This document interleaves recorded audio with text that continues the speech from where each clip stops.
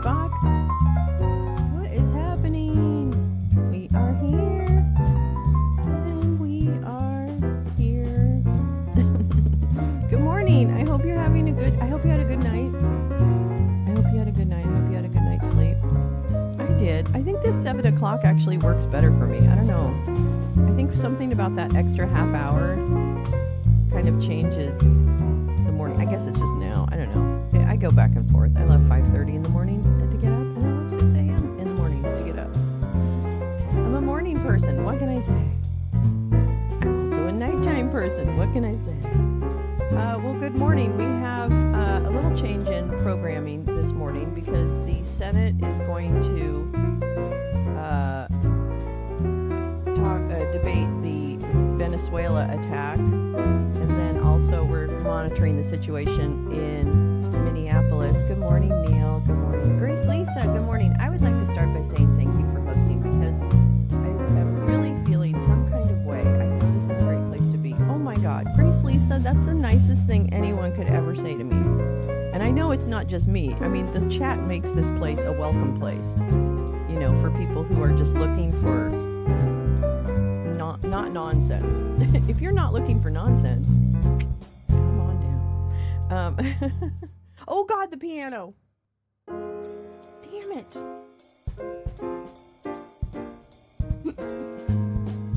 Oh my God. I can't hear the piano.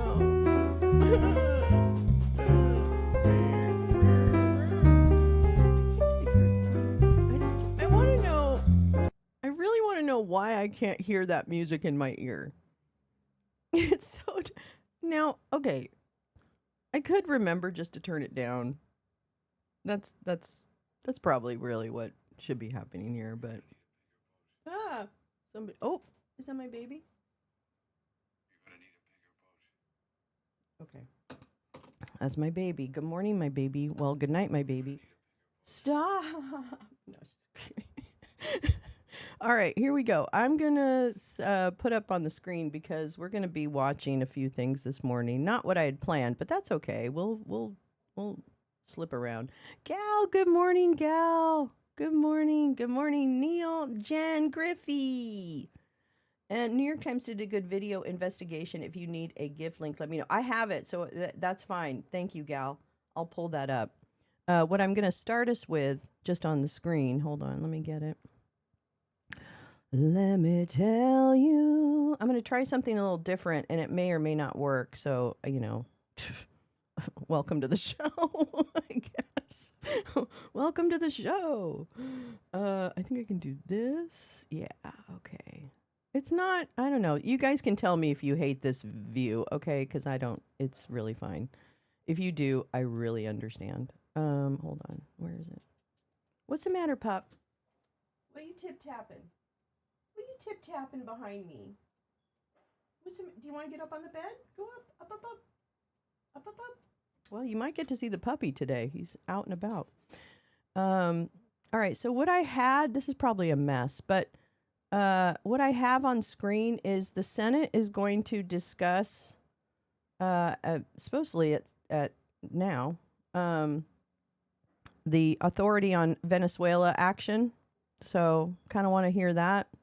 Also want to keep an eye on the ground in Minneapolis. This is one shot from the Associated Press of a group. I don't know exactly where they are. They might be at an ICE facility in Minneapolis. I didn't catch.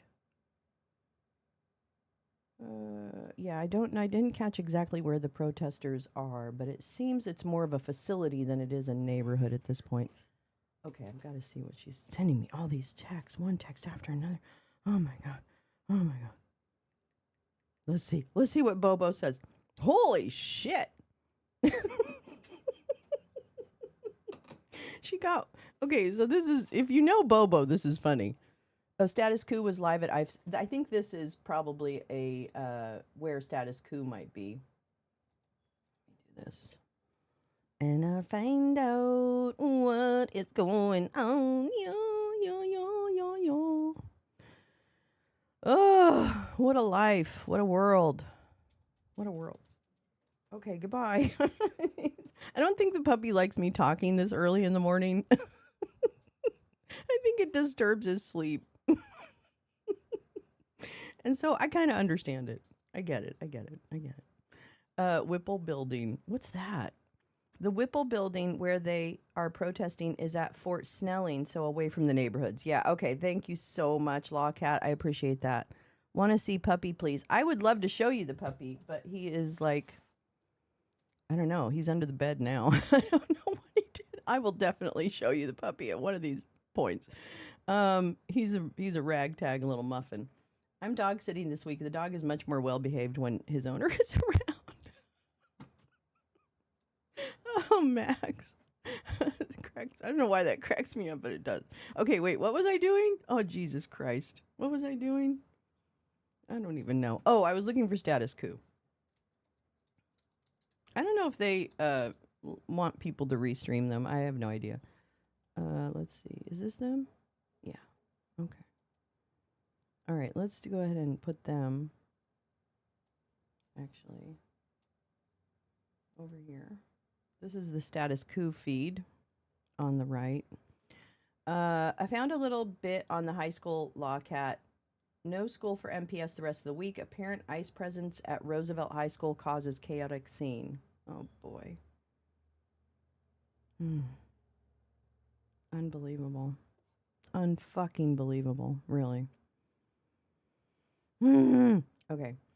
Let's see. Hi, Jane E. How are you? Karen, good morning. I love your little dinosaur. My nieces and nephew were the same way. Wait. Let's see. Okay, let me see what this is. Boop. Boop, boop, boop. And then we'll go back. Don't worry. Okay, this is from KSTP. Minneapolis Public Schools said that out of abundance of caution, there will be no school on Thursday or Friday due to safety concerns related to the woman who was fatally shot by an ICE agent. The district said that all MPS-sponsored programs, activities, athletics, community education, including adult education, will be canceled. The district said it will not move to e-learning. Okay. Lockdown at Green Elementary. Roosevelt High School. Apparent ICE agents were at a Minneapolis high school on Wednesday after federal agents shot and killed a woman. A Roosevelt High School student told Eyewitness News that ICE agents pulled up to the entrance sometime during Wednesday afternoon, then blocked portions of the road. Sorry, I think my mic is not close enough. Make sure. Oh my God. Oh, jeez. Okay. Let's see. Roosevelt High School is about 3 miles away from the intersection of 34th and Portland, where federal agents fatally shot 37-year-old Renee Nicole Good on Wednesday morning. The student added that he saw ICE agents chasing people, adding that someone was tackled by federal agents at a high school. Someone was chased and tackled by ICE agents. A video from the scene shows the person lying down with federal agents surrounding them. The student noted that school administrators and staff were trying to get ICE off school property while ushering students and people away from the crowd. Some students were pepper sprayed during the incident. I can't believe this. Why isn't this a bigger story? Why isn't this a bigger story?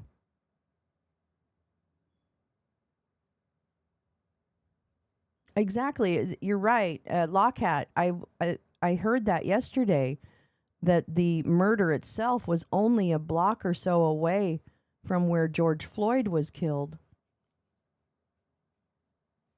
Students were pepper sprayed by ICE?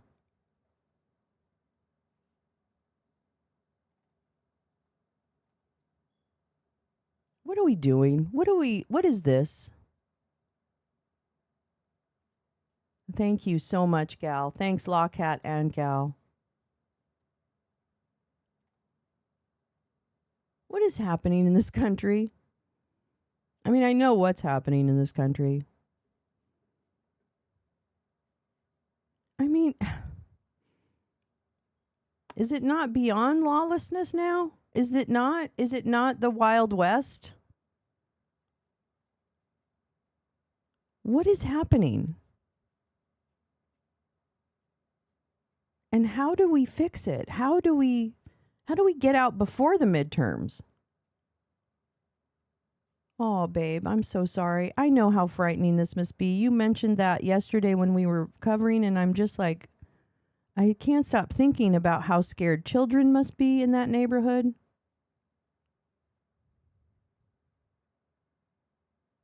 I'm going to tell you, this is beyond, I mean, it's not beyond the pale because this country has done this. The black community in this country has been violently attacked over and over and over and over and over again. So this is nothing new.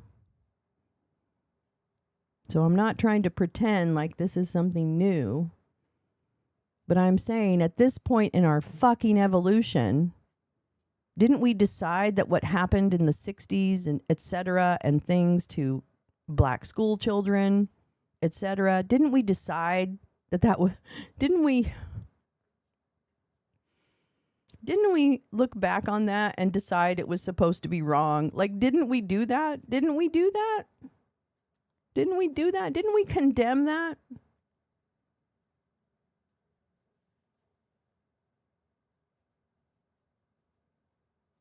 They're not doing the job of ICE.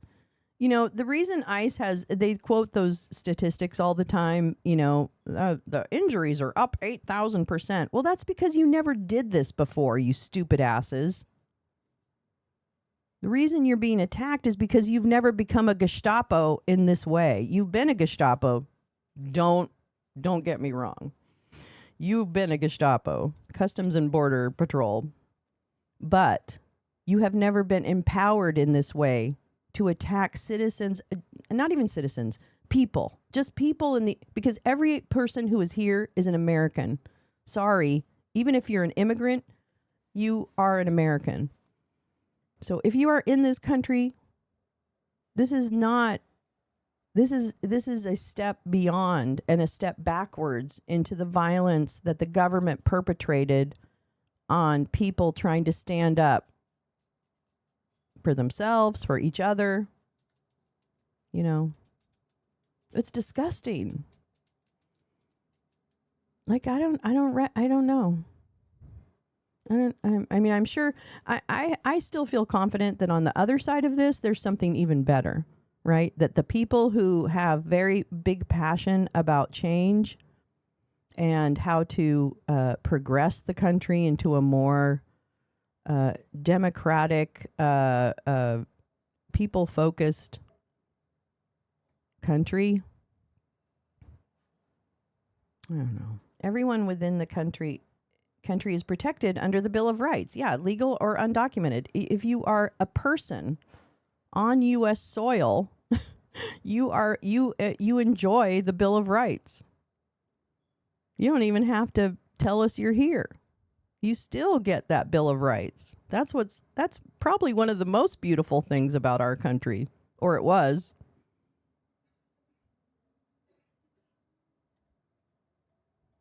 Wow. Did you see the confrontation with the Uber driver at the airport? He undressed them with his words. It was beautiful little video to watch. Bovino was there. See, here's the thing. I thought Greg Bovino was removed from ICE. I thought that he already had a big enough, clusterfuck that he had to resign. What happened to that? What happened to him resigning? Because I heard that yesterday that Bovino was there, and I'm like, what the fuck is he doing there? He's at the high school? Okay, this guy is a fucking Nazi. Can we get him out? Like, I mean out. I mean out. I mean, criminal out, like, I'm sorry. I get really angry and then I say things I really don't mean because I don't believe in the death penalty. I really don't. I just get really mad, so forgive me because I get really mad, but I don't actually believe in the death penalty, and I don't believe in vengeance, and I don't believe in those things. But I'm just so frustrated. I'm so frustrated. Thank you, Gal. My gosh, Gal, thank you so much for all the links. You're such a love. It is war, and that's terrible. What a terrible, terrible place to be. Terrible. Minneapolis school classes after. So they detain a person on the ground. Who is that person? Is that an adult or is that a student? I can't tell.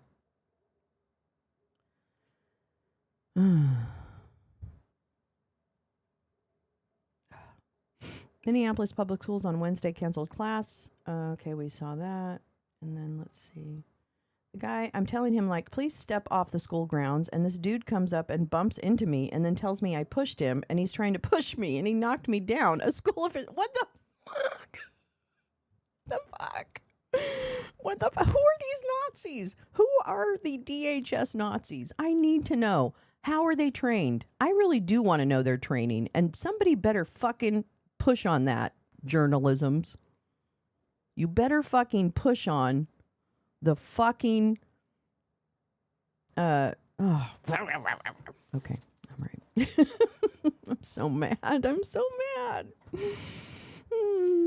I don't believe in the death penalty either, but I'd make an exception for the ice killer and Gnome and some others. You know, actually, here's the thing, how I feel.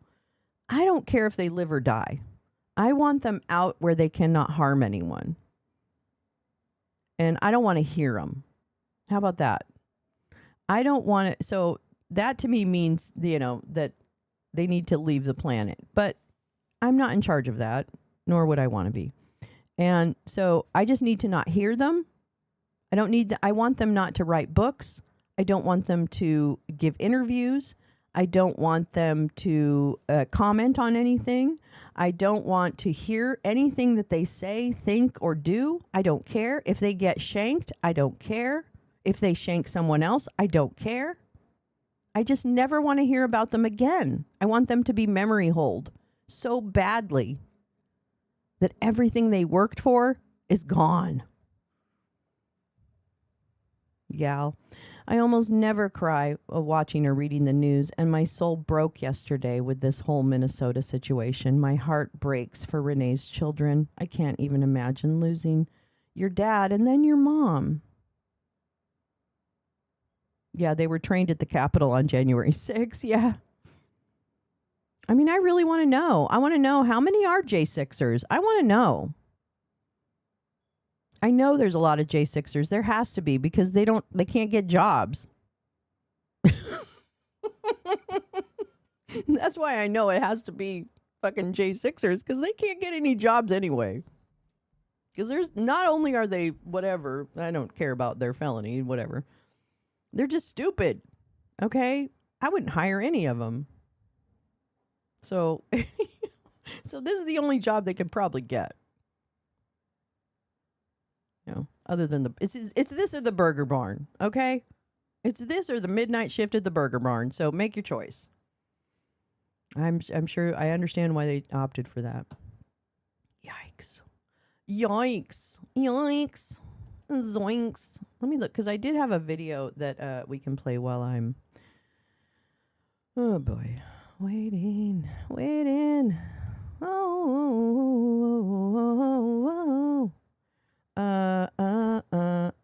Oh, you know what? I have this. What's that? Oh, the plane gaggle. Says that video for whenever is really enjoyable to watch and needed in between traumatic stuff. Oh, wait. Save that video. Wait, where's the video? What video? Oh my God, I'm so dumb today. I'm sorry. This one, you sent me this for a reason, and it was probably the video. Okay. A border patrol. Okay, wait a minute. Let's continue with this. I'm so sorry. I should have continued with this. Okay, the school leader said armed officers with apparent border patrol insignia on their uniforms arrived at a street near the school in several SUV vehicles during dismissal on Wednesday afternoon. They broke out the window of a vehicle. What? Huh? Yeah, let's watch a video now. Watch a video now. There's a car that got hit. I don't know how it got hit. They broke out the window. Then different neighborhood watch people, everyday people, everybody, people, the staff, the school came out. And then they started coming on the property of the school and pushing people and tackling people and shooting pepper spray and pepper balls. Then they handcuffed 2 of our employees.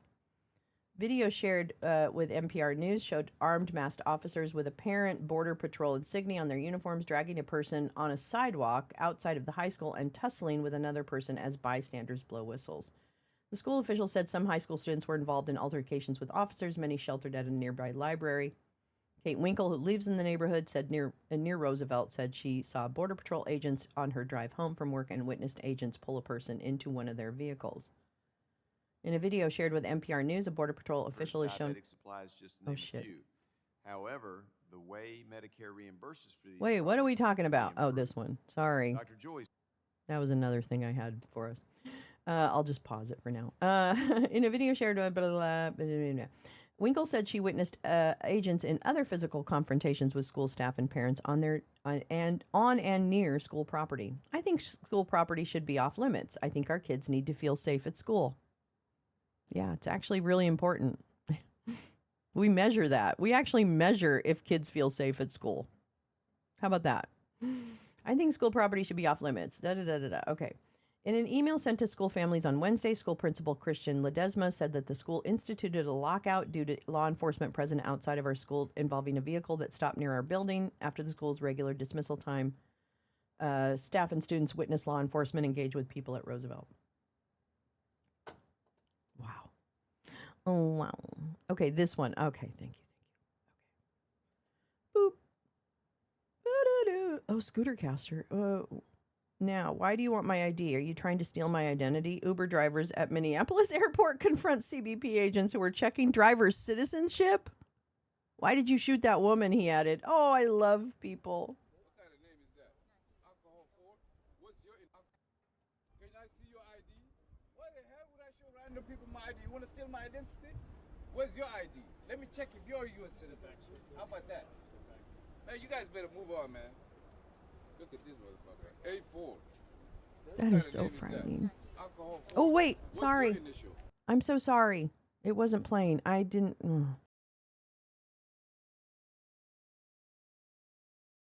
Can I see your ID?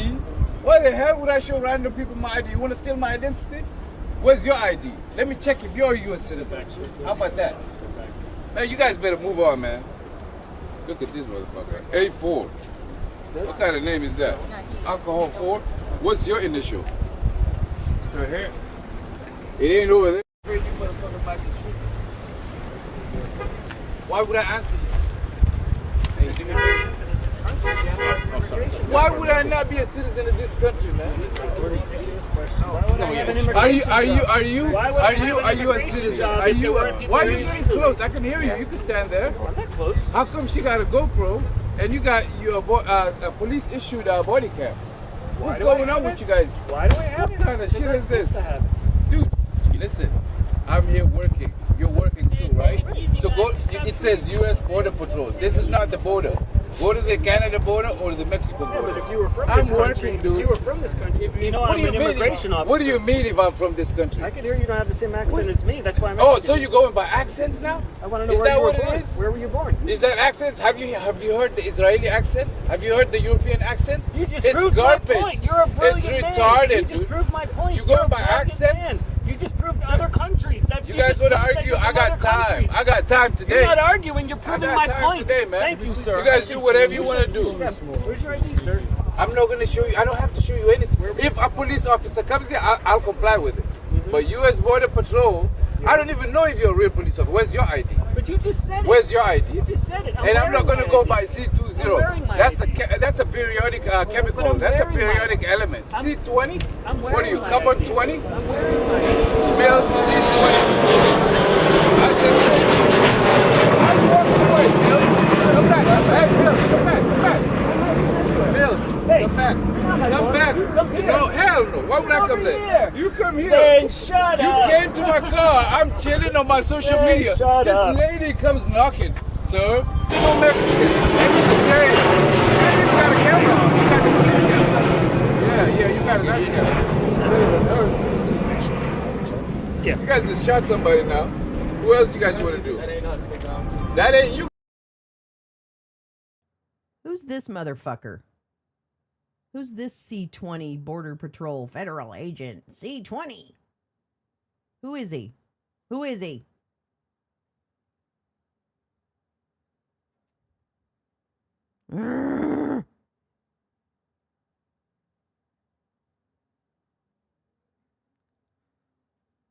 Guys, it wasn't ice. That wasn't ice. Can't read, my nigga. Whoa, move on, man. Oh, so he comes in to be tough guy? Harassing Africans. You guys got the right guy, man. Fuck I got you, the Greg time today. Bobino. Go to fucking hell. Somebody you're Mr. from Mills, Africa? Mr. You know Mills. what? you're- I'll let so people you're from hang Africa? Where out. you from, Mr. Mills, There with are your big some ass body? hangings I'd like Where to you see. from? Big ass body. Yeah. That's a strange All of these other compliment. motherfuckers small, man. Look at your offices. Hey, the famous guy. what's going I've on, seen man? this guy on TikTok. Look at it. He got gas canisters and shit. What's up, officer? How you doing, man? Let me talk to you guys. You doing all right today? What's up, man? You doing all I right? was hoping I ran I seen you. one on Facebook. Oh yeah. Yeah, with the soundtrack and everything. These guys, your officers coming over here harassing the hell out of me. Are they This arrested? guy's saying, no, he said, because I got an accent. Yeah, and you said, He has a you said everyone from other countries. has Yeah, have you seen the European accent, brother? It's worse than Thank you mine. so much. I know you guys can understand my English. I got an accent, I know that. I'm black too. Hey, I've got an accent. Yeah, you got a Boston accent. Oh, which is crazy. I do. What's going on, guys? You said I have an here. accent. Homeland Security in person.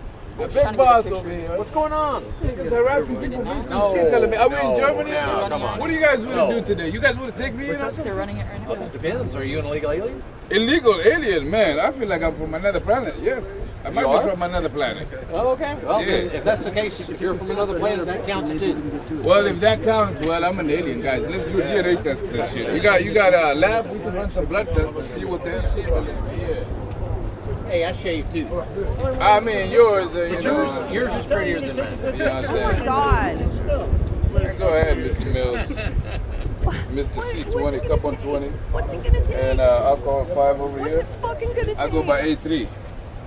Nice to meet you guys. Man, isn't this crazy though? You guys are doing a crazy job going everywhere. You literally We find appreciate that. Thank you. That's crazy. Yes. But the thing is, you just going off the wrong shit. You gotta find the criminals, man, not the people working. This is an Uber waiting lot. We're literally working. You know, I've been here since. Criminals doing Uber? Oh yeah. That's not how it works, brother. Maybe criminals are doing ice. How about that? You know what I'm saying? You guys shooting up people, man. Somebody just got shot for what? Why did you guys shoot that lady? Answer me that. There's an officer today that shot a lady in the head, dude. Really? For what? I don't know why they do the head, man. You got all these stuff. You could have just got her, man. She's not gonna like fly out of the country Like an alien.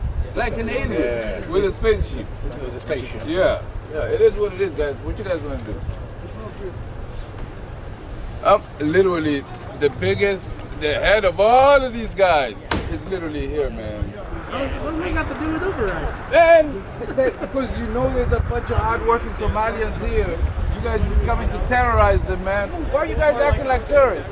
Terrorists. What the fuck, dude? I think your idea of terrorism Every is a little person here is working. Uber, if you don't have an app, if Uber didn't verify you, if your app is not active, you cannot be here working.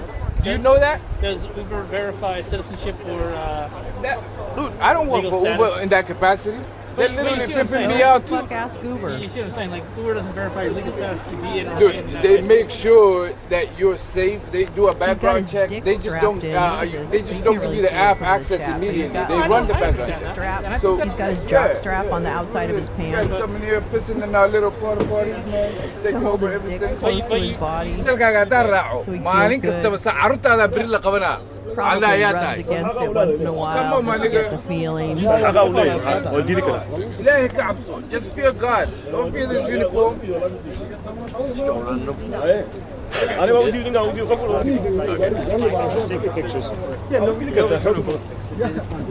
So Greg Bovino clearly wasn't disciplined or fired or anything, right? Right? Right? Oh. Hi, Jen Griffey. I wonder if my coworkers are truly getting it. Finally getting it. I remember getting eye rolls when I warned them of Good. this. Well, All right, let's go. It got zone 4. You can only do zone so 4. much, Jen. Zone 4, okay? See you guys. What's up? Uno 141. It's What's B that? B. No. Relax, bro. I know how to spell. Okay. I actually have an engineering degree. You know that? And I'm No, I fucking don't doing- know, but you yeah, said I'm gonna tell Bono? you. I'm telling you. But Listen, you said let's Bono, not but let's it's not not an talk O, to it's each a other in a zero. retarded way. You wanna have a conversation like a normal person? Yeah, sure. I can talk to you like a Let's normal. I'm a fucking engineer, graduated from Washington State University. That's great. $70,000 student loans. That I sucks. and I'm doing Uber. You know what that means? I'd rather make an honest day's living. I don't go harassing people at work, dude. What the hell is that? If you have an engineer, Bro, go be an engineer. I don't understand. all of you guys need psychiatric checkups. This is not normal. Why do you go to people's workplaces to harass them? All right. Have a good day, Yeah, sir. go with C61. You're a cougar? Man, R56, man. Fuck Okay, off. have a good day, sir. Get Okay, have a good day, Get sir. a better name. R56, Okay, what the have a fuck good is day, that? sir. What's the name? Man, that's a shitty ass initial, man. Get out of here. Alrighty, sir. We're sorry the I'm public gonna go school back to authority- Twitter to watch the lady Shut that the you guys fuck just up. shot up. What the fuck is that? You guys just shot some lady, man. Dumbass.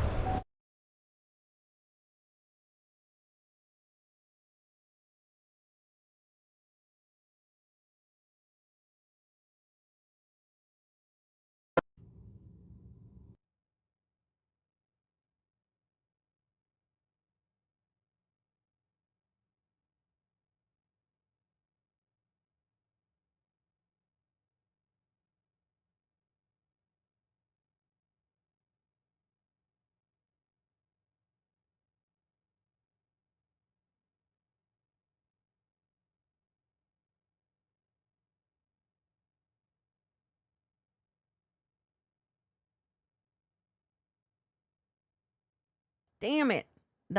Thank you. Thanks, Gail. Yeah, sorry about that. Bingo Bongo is a little rougher. He's a little more bulbous than Gregory Bovino. Greg Cowhead. I know. Sorry. I'm so sorry, everyone. Greg Cowhead is oh shit. Come on. Think. Greg Bovino is a little shinier and smoother, of an old testicle kind of look, you know, kind of old and little tiny testicle, but old. Bingo Bongo's going after Matt Gaetz. Excuse me? I didn't hear that. Oh my God. Yeah, Bingo Bongo. He's sitting there watching Oprah. But Bingo Bongo also is more bulbous. Yeah, they do both look like shiny testicles. Bongo, because of his tanning, is a little ruddier than Bovino. So both testicles in their own way, but different. If that makes sense. Okay. They both look like shiny, sweaty balls. Oh, sorry. I mean, oops. Okay. That's it. Is this live? Yes. You're stuck in the fence there. Let's Your go. commie sons Let have him bitches. go! Hey, get to Minnesota. We need some patience. Time to go! All right? Time to go! all day. Time to go! I'll be here all day. We ain't going nowhere. We ain't going nowhere. All right? We'll be back on January 17th. Patriots, get out here. Get out here, Patriots. Freedom! Freedom! You will not continue to harass us. All right? We're bringing your website down. Let's go! Let's go! Let's go! We will not back down. We will not surrender. Let's go! I need some Patriots out here. Come on. Little Nazi We need some incel backup, showing guys. up. We need some backup. Let's go! It's time to go! It's time to go! Let's go! Where are you going safely? Can you drag I've seen that guy in Portland. Let's fix this real quick. Let's fix this real quick. Go fix it in your car. Go fix it in your car. Let's go. Go fix it in your car. Get your fucking hands off me, all right? Get your fucking hands off We're all me. You guys been peaceful. shoving me for a minute. We're all Now peaceful. everybody get your fucking hands We're off all me. peaceful. Now everybody get your fucking Get hands your off me. hands on, we're All right? done. The Time to go. Patriots are fucking Time to here. go. Get Time your to go. fucking hands off me. Time to go. Time to go. The Run, Patriots run, will run, not Nazi! back down. Run, This is our Nazi! country. Run, We're Nazi! going nowhere. Run! All right? All right. Look around. around and find out. Fuck around and find out. You want to stand up for Nazis? I'll fuck you up. One arm, I'll grab the other. Let's walk out. You ain't bouncing me, bitch. Grab his Keep arm. your fucking head. You better watch that fucking flagpole, shithead. Nick Sorter. Oh my god, he's the biggest We're not beta. He's full. This woman is actually pretty, Patriots, get out of here. pretty on We need it. some backup, boys. I don't know if I would touch people that much, okay? He is a MAGA hate streamer. He's a lesser one, though. He's full. He's a lesser one. What is she doing? What is that fucker doing? Don't grab someone by the neck. That's what we're trying to do. See this, guys? We will not back down. We will not surrender. See? This These is what- people will not continue This is to what fucking intimidate us happens. in our This is what country. fucking The storm happens. is here. People who are We trying to get come, agitators one, we out go are the all. ones that get No one arrested. can stop what is coming. Get here, guys. We need So you in mad. Minnesota. I'm so These mad. people are fucking terrorists. These people are terrorists. Please send me to They hate our Minneapolis. country. They hate everything we stand for. No, never mind. Don't do that. Don't spend money on that. I'm sorry. What do you stand for? Native American. What do you stand for? He's Q. Oh, the storm is here. He's a QAnon. They're all Q nuts now. Q is back, gal. Q's back, This is Conklin. baby. Patriots, get out here. We need the backup. And all you Patriots, get liberals, out here. We need the keep your hands backup. to yourself or you're gonna get hurt today, all right? Because they're going to stand up for the guys behind him. The literal little Nazi is standing for the soldiers behind him. Yesterday. You understand? Yes, I will. Don't cover We him. executed Don't one feed of the you trolls. yesterday. Don't feed the get hit. trolls. Don't Don't give it. Don't She's so give them a smart. press.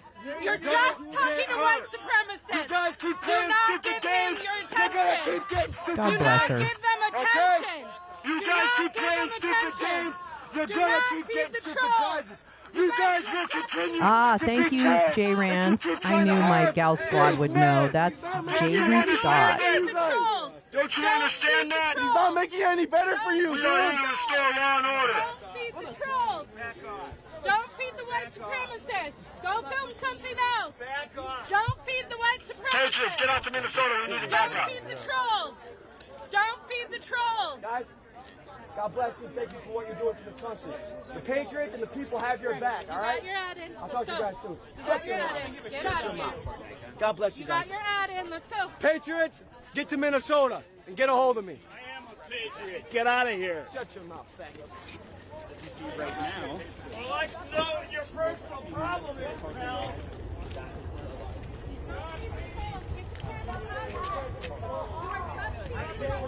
And I stand with the Patriots across this He is country. not a patriot. The storm Don't is give upon him us, B-roll. everybody. The Do not storm give him is B-roll. upon us. You do not want to give him B-roll. Twitter, the Stop storm feeding the is trolls. upon us. Donald Stop Trump is feeding saving the us. trolls. The golden age has Stop begun. feeding the Patriots, trolls. get out of here. Stop feeding It's the time we trolls. fight back. Do not put I'm him from- in Where the are you from? media. I'm from Bay Do City, not put Michigan. him in the media. I'm from Bay He's not City, even Michigan. from here. Let's go. Let's go. Patriots Get will out of not here. give Stop. your hands to yourself. You're the only reason he's staying. Stop. Why are you out here We will today? not surrender. To get We white will not back supremacists like down. him out of our streets. We will not surrender. We will not back Let's down. go. Let's It's go. time we fight back. It's time to everybody, go. All right? Are you These from are Minnesota? everybody's a big You tough got your guy. ad out. Oh, these people are big tough guys, so it's time to do big tough guys. I know, I too, was okay? talking Let's and go. I'm so sorry. I keep forgetting. I have to push a button for some reason. It's all fucked up. Okay, so the timestamp is probably about Time to leave. Don't ever It's time to forget leave. this is conquering land. Are you from Time the to leave. organization? You guys have a great day. Time to 1:30. Timestamp for that gal is about an hour 30 minutes in to the broadcast, I think. 30. Oops, I think I fucked up. Okay. Yep. I think it's about 1:30. I find it hard to read timestamps on YouTube. I don't know why. This is me. It's just me. Well, so let's talk about January 17th. Yeah, January 17th. What's the deal with that? Next weekend. Jake Lang. Pardon J6. He held the hate rally in Dearborn, Michigan. A couple of weeks Jake ago. Lang is really terrible. He will be People here should ask Ivan why he on the hangs around with 17th. Jake Lang. And bringing all the right wing, all those the guys like Let's go to those, like that Minneapolis. guy, Who wants to they'll go be with here. me? They'll I be have here an that extra weekend. dinosaur suit.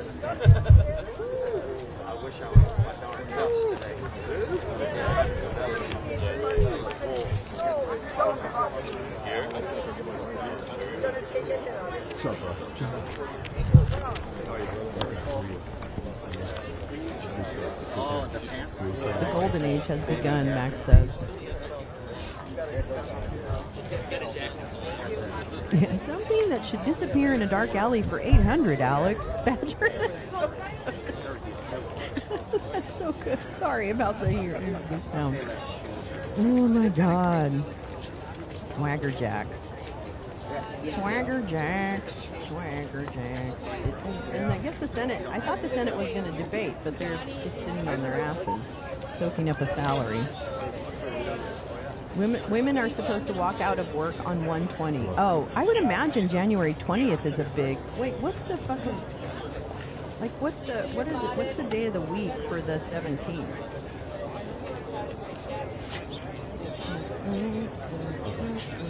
Oh, it's Saturday. Okay.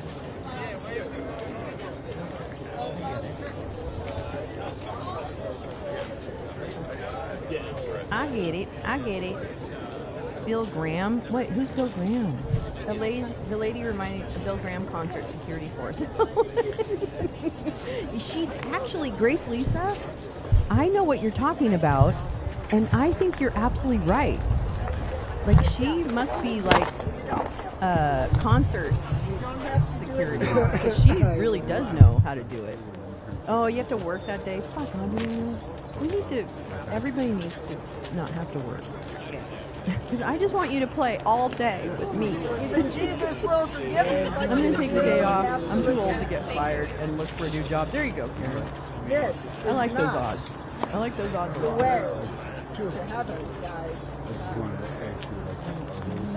Let me see if I can just make sure we're not missing anything else that's hot and happening. We're just standing here. We're all just standing here. Shit. Oh, you know what? Crispy Gnome is going to have a fucking thing. It's in about 20 minutes.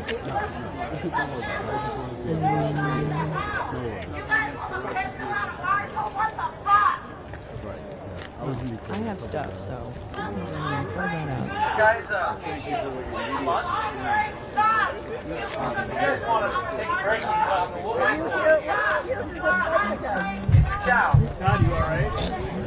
Yeah, I'm a tough guy. What do you want us to do? I don't know, that might be a labor violation. Well, good talking. Let's talk about this. Yeah, there's really nothing going on. The war zone's here now. Man, you guys took my picture enough times by now.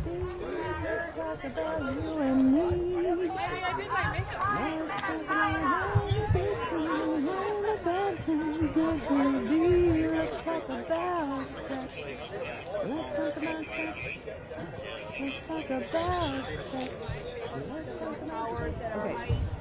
You're going to keep showing I just want to the read. abomination that is But it's from, I believe I'll do the same, Karen. Yes, I think so. I think that's a great day. Plus, that's around my birthday, and I think everybody should take my birthday off. How about that? Happy birthday. I'm sorry, Mr. Boss. I can't come in because it's around Lolo's birthday. Sorry. I think that's a great idea. I think that's a wonderful idea. Okay, I wanted to read a couple things I had put some bookmarks on for us. And let me just kind of quiet them down a little bit. I'm going to quiet the noise, but keep the photo on. So I want to turn our attention a little bit to tankers. You clipped it and sent to Jim. Wonderful. I just wanted to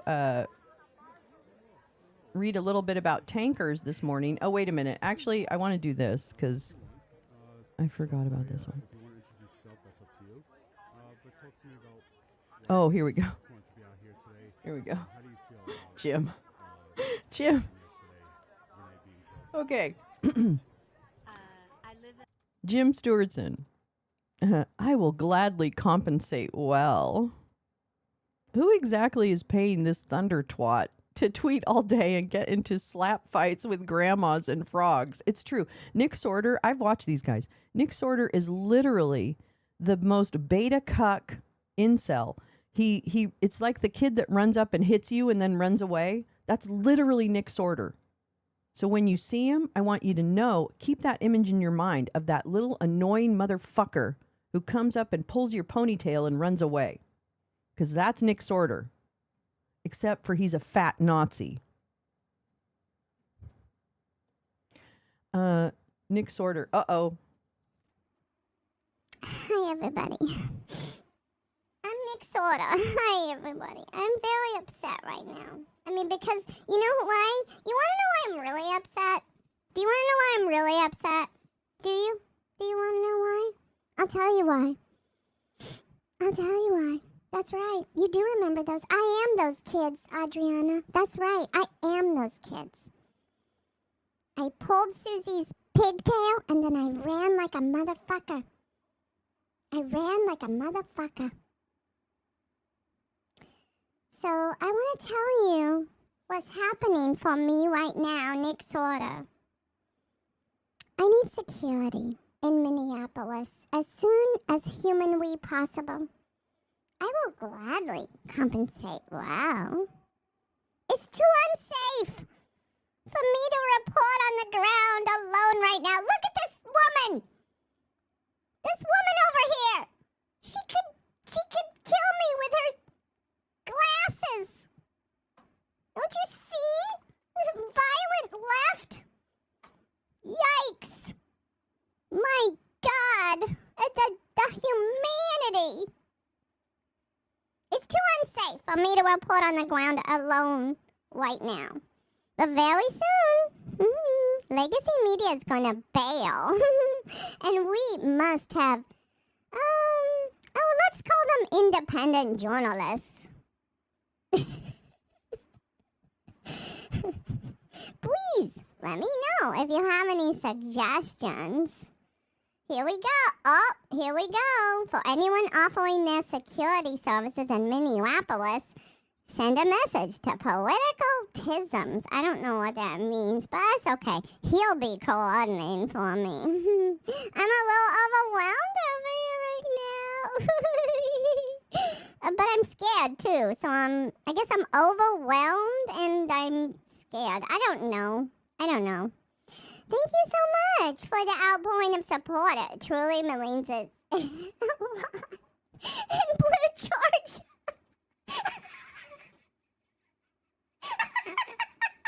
Wait, I'm sorry. You gotta see this.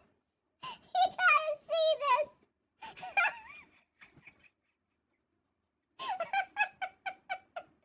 Conservative guy scared of cities.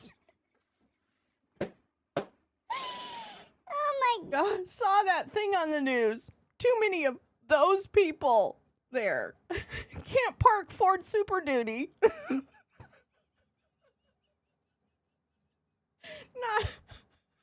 Not scared, bro. God damn, this is amazing. I gotta save that image. I'm sorry.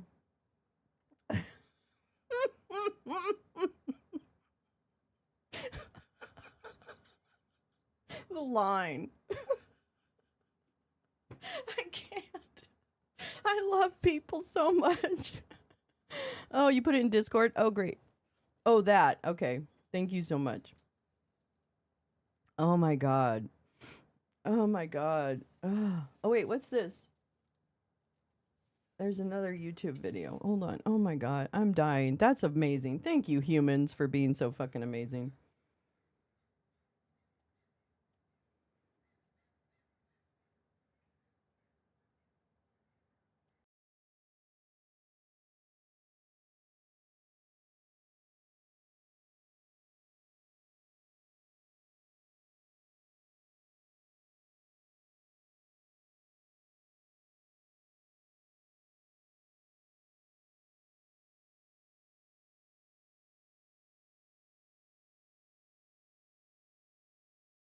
I still have more feeling in my fingers now. It's been about a month.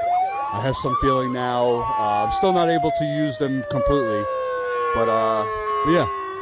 If I get a chance, I'll show you guys. But yeah. So we are. And this was on February 5th, 2020. And the president brags about his Venezuela policy. Give us a break.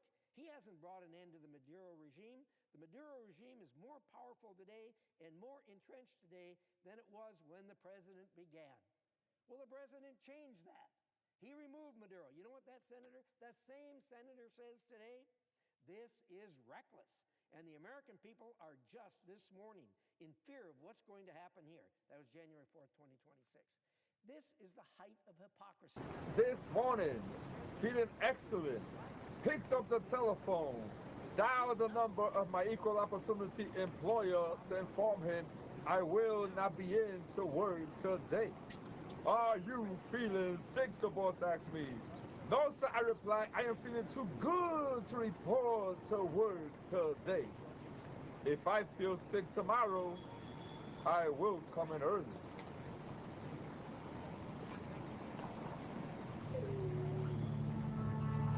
President Trump's done with Maduro. In that case, Sorry, I realize I'm constantly muted, and I apologize. Sorry. Telephone booth number. That's cute. I think that's cute. Let's see. Who's doing stuff? There we go. Hundreds out here. Let's see if 400 people maybe.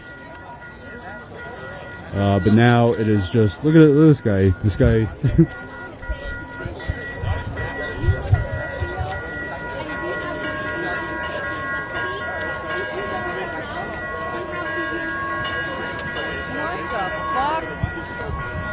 What the fuck is that? Did they? Oh my god, Just that in, is a chudley if I clothes. ever saw a chudley. Not fitting in with the rest of the crew. Yeah, not fitting in with the rest of the crew. Didn't get his greens. Didn't go to Costco to get his green pants.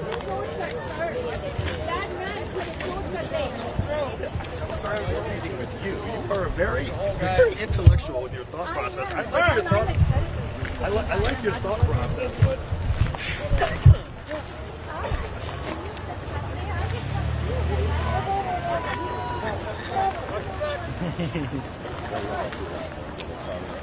Yeah.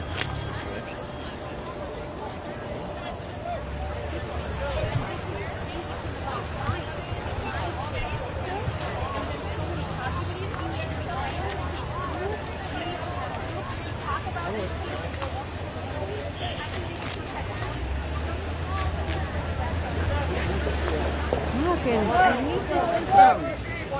I want my old system where I didn't have to mute myself every time.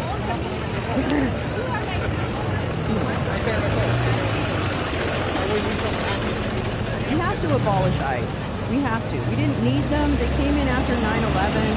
We didn't need them. We don't need them. They don't do anything. Alright, so these are buses and vans full of people. Abolish ICE They are now. transporting, probably taking them to the airport. You've got Customs and Border we did a story on Patrol. You've this. got These vans Border and these buses Police. are full You do with not need people they have taken fucking away. ICE. You don't need more law enforcement.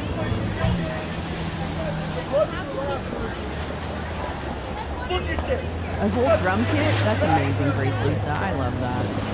We need glitter bombs. Yes. We need glitter bombs. Oh, hi, Carrie. So good to see everyone. Thank you. It's been a bit of a blubber morning, but good morning, Carrie. Love you.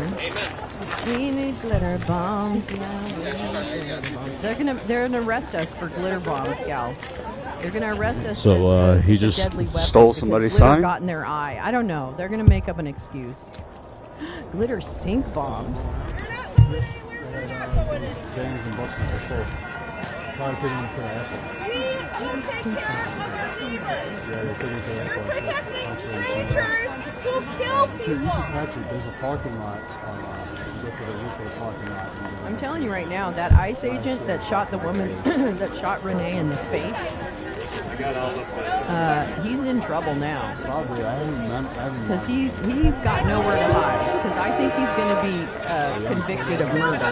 First of all, that's number one. That's my first prediction.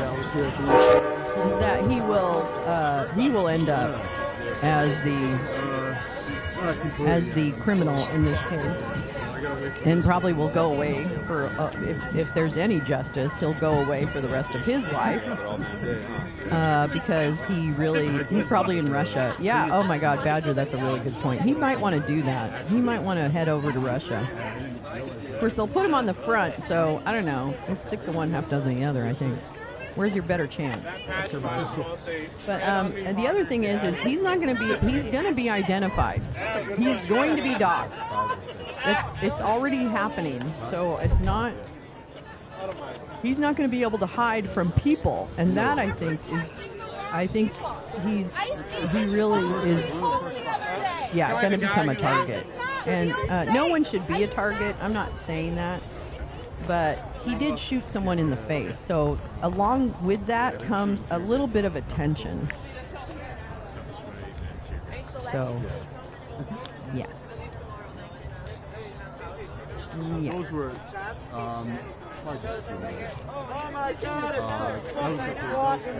and I will tell you, all of the Chud chats. I think I was in 1 or 2 Chud chats yesterday. There was one I was in. This Zero Dark someone came up on my screen. I know he's been part of the DOA nonsense, and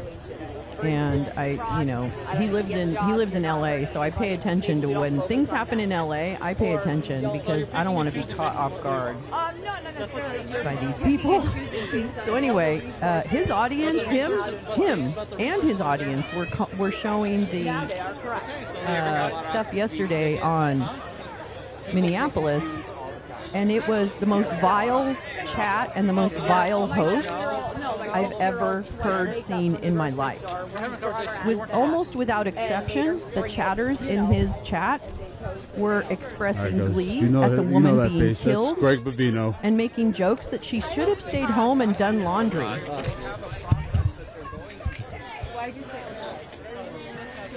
So I'm going to tell you right now, the Chuds out there are absolutely horrific. But you know what? I'm going to fight for your rights too, motherfucker. Fucking little tiny man syndrome over there. Fuck you, bun. Hi, Esmeralda. How are you? I'd be mad too if I couldn't ride roller coasters, bro. Good to see you. Good to see you. Esmeralda, do people call you Esme? Have you ever had that nickname, Esme? Do you like it? Do you not like it? I know how that goes. Gamer culture. It's gamer culture, but I don't even think these guys know how to play games very well. Griffey, I'm repairing. Griffey. Well, actually, no, I won't mention it now. Yeah, that ZBT. He's so vile. Like, he's so vile. He's like, I was listening a little bit yesterday. He's really vile. I'd be mad too if I couldn't ride roller coasters. Yeah. Say that he was wrong. 3 children, sorry. One. She had a 5-year-old and a 12-year-old from a previous 15 and 12 from a previous marriage. I think I did hear something like that, Esmeralda. But I don't know if I've gotten actual confirmation of her details. Oh, there he is. He's an audience of DOA. Oh, that's productive. What a fucking little fucking Nazi. That's productive. Hey, what's up, brown shit? How you doing? Okay. Hey, I think I have seen him before, and I've seen him talk about, people that are in the Scientology thing. So I do know a little bit about him, but he came up on my For You page. I don't subscribe. He came up on my homepage, and I checked in because he was covering the Reiner thing. And also talking about this, though, because he interrupted his show. So anyway, I spent a little bit of time there, and it's time I'll never get back in my life. So there's that. But he had 400 people watching, so spreading that disinformation.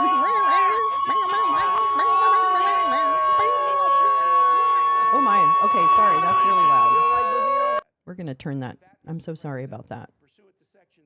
Oh, wait, what am I? Something else is playing. Something else? Oh, wait. The Committee on Foreign Relations from further consider and a larger military operation. House and the Senate today is glaring.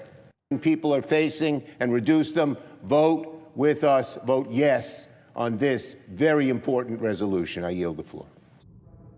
I recognize the senator from Virginia. Mr. President, I've spoken before, so I'm going to be very brief, and then I'm going to call up the business of the Senate, this War Powers resolution. 2 points. In the aftermath of the briefing yesterday, I've had good conversations with colleagues, and many have asked me about the distinction between the execution of a valid arrest warrant and a larger military operation. And I want to state very clearly that I do not challenge, nor does this resolution challenge, the execution of a valid arrest warrant against Nicolas Maduro. That valid arrest warrant, bringing him to justice in the United States, will be good for America and good for Venezuela.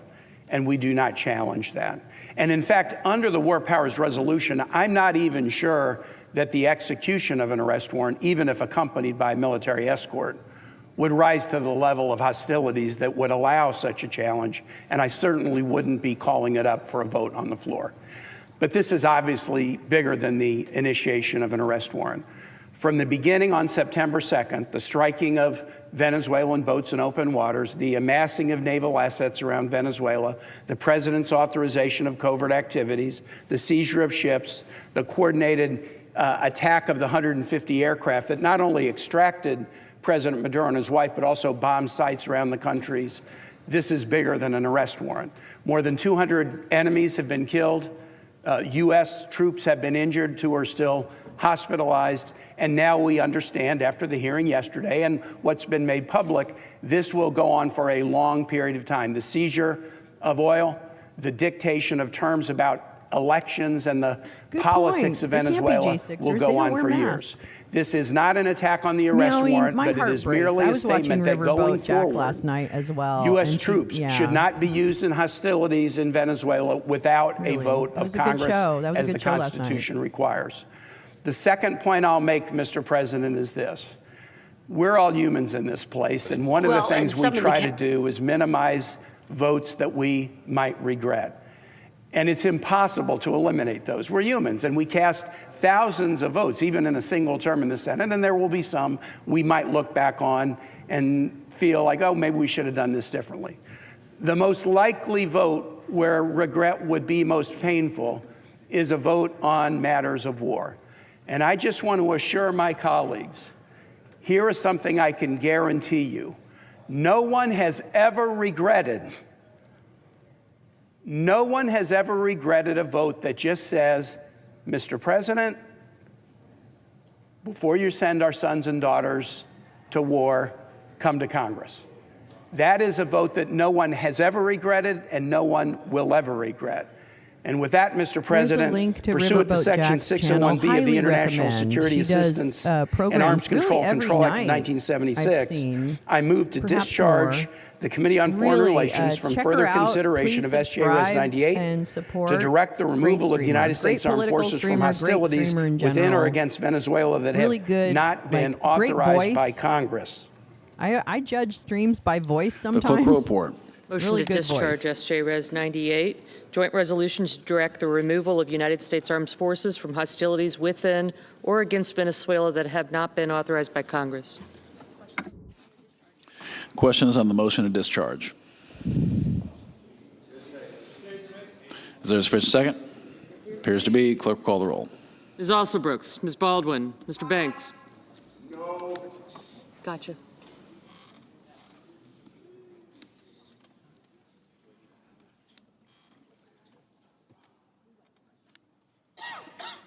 Mr. Banks, Mr. Barrasso. Her name's Renee! Not afraid of the high schoolers that you went after. What about his dog? What about his dog? You fucking know it. You're not afraid of the school kids. We're afraid of you. It's so hard. My niece is like dead. Wrong side of history.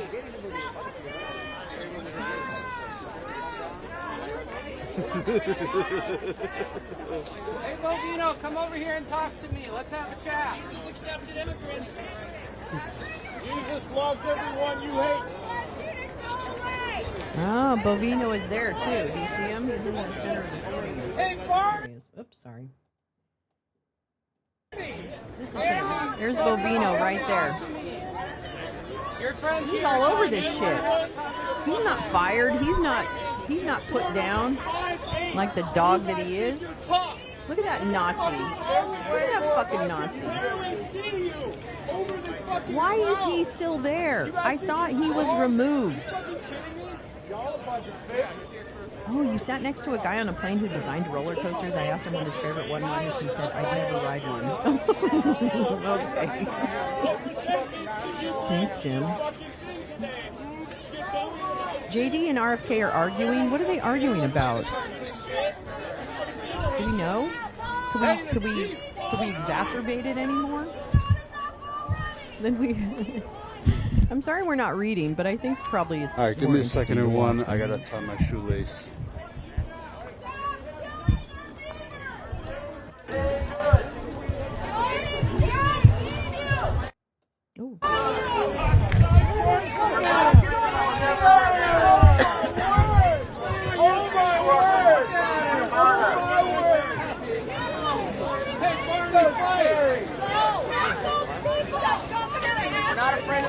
I thought there was a punchline. We're not afraid of the high schoolers who went after at Roosevelt. We're scared of you.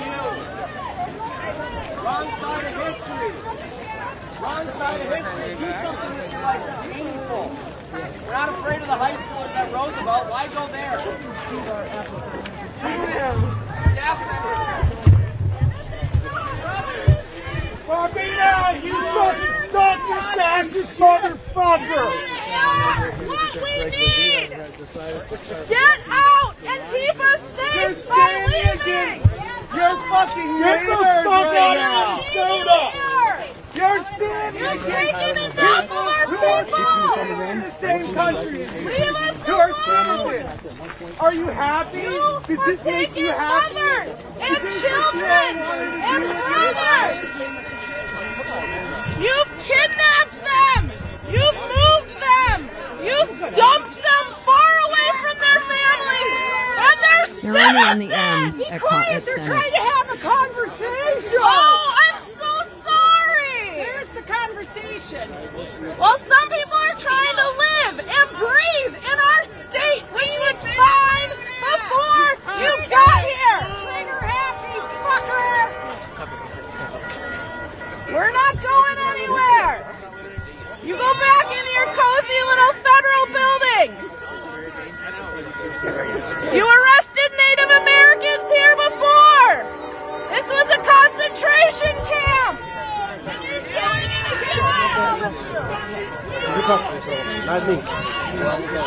Shame on us! Mr. Bovino! Mr. Bovino! Mr. Bovino, I have a question for you. Mr. Bovino, I have a question for you. Very simple question. They don't teach reading comprehension Oh, at Watauga High School. wait a second. I have a question from Mr. Bovino. Mr. Bovino, hello? Mr. Bovino, simple question. I have a very simple question. Very important question. I have a very important question from you. Your staff is saying they're struggling to de-escalate situations. What do you do to train them? What do you do to train your ICE agents?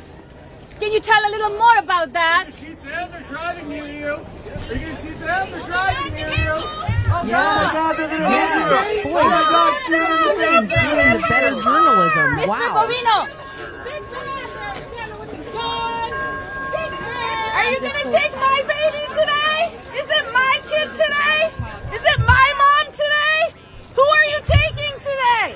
You cosplay, mall cop. Which one of our Minnesotans are you going to get today? Oh, the accolades! You're going to get the Nobel Prize! How did you sleep last night? Busting you out is the highlight of my day, Greg I didn't get the Nobel Prize! They don't have the training. They don't have the answers. Murder is I'm fine. Yeah, don't worry about it.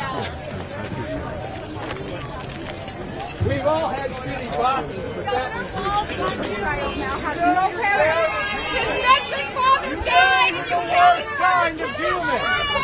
You are class traitors. You are race traitors. You are a traitor to your country. You are a traitor to your neighbors. Why are you going after high schoolers? Why are you going after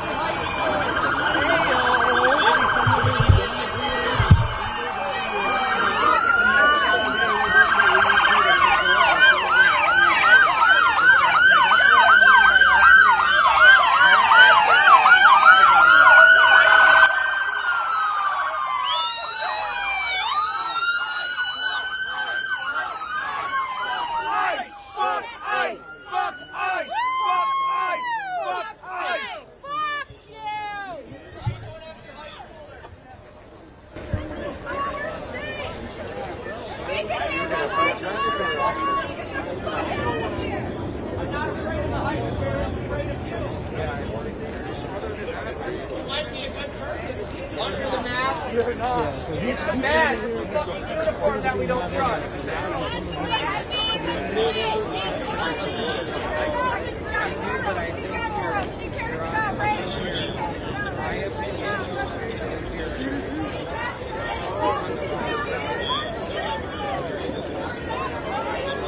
I wonder where you went.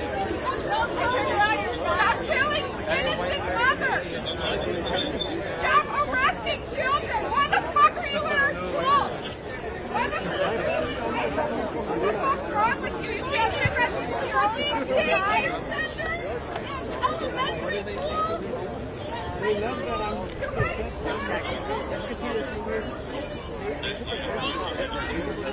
Tune it out. Yeah. Anybody. What kind of attorney are you? I do family law.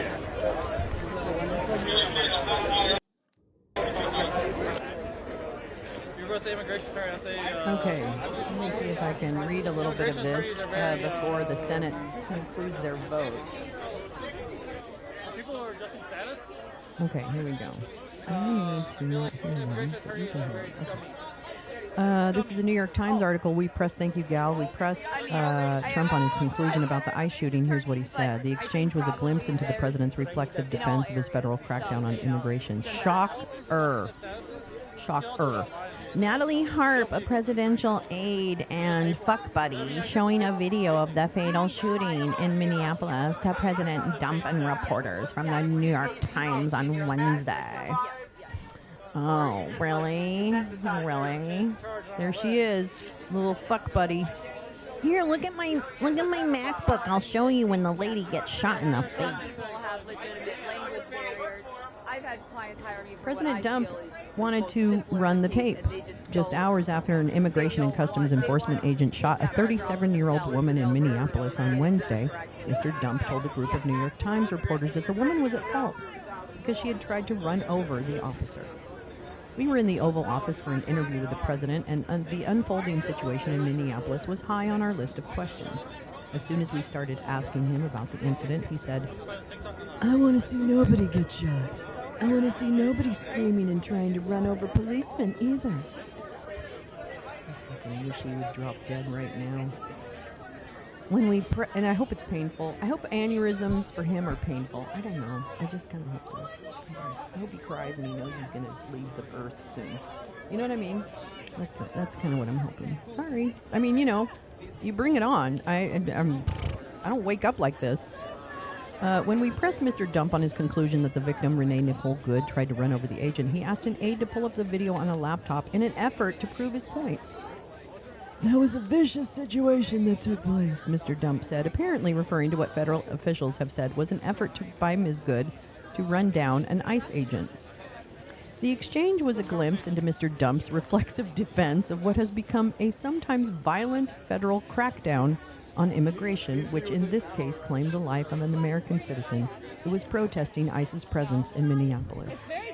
On Thursday, after our interview with the president, a Times analysis of footage from 3 camera angles showed the motorist was driving away from, not toward, a federal officer when he opened fire.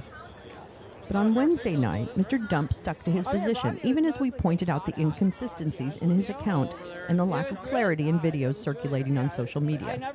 We asked if, in his mind, firing into a vehicle like that was acceptable.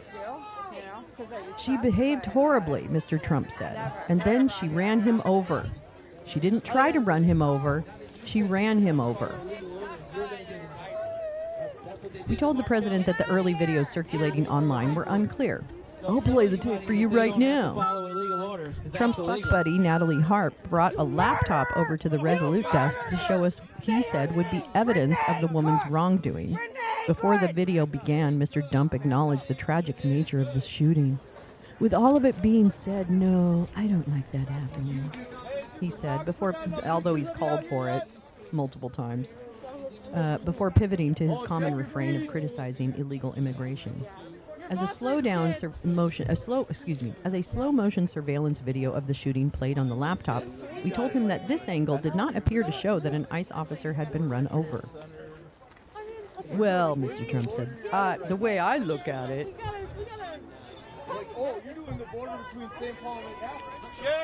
it's a terrible scene, Mr. Trump said at the end of the video. I think it's horrible to watch. No, I hate to see it. Oh my God, this guy's a fucking lunatic. All right? Can we just call a thing a thing?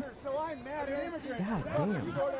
In my experience, some countries, a local man wouldn't answer a woman who asked them a question but replied to the man who was with her. Oh yeah, that's happened. I've had that happen a long time. Thank you for the links, Gal. I'm going to hit that link next. But did this fatal shooting mean his ICE operation had gone too far? Mr. Trump sidestepped that question, instead blaming his predecessor's immigration policies. Mr. Dump's willingness to make a near immediate conclusion about the deadly shooting appeared to be at odds with one of his senior advisors, Tom Homan, Mr. Trump's border Nazi, who told CBS News that he would not make a judgment call on video of the shooting circulating on social media. Let the investigation play out. Mr. Homan knows that he's fucked.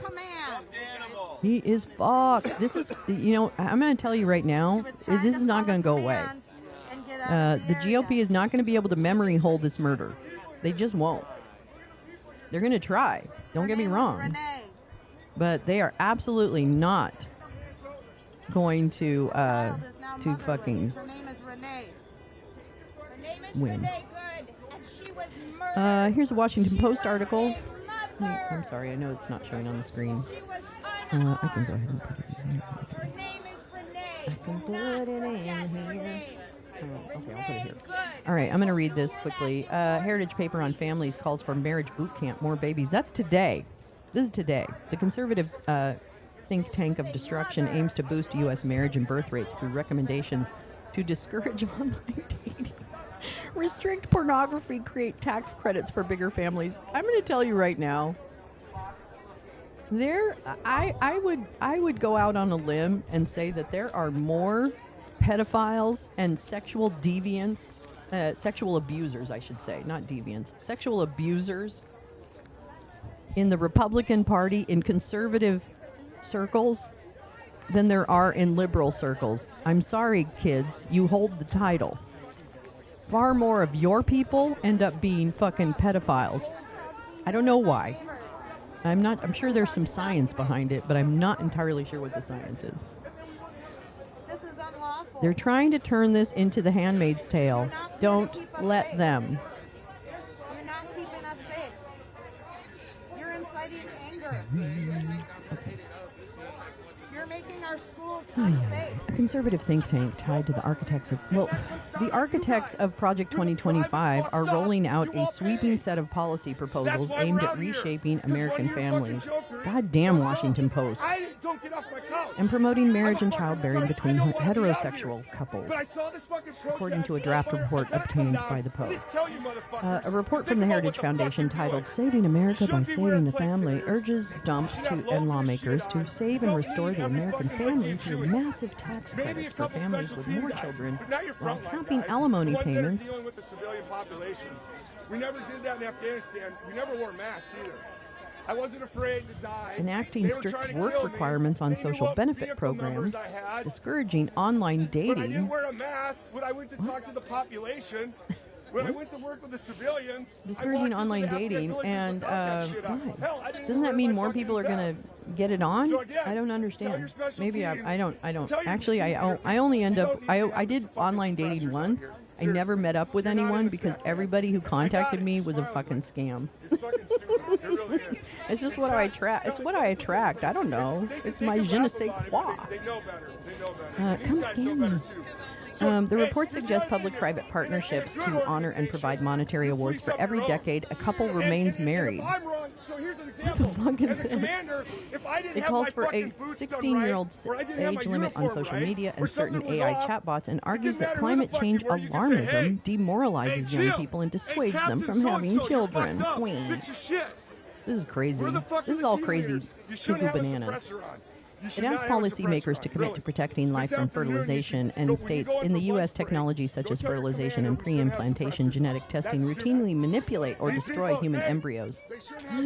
Oh boy, you're not going to like this. Boy, you in vitro fertilization folks, you're going to be real pissed off because they don't want you to do that. You got to do it the natural way.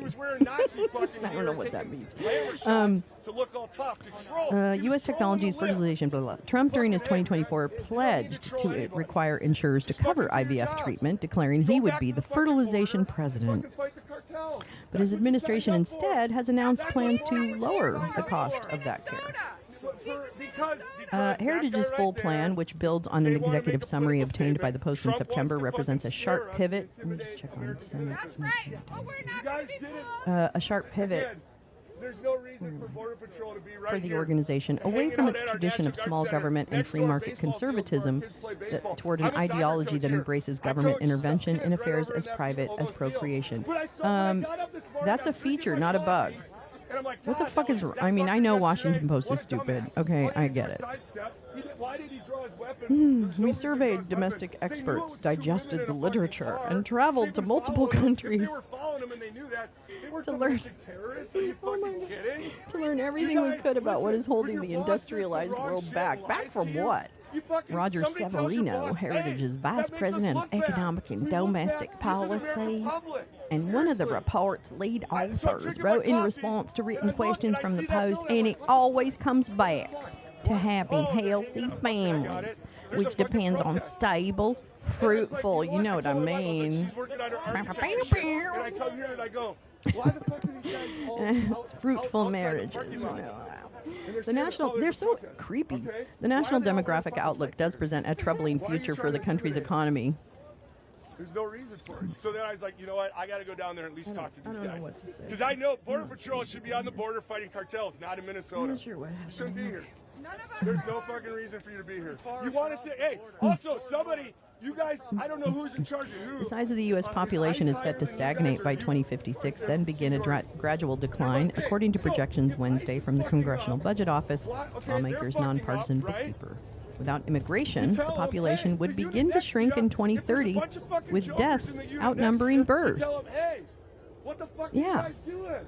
Why the fuck can't you follow the fucking In its law? paper, though, Heritage cast the declining birth rate as a larger problem for the country that points to a more existential loss of national character.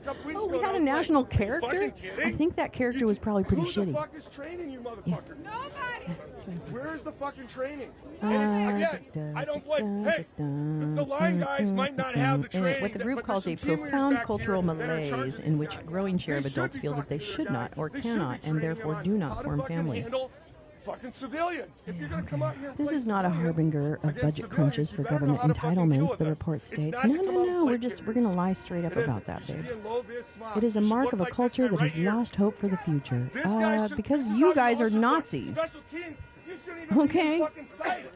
You guys are fucking Nazis. Oh, that's right. The Daily Cause has a list titled Republican Sexual Predators, Abusers, and Enablers. Yep. That's a good one. I know how this shit fucking works. Yeah, when I hear national character, I think of Larry the Cable Guy. Well, that is our national character. Hi. Welcome. They don't even need to be The once online date was Nigerian LOL IP search. Demanded email as me. That's right. You and I. We get them all. I'm like a magnet. I'm like a fucking magnet. The one. It's 58 pages. Oh my God. 58. Okay. All right, here we go. It is the mark of a culture. Okay, some of the paper's conclusions drew criticisms from across the ideological spectrum. Joel Griffith, a senior fellow in the conservative think tank of destruction, Advancing American Freedom, which sounds like a ton of bullshit, who reviewed a draft of the paper at the Post's request, said the report misstates the causes of falling birth rates and provides little evidence that Heritage's proposed incentives, both cultural and financial, to jolt family formation would truly lead to more children. I mean, I think people just aren't having as many children. I'm sorry. That's just the way it is. Get over yourselves. We have this new program that has misdiagnosed causes of declining marriage rates and fertility rates in the United States and then proposes massive new spending and an expansion of middle and upper middle class entitlements. You should be down in California on the border. I'm going to read that again. Not here. You should not be here. Proposes massive new spending and an expansion of middle and upper middle class entitlements to rectify the problem. So it's not about feeding children. It's about creating more mouths to feed. But you don't have to worry. There's no cartel members here. They're not coming out to kill you. And also, if you're wearing a mask, you should be wearing a mask. You should. That guy, thank you. Hey, at least you got one right here who's not I'm wearing not a sure mask. why. I don't know why I'm having such a hard time with all of this. Like, I don't understand. Numerous ideas in the report appear to clash with constitutional protections, around free speech or Supreme Court precedents on right to privacy. Others test boundaries between federal and state power. This report casts no moral judgments on individuals. No, stop. Rather, it seeks to dispassionately analyze a multifaceted problem that affects all Americans, a problem that society can no longer avoid. For the country's population to replace itself and flourish across generations, a great many citizens must choose to marry. And as a matter of mathematics, couples must, on average, have at least 2 children. I had an officer come out and tell me. Are there no prisons? Are there no workhouses? Go down there and fucking intimidate. Well, then let them die and decrease the surface population. Supporters say they want to create more family-friendly policies broadly. I mean, remember when Scrooge was like the bad guy? Do you remember when Scrooge was the bad guy? I mean, we're being ruled by Scrooges, like prior to the visits. You know what I'm saying? You guys know better. You know what I'm saying? You know what's right. You shouldn't be here. You should be on the road. I'm sorry. I'm sorry. The critics say the movement reflects an overreach. Shit. No shit. Oh, boy. That seeks to restrict reproductive freedom, which is already done, and the autonomy of women, reinforcing traditional gender roles and dismissing the economic challenges and social realities associated with childbearing. I don't think I can even get any angrier. You know what I mean? Like, I don't think I can get any angrier. Hold on, I'll find Pritzker. That dude's a fucking joker. Hold on to your love. You got to hold on. Hold on. Well, again, you should have a low-vis smock on. You shouldn't have all these plate carriers. But your bosses are saying, hey, let's intimidate everybody. Is he live on his channel? Let's act like, let's wear all the kit we would actually wear when we were fighting the cartel. Or we're on the border dealing with people coming across that are dangerous. I'm sorry, this is taking me These too long. people are just protesters here. They're here because you guys came here. They would be doing their shit. We don't have him live yet. For the rest of the morning. Just fucking chilling out, Unless you maybe have a link. working on my hobby. Harass And here them. I am. And I put Let this the out just to like, let let you the know, like feel just to your fucking touch. give you an idea what I've done. So you fucking know who the fuck I am, just like you. You wear your little shit. Maybe some of you went to Ranger School. I don't know. Raise your hand. Crispy who is fucking went almost to Ranger up. School here? Where's Crispy? Where'd I hide Crispy? None of you guys? Really? Crispy, where'd I hide you? Stop. Oh, fucking damn it. Oh, fucking damn it. That's my new favorite. Pritzker is live. What is he? O1B visas. Is he doing something with those two? Okay, I'm sorry. I keep going away from the mic. Okay, wait. Where's... crispy gnome, crispy gnome, crispy gnome, crispy gnome, crispy gnome, crispy gnome. I'm a crispy gnome and I'm here to tell you what. I'm a crispy gnome and I'm gonna keep it shut. I'm a crispy gnome, I guys, like just to got a call shoot from my Jordan. dogs. Some breaking news. I'm a that crispy just came out of gnome, the I AP, feed from him the to AP. the hogs. The Trump administration. That was terrible. I'm so sorry. FBI I'm is so sorry. refusing to. I'm so sorry. Okay, we've got way refusing too much to work stuff to put on the screen, but we're local going law to try. enforcement here in Minneapolis, Okay, saying that local law enforcement has stated that they are unable to obtain the evidence from the scene yesterday where Renee Good was This is going to be a shot messy screen and for a killed minute. Just by bear ICE with agents. me, 'cause I'm So local law enforcement has been trying to investigate the scene, but unable to obtain evidence because the FBI Okay, we'll wait for is Crispy. refusing to He's work signing with a them. Clean Bill Act. Might be So there you go. boring. They are wait, covering it Lolo, up. is it possible to lower the audio Basically, level? they are Yes. covering this up. So sorry. There, I'll just turn it down for now altogether. Oh wait, what's playing?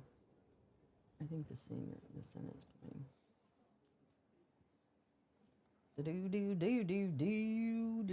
Do. Okay, well, I have an idea here. Okay, we're gonna. Oh my God, what the hell? We got all kinds of shit happening here. We got all kinds of shit. I need to do this. I need to do this. I need to do this. I need to do this. I need to do this. Yeah. Crispy gnome, crispy gnome, crispy gnome and crispy gnome.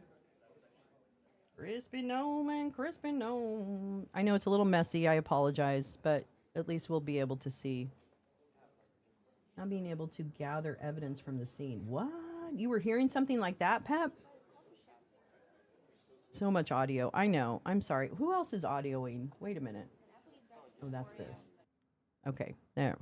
I've turned off all the ambient sounds. I'm so sorry. Macron, U.S. is turning away from allies. We are evolving in a world of great powers where there's a real temptation to carve up the world, the French president says. Yeah, he's right. No, we are really talking about, we've just left, oh wait, where is that story? Hold on, I really have to find that. I'm so sorry. I don't know why I keep saying I'm sorry. I do that a lot. Okay. Oh, here we go. This is the story I wanted to read to you. Okay, here we go. Let me put this up here. All right, the one I wanted to read, I had intended to read to you is the U.S. will exit 66 international organizations as it further retreats from global cooperation. I'm not kidding. I'm not kidding. The Trump administration will withdraw from dozens of international organizations, including the UN's Population Agency and the UN Treaty that establishes international climate negotiations, as the U.S. further retreats from global cooperation. Donald Trump on Wednesday signed an executive order suspending U.S. support for 66 organizations, agencies, and commissions following his administration's review of participation in and funding for... Oh, really? They reviewed it? For all international organizations, including those affiliated with the United Nations, according to a White House release.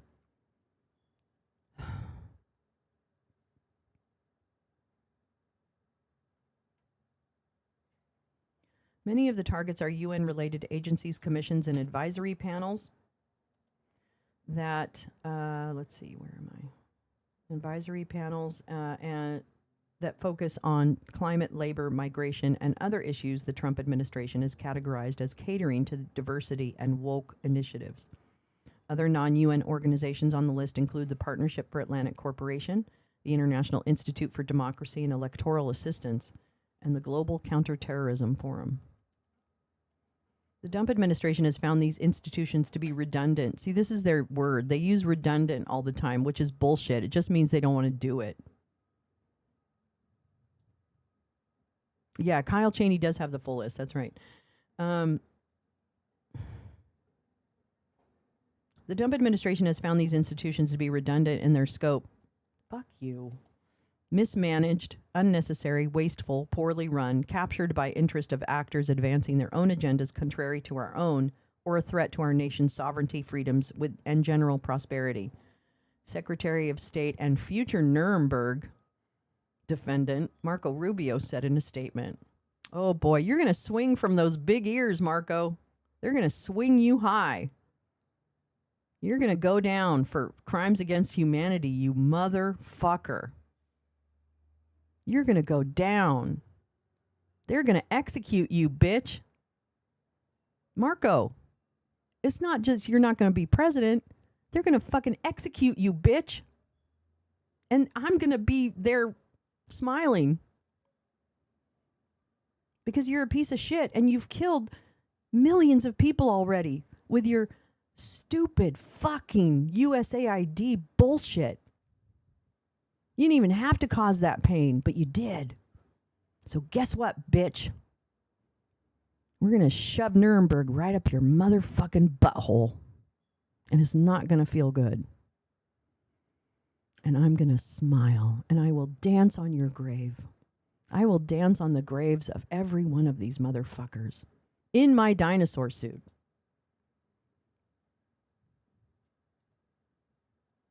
Sorry. The New York County District Attorney's Office also Crispy showed up. Missed a couple minutes of her. In fact, after an incident happened here in New York City, that brought us to a point where we recognized that we had to work together in order to bring illegal criminal aliens to justice. Nearly 6 months ago, 2 criminal illegal aliens attacked an off-duty Customs and Border Protection agent and his friend while they were sitting on a rock in a park after hours enjoying the evening together. These 2 criminals came and attempted to rob them, and it ended off. up You know where what? They were sitting bravely in New fought York back. at a This harbor. officer defended himself And his frankly, friend, if you're out but there in not the middle before of the being night, shot you're in going to the get face fucking and in mugged, the you arm stupid by shit. one of these criminals. Immediately after, the men and women of the Homeland Security investigations worked with NYPD, leading to the arrest of that gunman in just 2 hours. Within 28 hours, the second assailant was arrested as well, and those individuals have been brought to justice. But those individuals would have never been in this country if they hadn't been allowed in by the Biden administration when they ignored our federal laws and allowed them to come in illegally. Now, the officer that was injured doesn't seek public attention. We did He not wishes ignore to the remain laws, anonymous, you stupid cunt. But he had a distinguished career and a legacy of service and continues to do so. But his life was forever altered by this heinous crime. His attackers never should have been.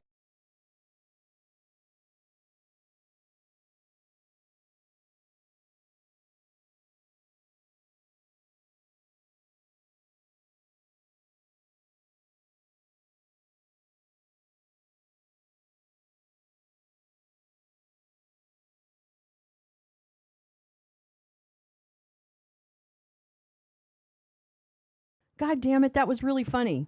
Here's what I imagine. Every time I see this face, sorry, I know, I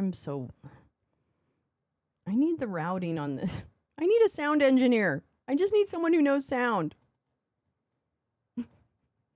The stream to rant. All that silence when Lolo pauses the stream to rant. Okay, do you want to know what I see when I see her face? This is probably better because I was pretty rank when I just said what I said, so maybe it's better that I didn't say what I was saying, but I'm going to say what I said anyway.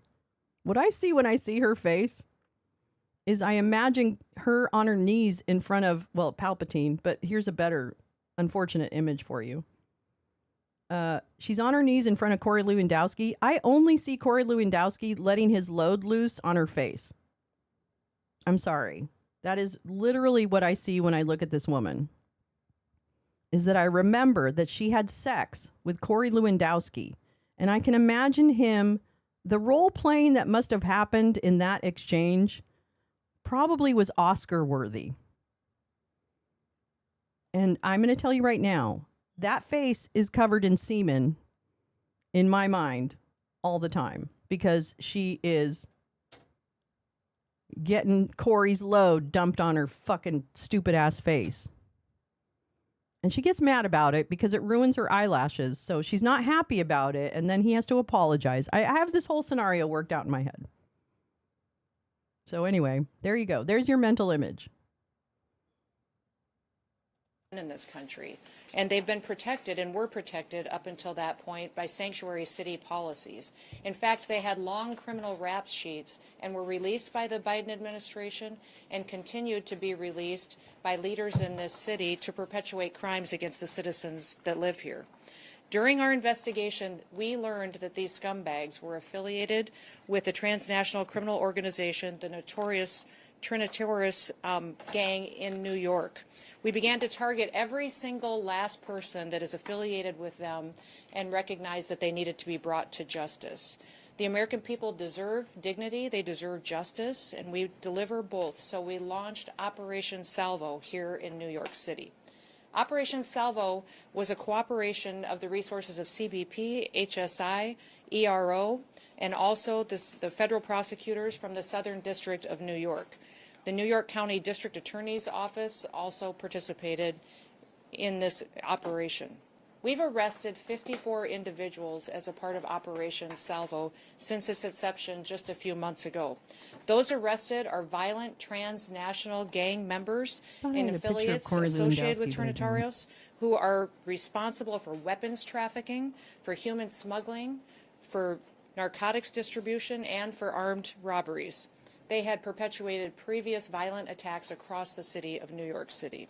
We have already removed not only many of these individuals that we have arrested, but over 60% of them have been returned back to their home countries to face justice for their crimes there as well. These arrests and these removals represent a significant blow to the criminal network that has been terrorizing communities right here in New York City and throughout the United States. And that's our message to this administration, to this city, to the state, and to the United States, is that President Trump and his law enforcement officers that are entrusted to protect the American people will every day continue to keep America safe. Operation Salvo is just the beginning of a broader and a much more sustained effort to go after not only transnational criminal organizations and networks, but also illegal criminal aliens throughout the country. We are on offense. The Trump administration is using every single tool that we have to protect the American people. Sanctuary policies, whether they're here in New York City, whether they're in California, Illinois, or Minneapolis, if you are a criminal illegal alien, we are coming to get you. We will arrest you. We will bring justice, and we will also bring safety to the American people. We are warning anyone, if you think you can harm an individual, a citizen of the United States, or a law enforcement officer, we will find you and bring you to justice. If you lay a finger on one of our officers, we will catch you. Wait, cunt. Does that include the guy who just shot a woman in the face 4 times yesterday? Is that the guy you're talking about? You should get him. Get him, girl. Get him. Get him. Get him. Oh, thank you. Let me go over here and pull that up. Old tomato. That's what I call it. Old tomato. I call ultimatums old tomato. Old tomatoes, old tomatoes. Here we go. We'll finish her off and then. We will prosecute you, and you will feel the full extent of the law. In every single thing the Trump administration does, we put the American people first. Operation Salvo has proven that by taking 54 dangerous individuals off of our streets and protecting the people who live here in this city. Now, also thanks to President Trump, we have 2.6 million people who have left our country who shouldn't have been here in the first place. They were here illegally, and over 650,000 of them were arrested, detained, and deported back to their home countries. 2 million of them left voluntarily, recognizing this was their opportunity to go home and come back someday the right way so they have a chance to enjoy the American dream. If, of course, doing these operations Prove that 2 million left on their own accord. Prove it. Their country, and we're excited by the amount of people who want to join the Department of Homeland Security in their efforts to protect the American people. And tomorrow is Law Enforcement Day, so I'd like to encourage all of you that when you see a CBP officer, an ICE officer, anyone serving in federal, state, or local who are pledging their lives and taking an oath to protect their communities. Welcome, Will their Burnell. country, Welcome to the and show. the people that Glad live to there, have you. that I know, thank the them. American dream. Do something That's nice what for she them. is. Buy them lunch. Give their families some support Corey Lewandowski and all thank over them her for their face. service and their dedication to freedom and to liberty and enjoying the opportunity to sleep peacefully in our beds at night. Now, I'm pleased that I get to introduce several other speakers Like, I think she would be really pissed and share if information he on this came on her operation face, with you. The because first those one is going to lashes, they're be not going to do Director well Frank under that Russo will viscosity. address and They're talk going to about come some of the off, and specifics then of this she's going to have operation. wasted money on her lashes. That's all I'm saying. Thank you, Madam Secretary. Good morning, everyone. Thank you for joining us today. Madam Secretary, we can't thank you enough for being here today.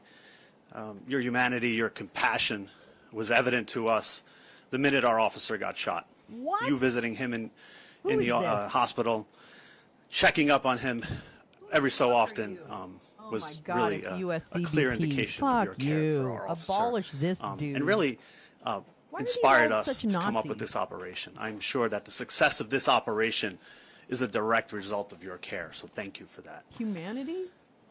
I want to get something cunt is across cold as to ice. you all in a clear message. He's such a self.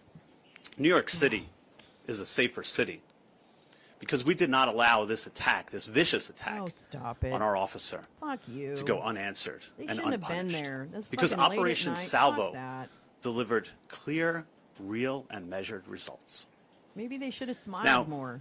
the best thing about this operation is that it was done the way law enforcement loves to do it.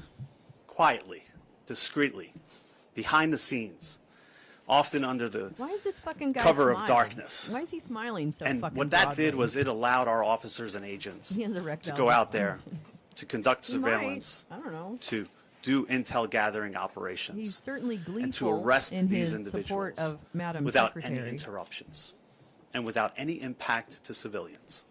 That's the way it's supposed to be done. I And couldn't that's be the a way we real kept cop, New York so City I safe. became a CBP cop. 6 months ago, Read my our book. officer was enjoying a Saturday night in the Say park. to smile, yes. And when as he was may. attacked, it Say was an to attack on smile. all of us. Say to And smile. we realized we had to restore public safety and the rule of law. Our mission is clear at CBP. Our mission is to protect the homeland, safeguard the borders, and endure economic prosperity. But this mission was more narrowly focused. This mission was about protecting the citizens of New York and ridding ourselves of these horrible individuals. I don't know how. Now, I don't know if I. we came up with the name Salvo I don't know if they want to stand there because the name means or if a they're lot to being us. made to stand there. Salvo, That's the only first grace and I will foremost, give the those term folks is that our they are officer made to received stand there. salvation that night Although by the I grace of would God find a way to and refuse. because of Maybe the you incredible vomit support from the before NYPD you under the stand up leadership of behind Commissioner these Tish people. and her team, Maybe you just who was fucking out there throw up all over everybody, picking up and our then go, officer I and gotta bringing go. him to a I hospital. can't stand behind you. So we thank the NYPD for that. Yeah, the dangerous individuals. are Salvo giving the also press conference. references a term of simultaneous discharge of guns in battle. And that's what happened that night to our officer. And he was so courageous in getting shot in the wrist and in the face and still firing back. He's a hero to us, and he inspires us each and every day. And finally, we felt the need as a premier law enforcement agency with our partners to unleash a salvo of justice. And so by using intel-driven operations, data-driven targeting capabilities that are second to none, we went after individuals who are illegally here and many who have criminal records. It was an incredible operation done by working with our partners, realizing that these individuals were affiliated to the Trinitarios gang. And when we realized that, then we did what CBP and our partners do best. Get at the root cause of the problem. Go after these transnational criminal organizations by getting at their networks. And each and every day we would pick off one or two. And with our partners, with ICE, with ERO, with HSI, we used our mapping techniques, looking at individuals with criminal records, arrest warrants, removal orders, and again, picking them off one by one. We could not have done it without them, and it was an amazing success. We looked at businesses, residences, and community hubs that were harboring these individuals. The results speak for themselves. More than 50 arrests as a result of our efforts, all because of the partnership and the work that we did together. It was truly remarkable, and a sign that we will not sit on the sidelines. We will always be there to protect this city.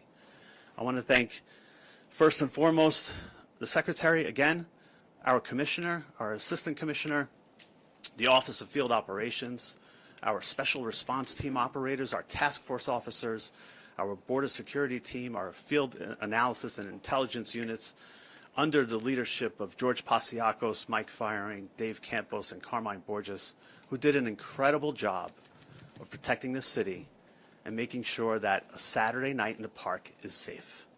Thank you, everybody, for being here. I'm now going to turn it over to ICRO Director Ken Gianello. Thank you.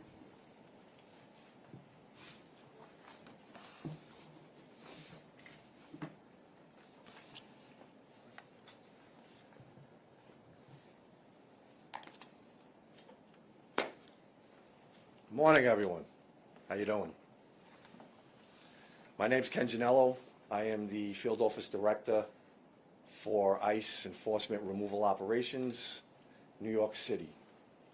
I first want to thank Secretary Noem for traveling to the city today and for our continued and unwavering support of our brave law enforcement officers. We are here today because of the abject failure of the New York City bail We reform already have laws digital ID. My and God. sanctuary city policies. Give me a reason. The tragic okay? shooting of this I heroic know. What are we even CBP watching? officer. You're right. It's kind of dumb. Of course, here's dumber. Of Medicaid is to help poor folks and disabled folks. Because in America, we help our friends. You know, I was looking at a number the other day. In the last 50 years, the American economy has grown 142% in the last 50 years. The American economy has grown 142%. Extraordinary number. Welfare spending in America has grown 765%.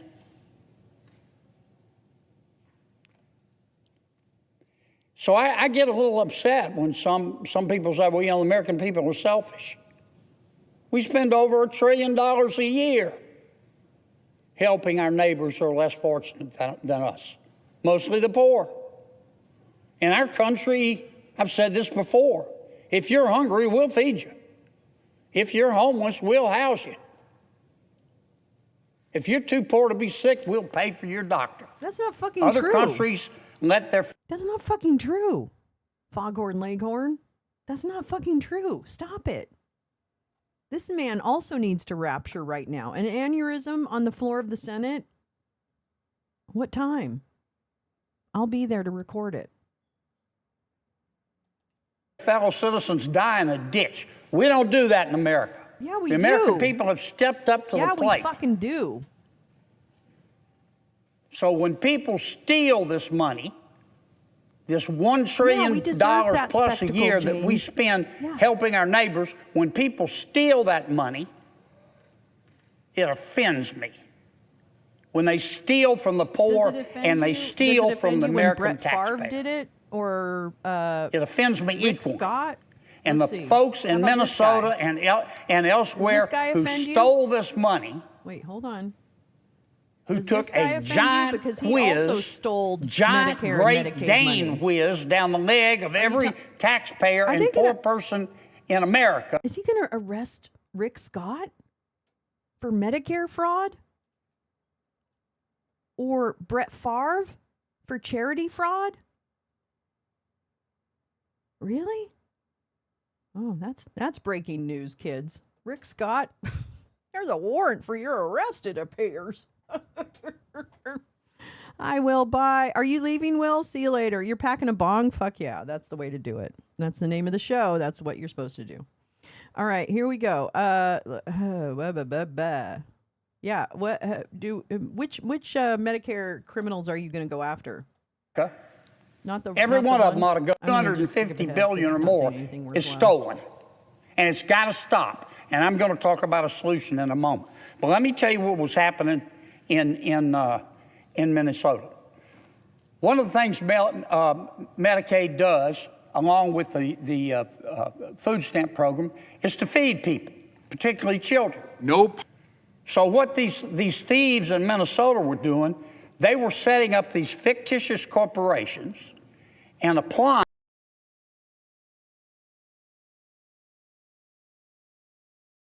3 times in the face. so she can go home to her 6-year-old child. And so we This can is go the back markup session in the the country I know we Judiciary are. Committee in the Senate. Yield back. Gentleman yields back. Mr. Chairman, I have a unanimous consent request. The gentlelady will state her unanimous consent. I'd like to enter into the record this CNN news story. Minnesota Investigations Unit, FBI denying access. Without objection, Case so ordered. materials, refusing to work jointly on probe into fatal It ice is not, shooting. the gentlelady has given the title, That's the and without title. objection, it shall That is be the in title, the Mr. record. Chairman. The entire thing is the title. Minnesota Investigations Unit, FBI denying access. Without objection, to case it'll be entered in the materials, record. refusing to work jointly on Who else probe seeks into fatal recognition? ice shooting. The gentlelady from Texas is recognized to strike the last word. Yes, Mr. Chair, I'd ask Will, to you strike are the last among words. friends. The gentlelady's I gentlelady's understand that recognized. feeling Thank you so much. very much. It is so hard to sit here sometimes because I didn't come to Congress to write laws or to do things that are hurting people. I'm just asking if there's any decency or heart or courage on that side of the aisle. The fact that a woman was killed, she was shot in her head, and y'all are pretending like nothing happened. I remember when Charlie Kirk got killed. Do you? Do you remember what our response was? Our response wasn't to sit there and pretend like it was okay. Is it okay because you have a badge? Because the last time I checked, allegedly no one is above the law. Can y'all not just have a little bit of courage and humanity? A child.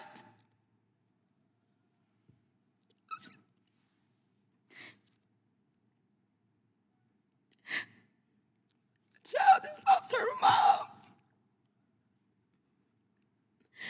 And y'all want to pretend that it is okay. I am asking if there is anyone that will stand for the very people that elected us and sent us to Congress. You tell us things like, well, the immigrants are bad. And so we got to get all these bills because the immigrants are the ones that are causing the harm, they're bringing the crime. The mayor of Minneapolis told y'all to get the fuck out. Yet y'all are the ones, it is this administration that is bringing crime Mr. to Chair, their streets. That's what's happening. It's the third incident where somebody has dropped an F-bomb in this committee, Well, including the video. I'm sorry. Including the Are video your that we had to princess- watch I earlier. Are your princess ears okay? Is it profanity? Well, but the you're committee's more ears upset House of about my Representatives. words The than committee- you are about the fact that a woman you The is House dead. of Representatives. The gentlelady Are we will offending your suspend- princess the ears? Are they that soft? All members Well, will maybe some of the suspend. kids out there. Mr. Chairman, it is the You're gentlelady's killing time. them. Kids. It is the gentlelady's time. Let's let her have Wait, her time. It is the gentlelady's time. Would you stop the clock for a moment? Okay, and That was the quote. I'll restore that. The chair will remind all members that the person controlling the time is not to be unreasonably interrupted. We would further admonish that whenever possible to express the full meaning of something, it be done so without an expletive that may be offensive to people here in the audience or those who watch this on television. I understand that a quote at times is essential, but I would admonish everyone that it has been the practice of this committee for the many years I've been here to use such things as F-bomb in order to get the message out without actually using the word. Notwithstanding that, the gentlelady will be recognized for this time plus an additional 20 seconds. The gentlelady may continue. Thank you, Mr. Chair. Long story short, we are sitting in judiciary and no one on that side of the aisle seems to care that this particular person, whose name we don't know at this point, became the judge, jury, and executioner. I don't know how you square that. And then we're sitting here literally in markup for a bail funds bill. When I first ran for office, it was in the midst of yet another lynching by law enforcement in Minneapolis. At that time, it was George Floyd. I remember working as a pro bono criminal defense attorney to help protesters that were being arrested. There were more than 600 protesters that were arrested in Dallas. There were churches that came together to make sure that there were bail funds. There were nonprofit organizations. And to explain how it works for bail, since we're in judiciary and we're writing the laws, and some people may not understand this, but those bail funds, those nonprofit organizations are not the ones that determine whether or not somebody gets bail. What they do is they help out poor people, which I know y'all are not interested in either. But they help out people that aren't rich and famous and have limitless amounts of money, like all of the Epstein defendants who somehow y'all can't find, even though y'all went and got Maduro. But it helps out those people to be able to get out of jail. Many of those people that if they spend just a couple of days in jail will then be thrust into straight up poverty because they will lose everything. Why it is that you want to criminalize people such as churches that are trying to help the poor because they understand what the Bible says, and they don't just say that they understand it or say that they love Jesus, but they decide that they actually put it into works because faith without works is dead. That is wrong too. And I'm here to tell you that there's going to be a lot of nonprofit organizations that are going to step up in this moment, because there are going to be protests around this entire country because of the state-sanctioned execution that we all saw unfold, unless there is some kind of justice that takes place and we get the name of that officer and that officer is prosecuted. So I ask that law enforcement, we have oversight over them. I am the oversight ranker. Let's go ahead. In fact, I make a motion that we have a hearing in the oversight subcommittee as it relates to this particular issue and what took place. The gentlelady was not recognized for purposes of motions. Does anyone else seek recognition? Seeing no others, the question now occurs on the adoption of the amendment in the nature of the substitute. This will be followed immediately by a vote on reporting the bill. All those in favor of the amendment in the nature of a substitute, say aye. Any opposed? No. In the opinion of the chair, the ayes have it. The ayes have it. No. We're going to go on to the bill. You can vote no on that. Okay. The amendment in the nature of a substitute is ordered. The question now occurs in voting in favor of reporting the bill as amendment. All those in favor say aye. Aye. Any opposed? No. In the opinion of the chair, we're not sure what it was. Can you call for a recorded vote? I would like to call for a recorded vote. A recorded vote being ordered. The clerk will call the roll. Mr. Jordan. Mr. Issa. Who told him that haircut was a good idea? Aye. Mr. Biggs. Mr. Biggs votes aye. Mr. McClintock.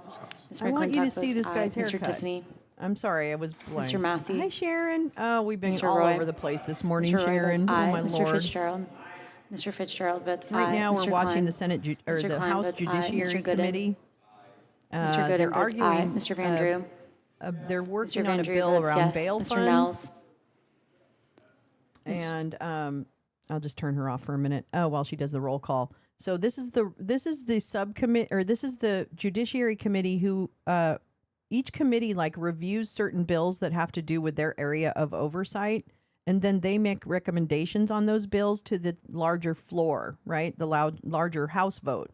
So this is to advance legislation to the floor. We came in late, but I believe this particular legislation is about bail funds, and I'll find the issue and link it, but I think this is about bail funds. So we'll just go ahead and continue. Mr. Nadler votes no. Ms. Lofgren. I'm going to try and find a Mr. couple other Cohen. things while she's doing the roll call. I'll Mr. be right Johnson. back on that. Mr. Johnson votes no. Mr. Swalwell. Mr. Liu. Ms. Jayapal. Ms. Jayapal votes no. Mr. Correa.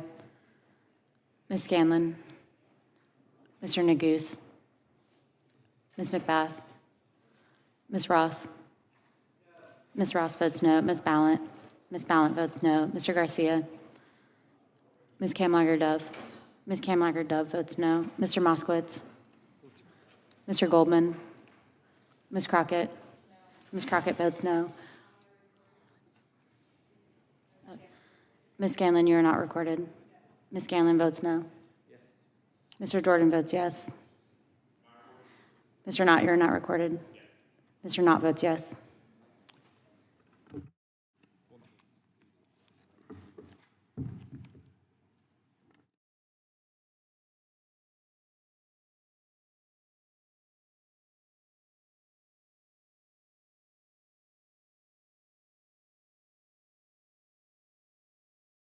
The clerk will report. Mr. Chairman, there are 15 ayes and 9 noes. The ayes have it. The bill is ordered to be reported favorably to the House. Members will have 2 days to submit views. Without objection, the bill will be reported as a single amendment in the nature of substitute, incorporating all adopted amendments. The staff is authorized to make technical and conforming changes.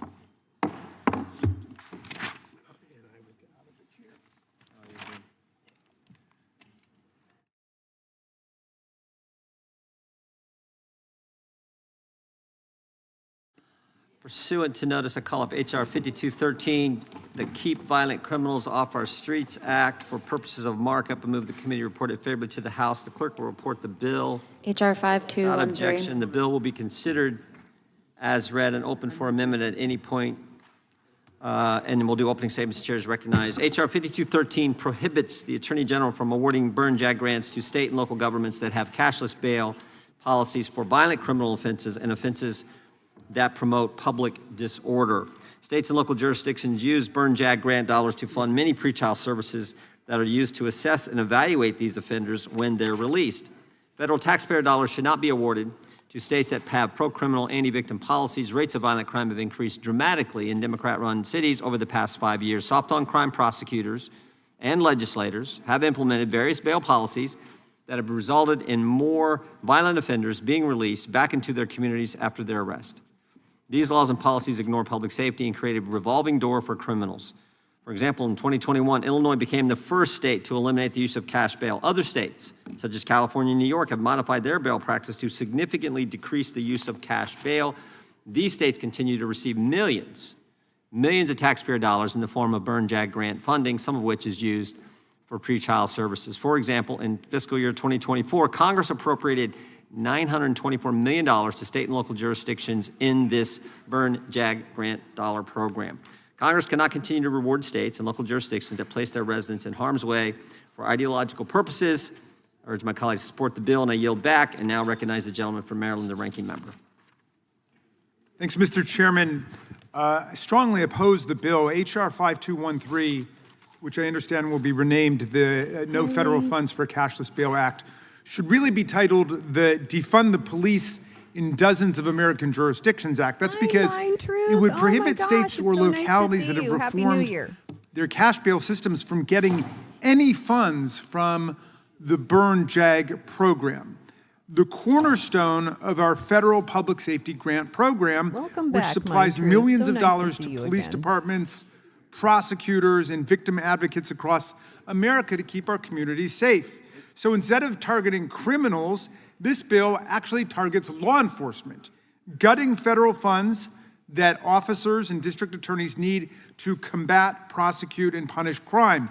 And it targets crime victims who rely on the support that burn jag funds provide. Although this punitive, anti-local bill is hopelessly vague, it's apparently intended to punish jurisdictions that have enacted cashless bail for a set of covered offenses. And I want to be clear, Mr. Chairman, if someone awaiting trial is a danger to the community or they're a flight risk, it shouldn't matter how much money that person has, they should be detained, period. Everyone should agree on that. But there are some states and localities that have made the determination that if someone does not pose a risk, they should not lose their liberty simply because of their poverty. Half of Americans are living from paycheck to paycheck. Lots of Americans simply can't afford to put up the cash bail, even if they pose no risk to anyone else and no flight risk. And they shouldn't be forced to stay in jail simply because of the power and the financial contributions of the bail bondsman. It's up to a judge to determine whether a person can safely be released before trial and whether they can be expected to appear in court. But many jurisdictions have decided that if a person's not a danger to the community, their freedom should not depend on whether or not they can afford to post bail. Under Charles Dickens' cash bail system, wealthy defendants can effectively buy their way out of jail, while lower income people who pose no greater risk will languish behind bars indefinitely simply because they don't have the money for it. That really is out of A Tale of Two Cities. They say life is unfair, but that shouldn't be the law. That's why some states and localities have decided that reforming, in some cases eliminating cash bail, would help reduce inequity in the criminal justice system while ensuring public safety is protected. But this bill assumes Congress knows better than these communities and imposes harsh penalties on their citizens that would actually make them less safe by cutting law enforcement funding in a reprisal against them for policy reasons. Unfortunately, our colleagues want to play politics with public safety, but they're hurting the very people they say they want to protect.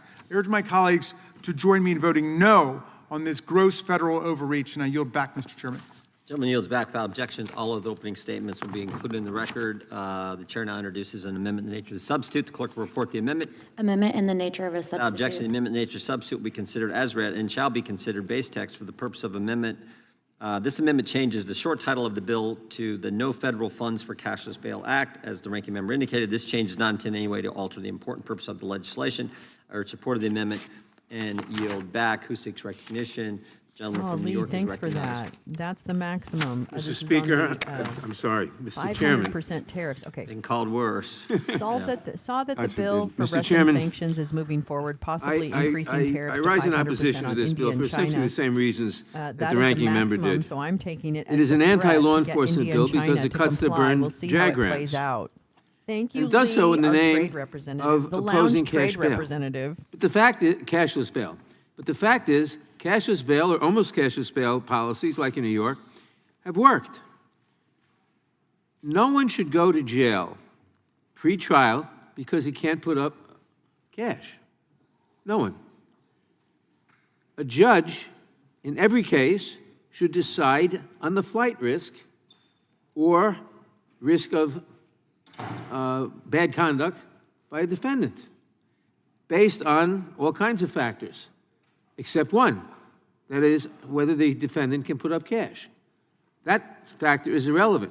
The judge should decide to hold the person in confinement until trial or to let him go, based on all the myriad of factors that you would judge.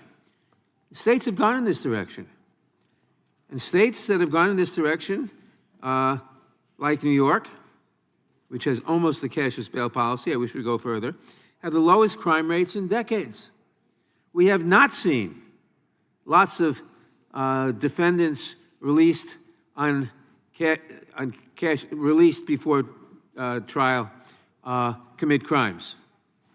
As I said, the factors that lead to the risk of committing a crime before trial are weighable, are knowable and weighable by a judge. The one thing that shouldn't matter is whether you have money to buy your freedom. For this reason, I oppose this legislation and urge its defeat, and I yield back. Gentleman yields back. I think we're waiting for Mr. Van Drew. Does Mr. Van Drew have an amendment? Does he? Who seeks recognition? Gentleman from Colorado is recognized. Thank you, Mr. Chairman, and thank you to our ranking member. I want to follow up on a point that was made and articulated by my colleague from Florida during the prior debate. And I wonder if the chairman might engage with me in a bit of colloquy here, because as I understand it, I wonder what percentage have we can find no record of an Attorney General of the United States not testifying within the year in which they were confirmed for the better part of the last quarter century. Are you aware, Mr. Chairman, you've been in Congress a long time, I'm, of an attorney general? What was that? I'll wait till you finish your question. Are you aware of an attorney general? I don't know if Mr. Barr, Mr. Garland? I will tell you, Mr. the Attorney General is scheduled to be here.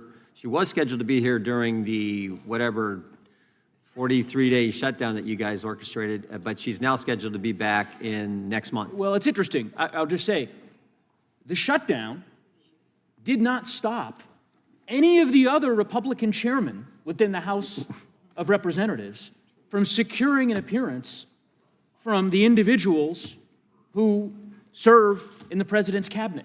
Did not stop any of Attorney General Bondi's Like peers. I said, she was scheduled and she's Mr. coming in Chairman, I'm February. going to reclaim my time on this front because I find it to be the height of hypocrisy, having served on this committee for several years, having heard my colleagues bemoan the fact that Attorney General Garland took until September, October of 2021 to testify in front of this committee, that they cannot be bothered, that the Attorney General of the United States won't testify in front of this committee, apparently until next month, although this isn't the first time we've heard from the chairman that the Attorney General is slated to testify.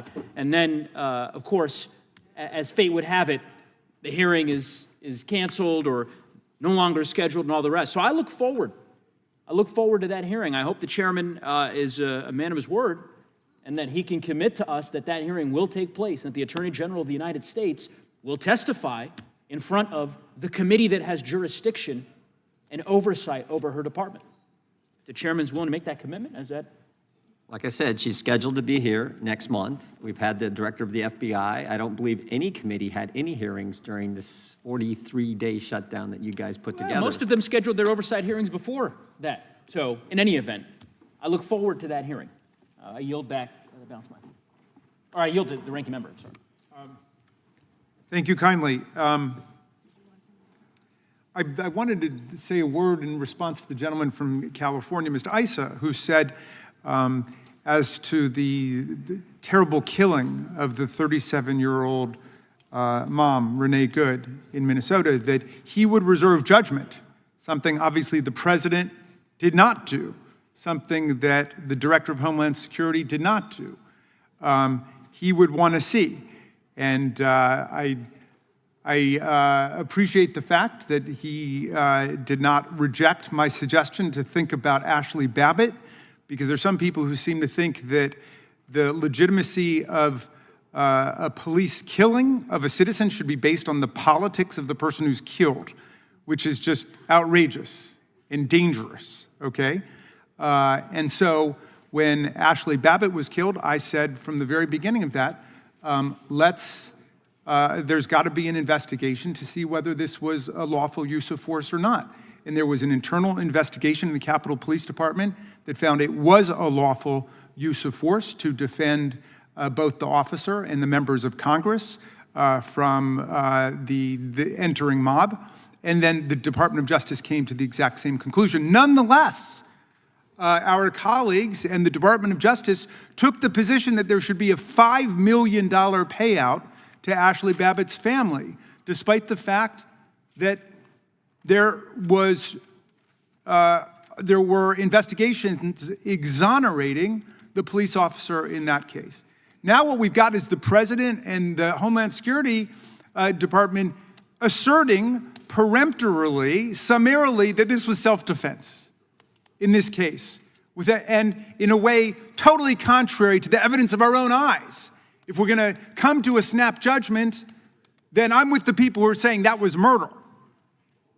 If we're going to come to a snap judgment, if we're going to act like lawyers on the department, on the Judiciary Committee, then let's say, well, we will allow the investigation to continue and we'll allow there to be some just conclusions made. But nonetheless, from the standpoint of public safety, we've got to get in control of ICE. Thank you, and I yield back. Gentleman yields back. Gentleman from California is recognized. Thank you, Mr. Chair. If the politicians in my state at the state level had their way, then cash bail would have been abolished in California. There was a bill to do just that. It passed our legislature and was signed into law by our governor. But then the people of California weighed in. That measure was subject to a voter referendum that appeared on the ballot, and the people of California voted overwhelmingly, 56% of the vote, to overturn the law that had been passed by our legislature and signed by the governor to abolish cash bail. Because the people of our state are tired of this decriminalization agenda that has continued to lower the consequences for crimes and to take tools out of the hands of law enforcement and to allow for early release of dangerous offenders back into our communities. I'll add, incidentally, that history repeated itself last year when the voters of our state overwhelmingly overturned a measure that lowered the consequences for retail theft and drug crimes, despite the governor and the leaders in the legislature opposing this initiative last year. The people of California passed Proposition 36 to restore reasonable penalties with an overwhelming 68% of the vote. So to the extent that it's relevant to how anyone votes on this measure, I just thought it was worth noting that even in a left-leaning state like California, an overwhelming majority of the people believes that these policies of abolishing cash bail and the other decriminalization policies that have gone with it are completely reckless. And I think that this is a common sense measure to assure and do whatever we can to assure that these sort of reckless policies are not adopted throughout the country. I yield back. Gentleman yields back. Gentlelady from Pennsylvania is recognized. Thank you, Mr. Chairman. I understand that our Republican colleagues would much rather talk about cash bail today than about the fact that an ICE agent shot and killed an American citizen in Minneapolis yesterday, because that's what happened. A masked ICE agent shot and killed Renee Nicole Good, a 37-year-old citizen, a young mother in Minneapolis. This is a tragedy, apparently a preventable tragedy, and I'm heartbroken for her family, her loved ones, and her community. But I'm also angry and heartbroken for our country. How is it possible that we are doing anything else in this committee today? I completely endorse my Democratic colleagues' calls for an investigation, for hearings, because where is the accountability? That is Congress's job. Where's the response from this committee's leadership? The White House immediately branded Renee Good, this young mother, this American citizen, as a domestic terrorist and claimed she had violently attacked ICE agents. But soon thereafter, video footage and eyewitness testimony emerged that directly contradicted the White House spin.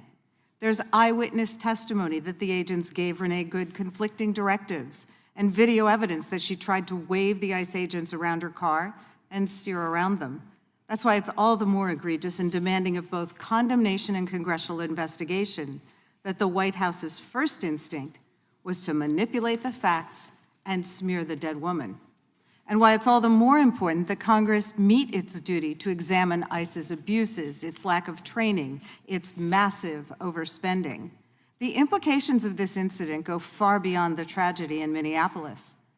2 days ago, we marked the 5th anniversary of January 6th, an egregious act of political violence inspired by President Trump's unlawful attempts to overturn the 2020 election, when his followers violently attacked the U.S. Capitol, gravely injuring hundreds of law enforcement officers and threatening the lives of the Vice President, members of Congress, and the staff who work here. But when congressional Republicans let the President and his allies skate, let them evade accountability for inciting political violence against our Capitol and our Constitution, they opened the door for the killing of Renee Good yesterday. They opened the door for this administration's attempts to erase history. They opened the door for this president to pardon the hundreds of convicted criminals who attacked law enforcement officers on January 6th. They opened the door for this second Trump administration to send troops to American cities and unleash armed and masked federal officers to terrorize law-abiding communities. In 5 years, we've seen this president and his allies move from urging Americans to commit violence against our government to using government agencies to commit violence against Americans, to silence anyone who questions this White House or the legality of its dangerous agenda.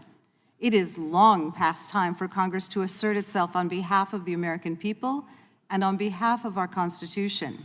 What happened yesterday in Minneapolis was wrong, but but it was the inevitable result of unleashing armed and masked federal agents on American streets to create political theater. This is wrong, and if you can't see that, then you don't belong here. I yield back. Will the gentleman let a yield just for a I second? will yield to Mr. Raskin. I just have some UC requests, Mr. Chairman. Gentleman can proceed. One is from dream.org, one is from Bail Project about HR 5213. And then Objection, I'll be in the record. And I have two others. These are minority committee staff reports that I highly recommend to everybody on the committee. One is called Where Are They Now? The Perpetrators of January 6th and the Defenders of Democracy Who Stopped Them, which follows people from January 6th. And then 1 year later, assessing the public safety implications of President Trump's mass pardon of 1,600 rioters and insurrectionists. Without objection.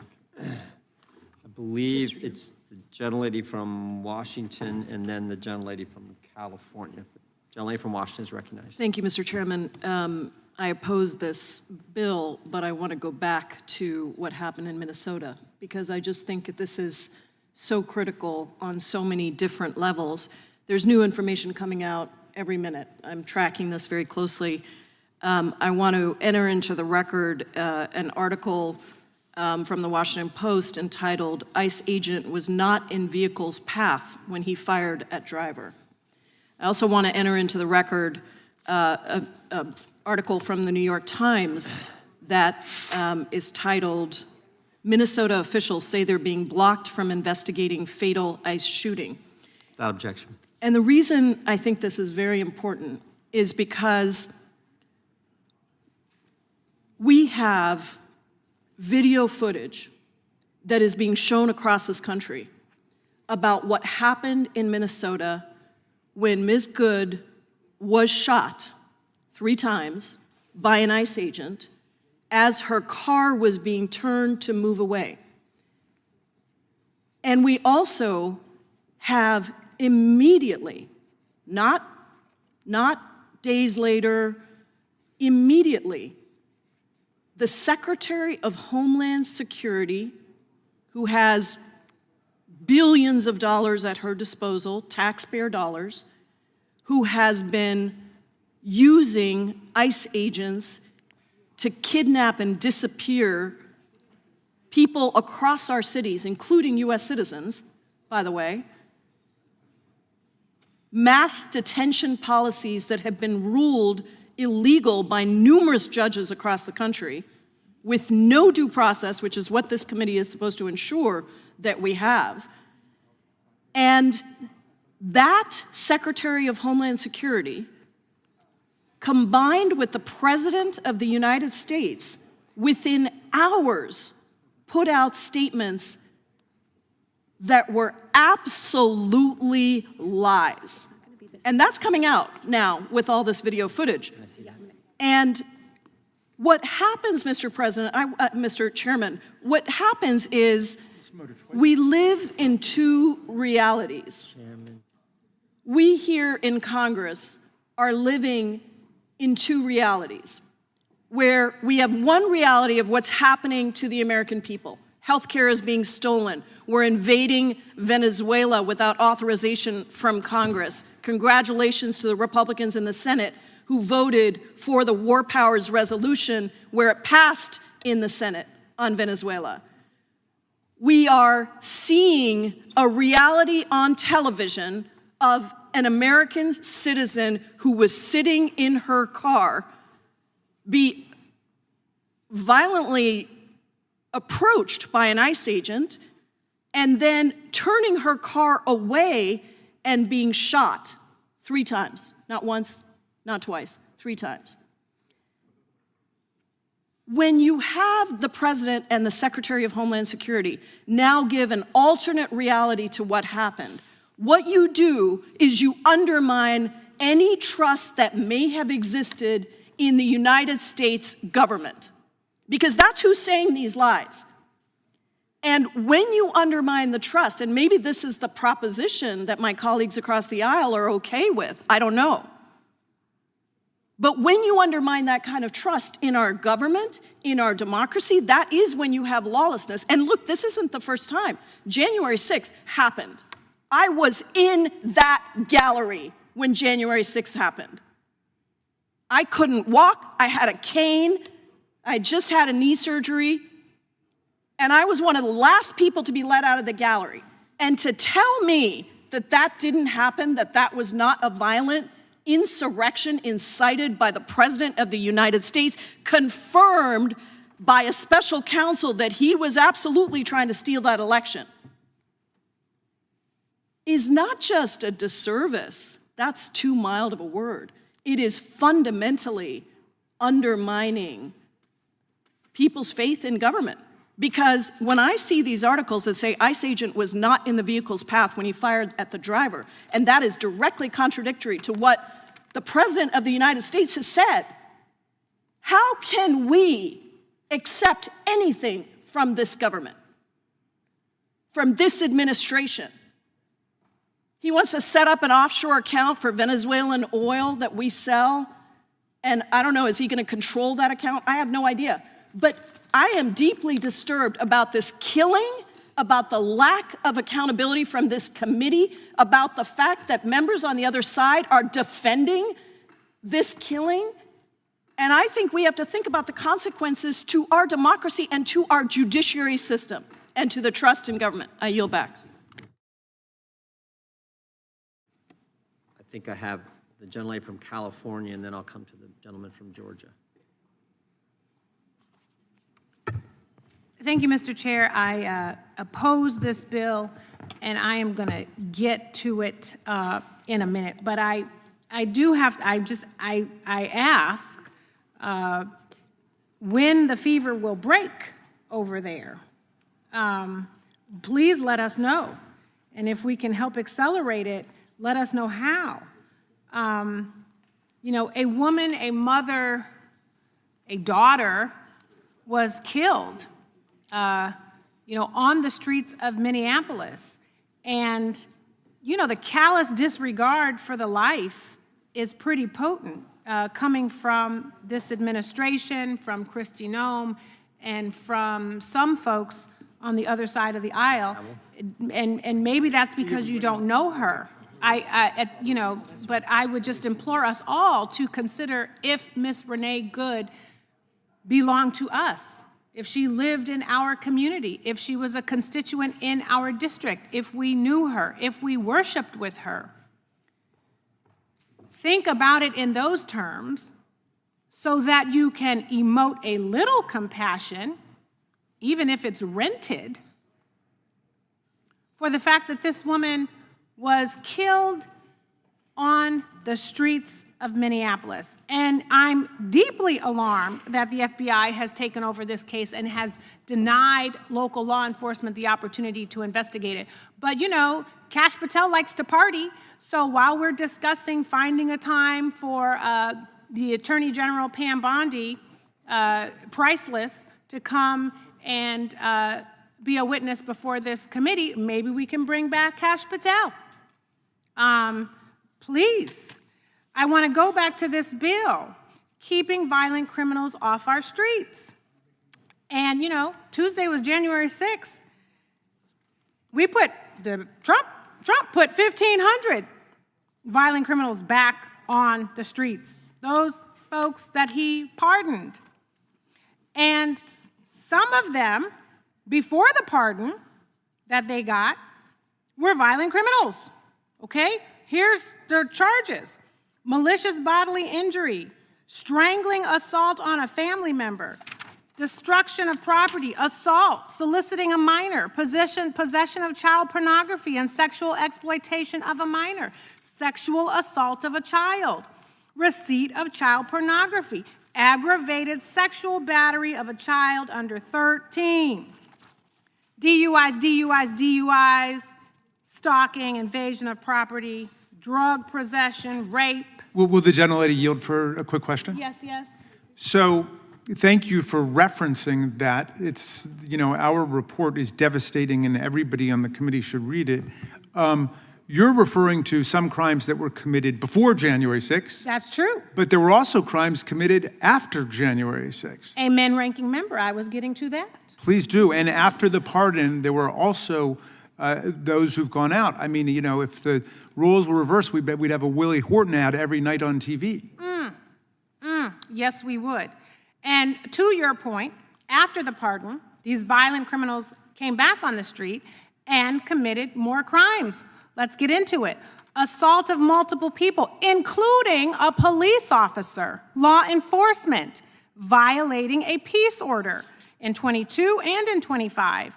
Burglary, grand theft, possession of stolen property, breaking and entering, a felony charge of making a terroristic threat, and these are actions, these are felonious actions that happened after the pardon.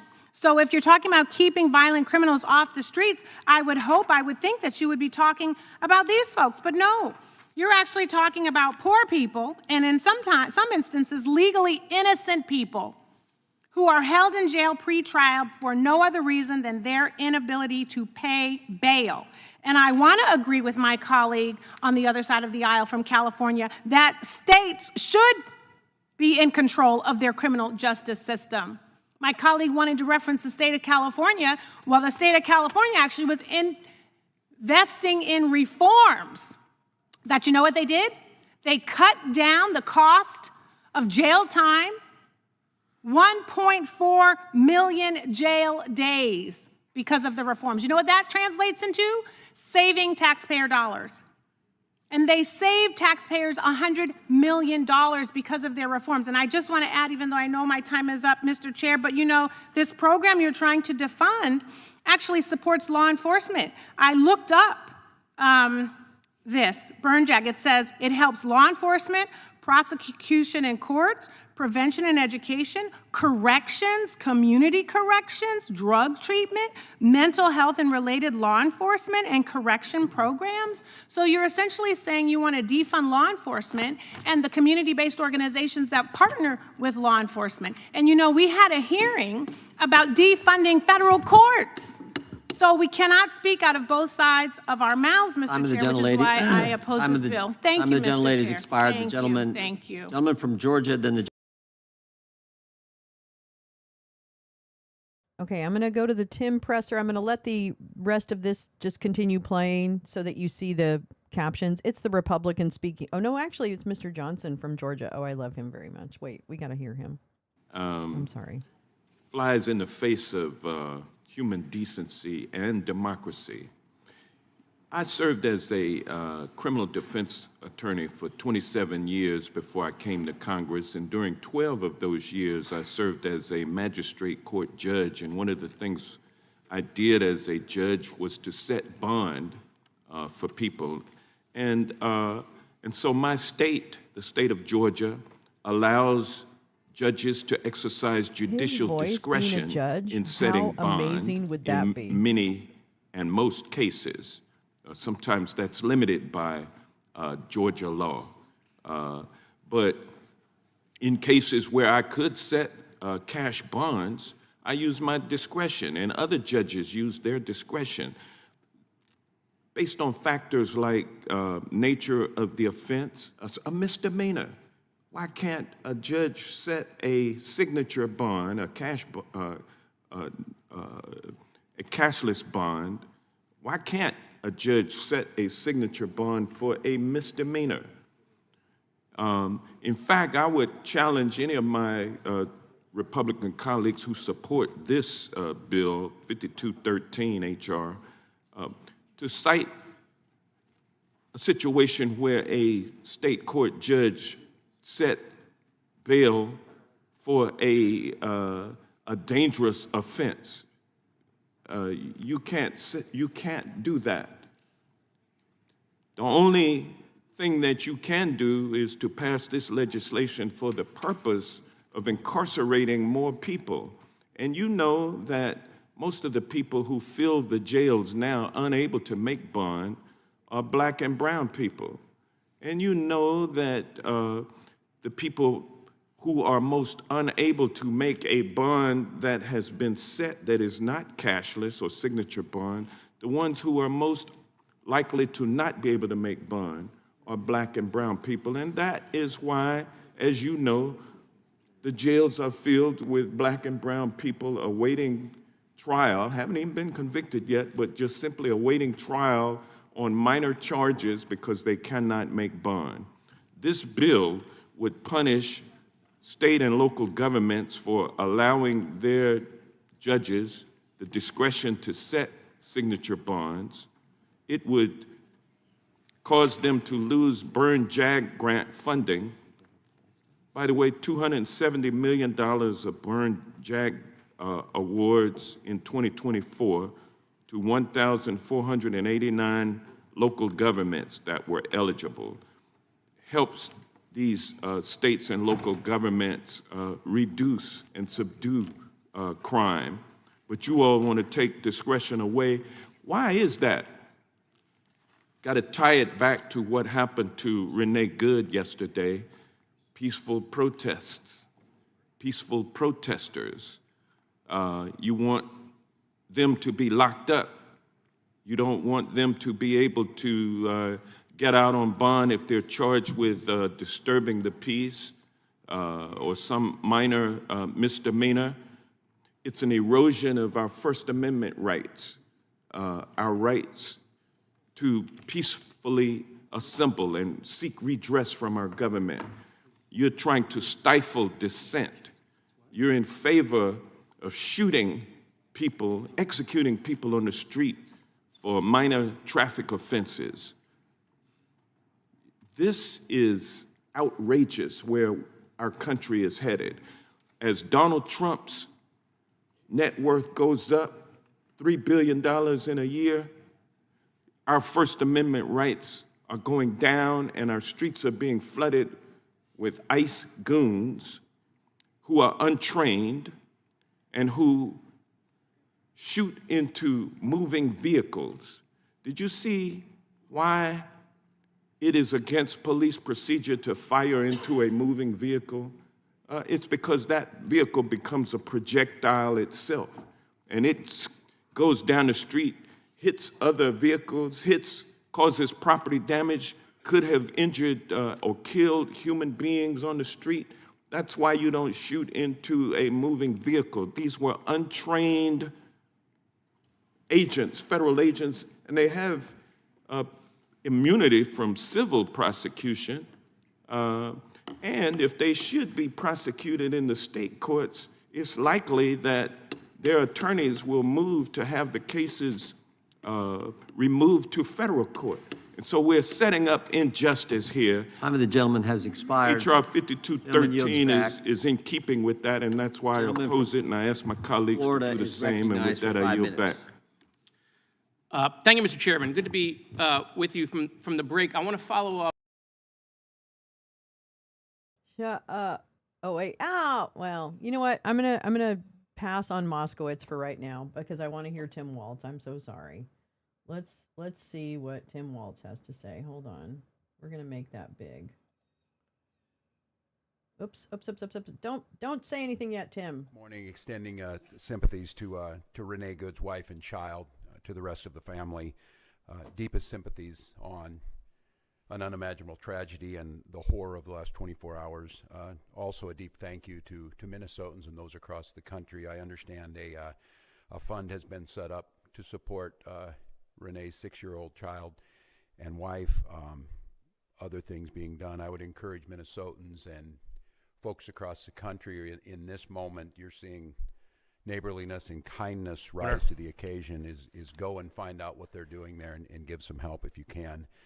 I'd also say last night we saw Minnesotans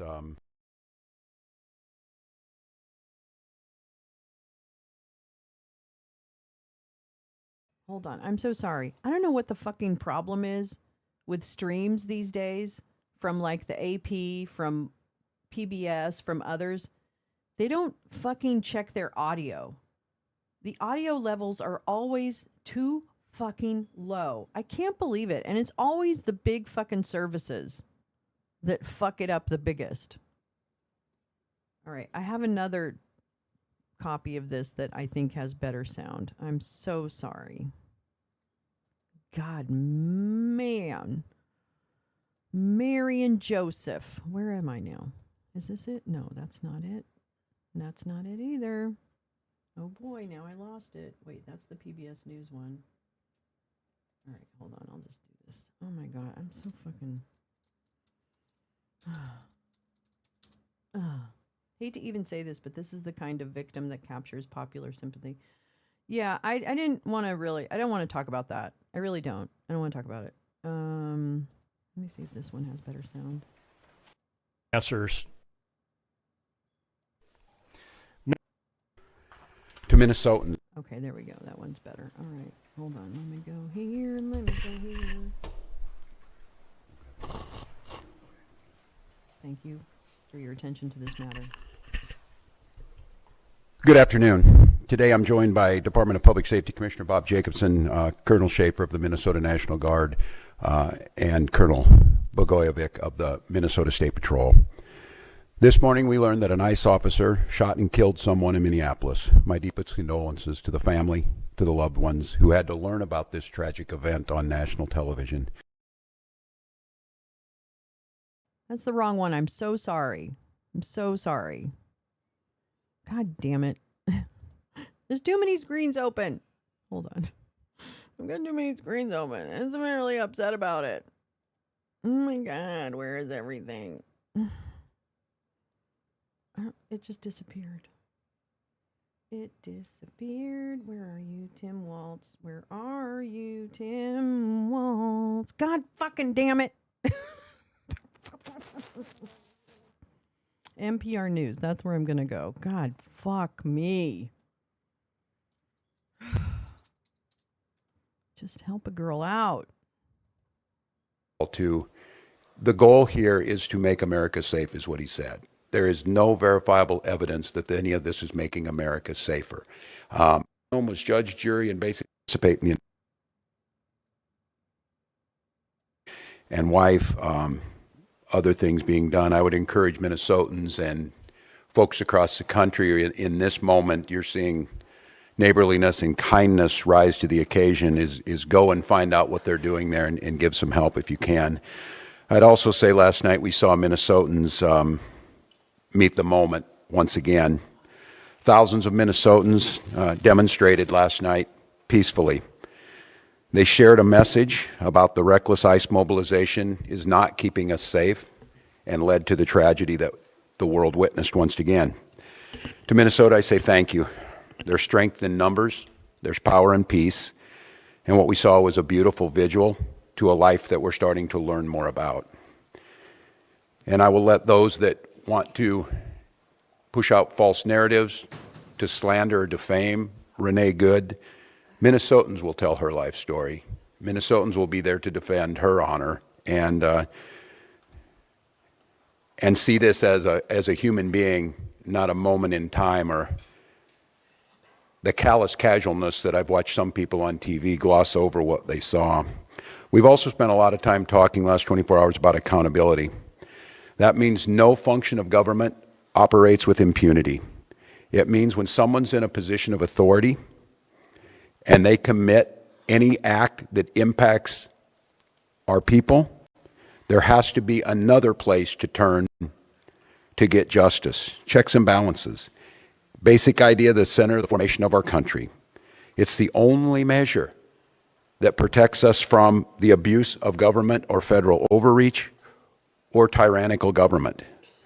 Yesterday, the Minnesota Bureau of Criminal Apprehension, the BCA, spent the day yesterday attempting to get that accountability.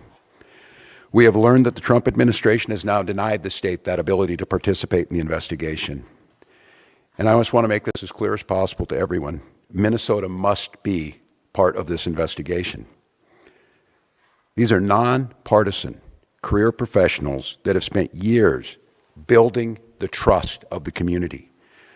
There's a BCA Force Investigations Unit that was created by the legislature, by the people of Minnesota, to provide an independent, consistent, and trusted mechanism for investigating the use of force incidents involving law enforcement officers. Minnesota has seen our share of these. And what you've seen is, and I have witnessed it during my time, that these professionals have risen to the moment. They are trusted by people. People who are not by inclination trusting of law enforcement or government have come to see the professionals at the BCA as true arbitrators that can get them justice. The unit is the result of years of scrutiny, public engagement, and bipartisan legislative action. Minnesotans have made it clear time and again they expect transparency through this process where a police officer uses deadly force. The BCA, Superintendent Evans, have earned that trust by delivering on that expectation. I think it's clear to everyone as they saw this that it feels now that Minnesota has been taken out of the investigation. It feels very, very difficult that we will get a fair outcome. And I say that only because people in positions of power have already passed judgment, from the president to the vice president to Kristi Noem, have stood and told you things that are verifiably false, verifiably inaccurate.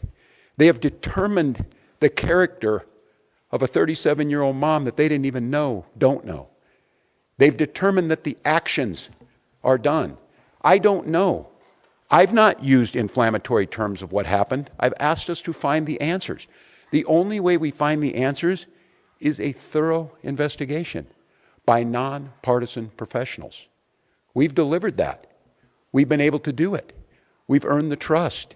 And when I say that, the trust of BCA, and I tell Minnesotans the trust of law enforcement here. Everyone knows, globally, certainly here, that George Floyd, who was murdered a few blocks from this site, tore at the soul of who we were. But we healed. We built back trust. Chief Brian O'Hara came in and took one of the most difficult jobs in America of building back trust in the police force in Minneapolis after Derek Chauvin murdered George Floyd. And he's earned that. And he's level. And he's fair. And he's asking for that. And so, Minnesotans, I will continue to press that we be part of the investigation so that Minnesotans can trust what the outcome is. I don't have a predetermined notion. Yes, I saw the video. Yes, I saw that. But a thorough investigation will see what happened before that. It will take all factors in, and it will come up with a fair and just conclusion. And we will accept that. Very, very difficult for Minnesotans to think in any way this is going to be fair when Kristi Noem was judge, jury, and basically executioner yesterday. That's very, very difficult to think that they were going to be fair. With that being said, Minnesotans, we've risen to the occasion so far, but it's going to get challenging. It's going to be challenging because I feel your anger. The human desire to lash out in this moment is very real. I can tell you that that is the wish of many people, that they fulfill the wish they want to see us turn on one another, turn towards violence rather than peaceful reconciliation, rather than peaceful civil disobedience. And we have to do our best to not play into that. I say this too when I saw yesterday some of the anger, whether it's Minneapolis Police, Minnesota State Patrol, Hennepin County Sheriff's Office, Minnesota National Guard. They are there to protect and serve, as it said. They are there to protect Minnesotans. Throwing your anger at them only inflames this situation. And I know some of you were up at the Whipple building this morning, and to the press who are here, I saw some of this myself. Thank you. Continue to have access to every single space. Continue to cover this story. Continue to show the world what's out there. I will say it where our president won't. The press are the defenders of our democracy. You need to be there. But I also tell folks, protect our Minnesotans who are out there and don't turn the anger to them. This is a brazen use of force. They want us to bend the knee. They want us to capitulate. The way we give them what they want is allow them to use this as an excuse to put more troops on the ground. Use them as an excuse to show that these are violent protests. And I also witnessed what I think is going to be a pattern over the next few days and the coming hours, is I saw an individual show up there with the intent to antagonize folks who were peacefully protesting, with a bullhorn to scream at them. And again, the desire to move on that individual is exactly what they want, because Our respect for the First Amendment means we will expect and respect all opinions. If this individual is there expressing support for ICE, that's their constitutional right to do so, and they need to be protected. Don't allow that to be a catalyst to create violence. We believe in states' rights. We believe the federal government needs to stay out of this.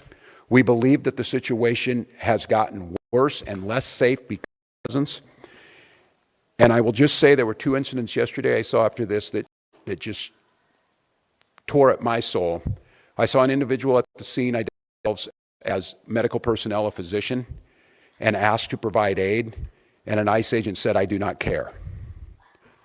That lack of humanity was chilling to me.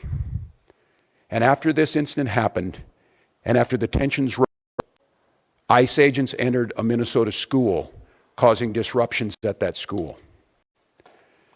I can't say this strongly enough as governor, as a parent, as a teacher. To our elected representatives, Democrats and Republicans, I beg you, I implore you to tell them to stay out of our schools. Tragedy will be magnified 100-fold if this fight moves into the hallways of our public schools amongst our youth. And they're watching us. They're watching us now, how we respond. So I've got a few simple asks. Let us, the professionals, handle this on Minnesota soil, this investigation. De-escalate this situation by removing yourselves from this situation with these 2,000 agents that were put here. And above all else, stay out of our schools. I'd like to ask you to care, but that might be a step too far for some people. But I know Minnesotans care. So we'll protest peacefully. We will win in courts. We will certainly win in the defense of our democracy because the American people see what's happening here. But the way that we don't win and the way that we lose, if this turns towards violence and allows them to escalate, it cannot happen. So I ask the grass-top leaders out there, the faith leaders, the folks who are on the streets, and in many times the true leaders are not the elected officials, they're the folks on the ground. I beg you, in words of the leaders we've had, I had the privilege of serving with John Lewis. And John talked about good trouble. I'm not telling you not to find good trouble. But I asked John many times, I said, "John, I don't know if I'd have your self-restraint. Didn't you want to lash out?" He said, "Yes, daily." But he said, "I wanted to win this. I wanted to do what's right, and I wanted justice to prevail. And to do that, I knew the only way was to not lash out, to not give in to that." So to each and every one of you, we're not going to win this through violence. We're going to win it through justice. We're going to win it through compassion. We're going to win it through Minnesota Nice. And we're going to hold every one of these people accountable as they should for what we've seen on the streets of Minneapolis. With that, I'm going to turn to Commissioner Jacobson to give you a situation update. Thank you, Governor. Again, I'm Bob Jacobson, and it is my honor to serve as the Commissioner of Public Safety. First of all, again, I want to express my sincere condolences to the loved ones of Renee Nicole Good. Someone has lost their life, and that is not something that anyone takes lightly. Minnesotans came out yesterday to express their grief, their frustration, and their anger at this terrible tragedy. I expect that they will continue to come out today. And I want to thank everyone who demonstrated peacefully. This helped honor Renee's memory and gave her family space to mourn.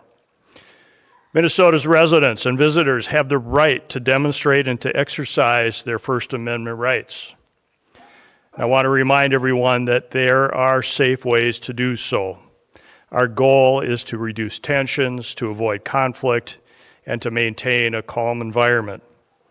As I mentioned yesterday, we recommend the following safe and lawful ways to demonstrate. Please get together peacefully with others in public areas where pedestrians are allowed. March or walk together in pedestrian areas, please, not on the roadways. Make your voice heard through chants, speeches, and displaying signs. And there are a few things I just want to mention very quickly that are unsafe. because as always, our top priority is public safety, and we cannot allow behaviors that create hazards, threaten public safety, or disrupt emergency services or endanger people nearby.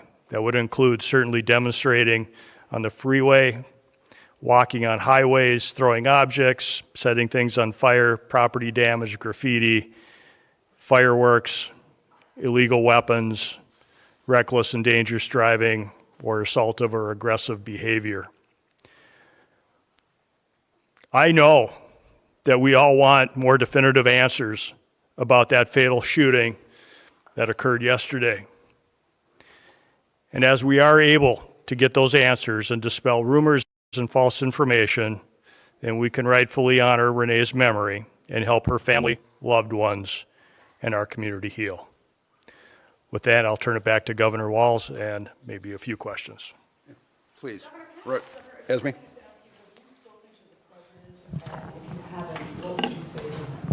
I have not. As I said yesterday, I did speak to Secretary Noem and received a lot of points. I will note that I asked Secretary Noem how she would have felt if President Biden had sent 2,000 troops into Rapid City, South Dakota, and she said she would have welcomed them. I leave that for the folks of South Dakota to determine. I've not spoken to the president. I would ask him, first of all, the goal here is to make America safe, is what he said. There is no verifiable evidence that any of this is making America safer. I would ask him to de-escalate in the moment, to allow Minnesotans to back up and grieve, to allow this investigation to be played out by the rule of law. I said it again, I have not passed any judgment on this. And to please, whatever it is, leave Minnesota alone. Earlier this week, I don't know if it was if something he wanted or I've already made it clear. I'm exiting the stage here. They want Minnesota to be But I told him I red. have a year to continue to do what I love dearly and what I believe I've been good at, making Minnesota a better place to live. The number of calls we got today of parents asking if they should send their kids to school or not. Minneapolis had to make what I believe was the absolute correct decision to cancel school. We have students out of learning today. I would just ask him, I'm not talking anything about border security. I'm not talking anything about what he needs to do on that. None of this is accomplishing either his mission or making us any safer. So just give us a pause. Let us breathe. Look, we're exhausted. We're exhausted as Minnesotans. We're exhausted as Americans. And this relentless assault on Minnesota, for whatever reason, is just cruel now. It has reached cruelness. So please, just give us a break. And if it's me, you're already getting what you want. But leave my people alone. Leave our state alone. And look again and see what's happening. It's not me saying it. You're hearing it from many others. So that's what I would say. Governor Walz and Commissioner Jacobson, is there anything stopping state and local law enforcement from conducting an independent investigation into this, even if the federal government does not want to have you have a joint investigation? So, great question. We have asked for cooperation from the federal government. We were invited in to do a joint investigation on this initially. We continue to work with the federal government all the time on joint investigations. This is not something new, whether it be with the FBI or other federal law enforcement agencies, so we are accustomed to doing joint investigations. As the governor has mentioned, our Force Investigative Unit within the BCA has a stellar reputation for doing quality investigations, for finding the answers to the questions that people have. There are so many questions out there that I know the public has from watching what's been shown on social media and regular media. And the goal for me would be to provide an investigation, preferably in tandem with the Federal Bureau of Investigation, because we work with them all the time, and they do have all the evidence and the original investigative notes and reports. We have none of that. They have shared none of that with us. We would welcome the opportunity to jump back in, to do that investigation, use our high-quality investigators from the BCA to be able to do that That's with them, absolutely wrong. to find the answers that the public does. Okay, let's just make sure we reiterate what's happening here. The people who work alongside the man who shot and murdered Renee Good are investigating the man who shot and killed Renee Good. Let me say that again. The people who work alongside the man who shot Renee Nicole Good in the face 4 times as she was attempting to follow instructions and leave the area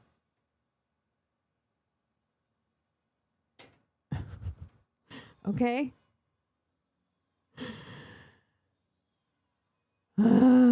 They are not letting anyone else look at the evidence. That's wrong. I'm sorry. And if a Democrat did it, I'd say it's wrong. You fucking morons. Sorry, idiots. I don't use the word moron anymore.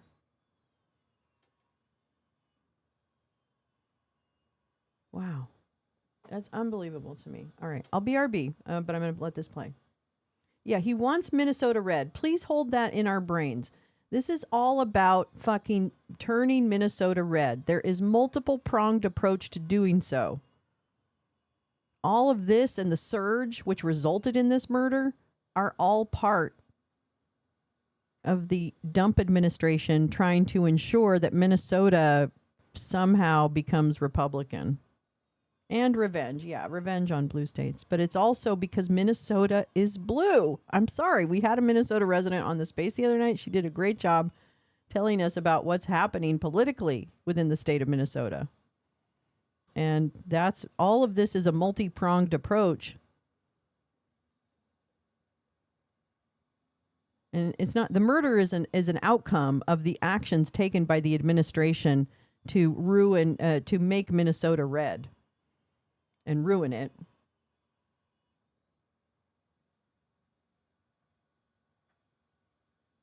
All right. I'll be right back. Here we go. Deserves. Without any of that information, or without any of that assistance from the FBI or the federal government, we would be at a loss to be able to initiate and conduct a thorough investigation. For us to be able to do that, it would be extremely difficult, if not impossible, without cooperation from the federal government. How difficult would it be to file state charges without the cooperation of the FBI?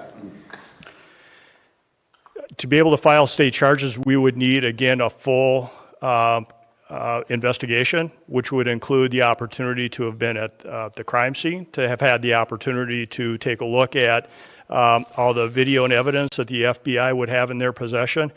I don't make any prejudgments about what happened yesterday.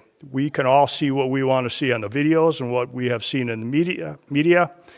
That doesn't mean that none of us, I will not, as a public safety professional, jump to any conclusions as to who is at fault in this. What I will say, though, is that unless we do that thorough investigation, unless we have access to all of that evidence, unless we have access to the agents that were involved in that, to any witnesses, without any of that, we would not be able to put together a quality investigation for any prosecutor to be able to make a determination as to whether or not someone should be charged with a crime. I'm going to note on this, too, that no one less than Tom Holman yesterday said it would be unprofessional to pass judgment ahead of time. Now, the disconnect between what Tom Holman said and Kristi Noem said needs to be rectified by the federal government. I will note, too, this is a question I asked, not being an attorney of my team, and it will go to the family, that there will certainly be civil cases filed on this, and those will be filed in Minnesota court and be held in court. Corn? What is standard operating procedure when a federal agent of any kind in Minnesota shot and killed somebody, a civilian? Are you usually involved? Is there usually a joint investigation?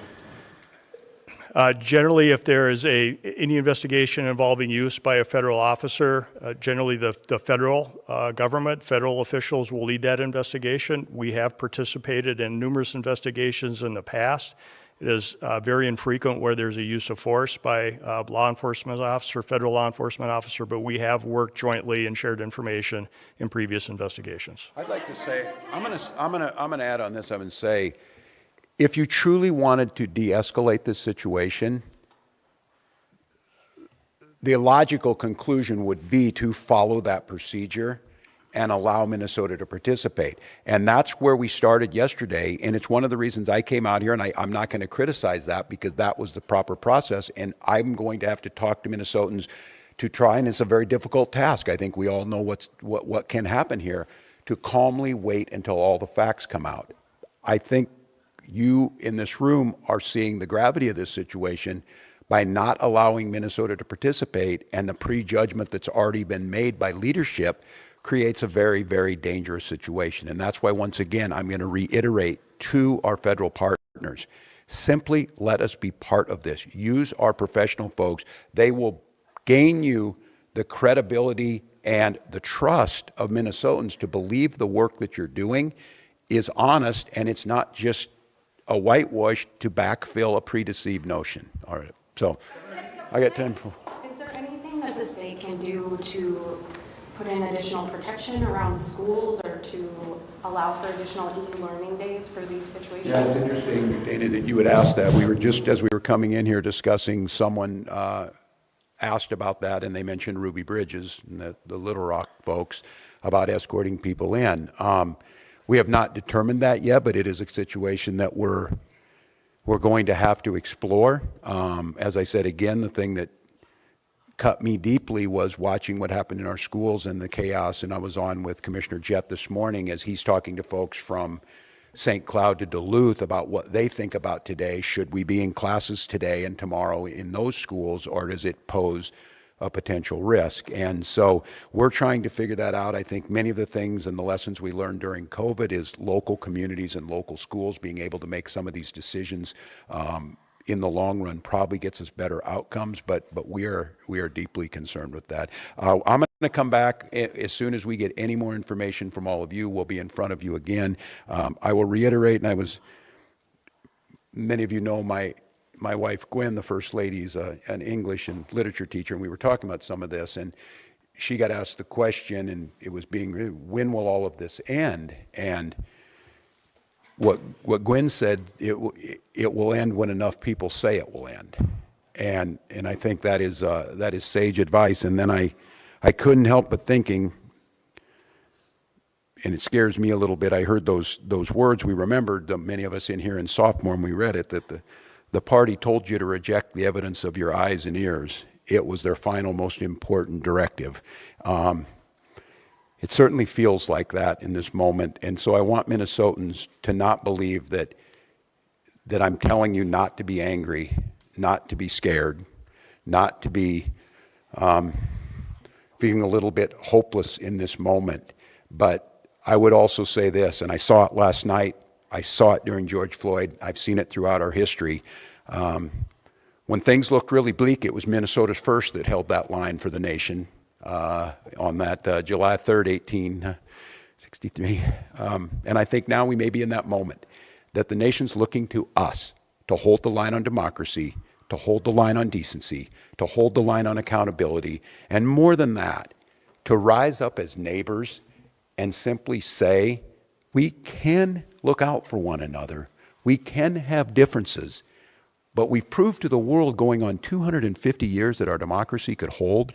It feels to me like we're at one of those inflection points, that simply asking our government to give us accountability, listen to local leaders, ratchet down the rhetoric, let people feel safe in their person, and let's let our kids go to school without fear. Let's let our kids go to school knowing that tomorrow could be a little better day. And so we're going to work on that. I'll leave you with this, and I'm not sure when we'll get in front of you next, but to Minnesotans, again, just one last time, don't give them what they want. Don't give them the unrest that they want. Don't give in to allowing them to bring more folks in here. Don't allow them to expand this somewhere else.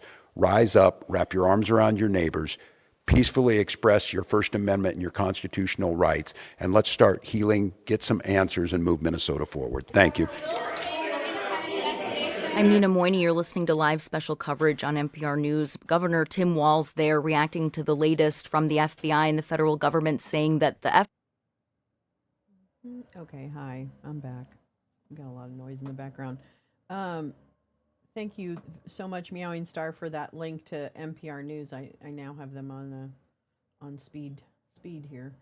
Let me go ahead and see. This is going to start shortly. Yeah, we're going to wait for I'll listen to this. Go back to the Judiciary Committee until there's a presser from the White House. I know, I'm sorry, but this is what I do. I like to hear from the source. Then I can make decisions and quote the source, as horrible as those sources are. Here we go. Václav Havel, who was a Czech dissident, he talked a lot about the dangers of lying. And he said, lying can never save us from another lie. And it is horrible to watch those videos of Ms. Good being killed. It's horrible to watch how there were numerous moments when it could be de-escalated, and that didn't happen.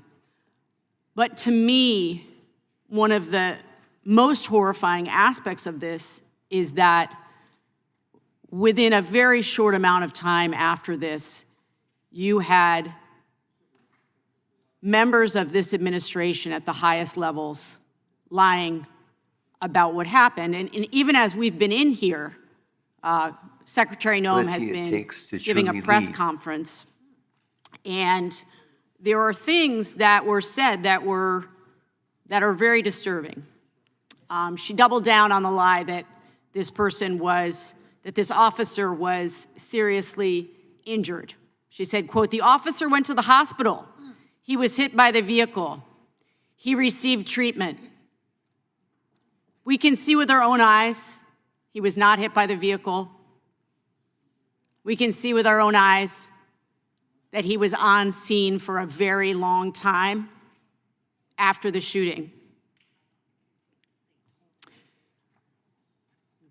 We have other folks at that press conference with Kristi Noem asking about why is it that yesterday the FBI agreed to fully cooperate with the Minnesota Bureau of Investigation, and AG Keith Ellison announced yesterday that he welcomed the opportunity to be doing an investigation side by side. And then today we hear, in fact, no from Kristi Noem, they weren't cut out. They weren't cut out of the process. They just never had jurisdiction. Well, that flies in the face of everything that was released yesterday. So I long for a time when we get back to having a president, a Secretary of Homeland Security, and an Attorney General, when these things happen, that they would say something along the lines of, an American has been killed, we are heartbroken, and we're going to get to the bottom of what happened. I long for that. And I know so many millions of Americans long for that too. We want to hear people say, this is disturbing. We are deeply concerned about the actions of this officer. And right now, he will be suspended until we find out what happened. And we will do a full investigation.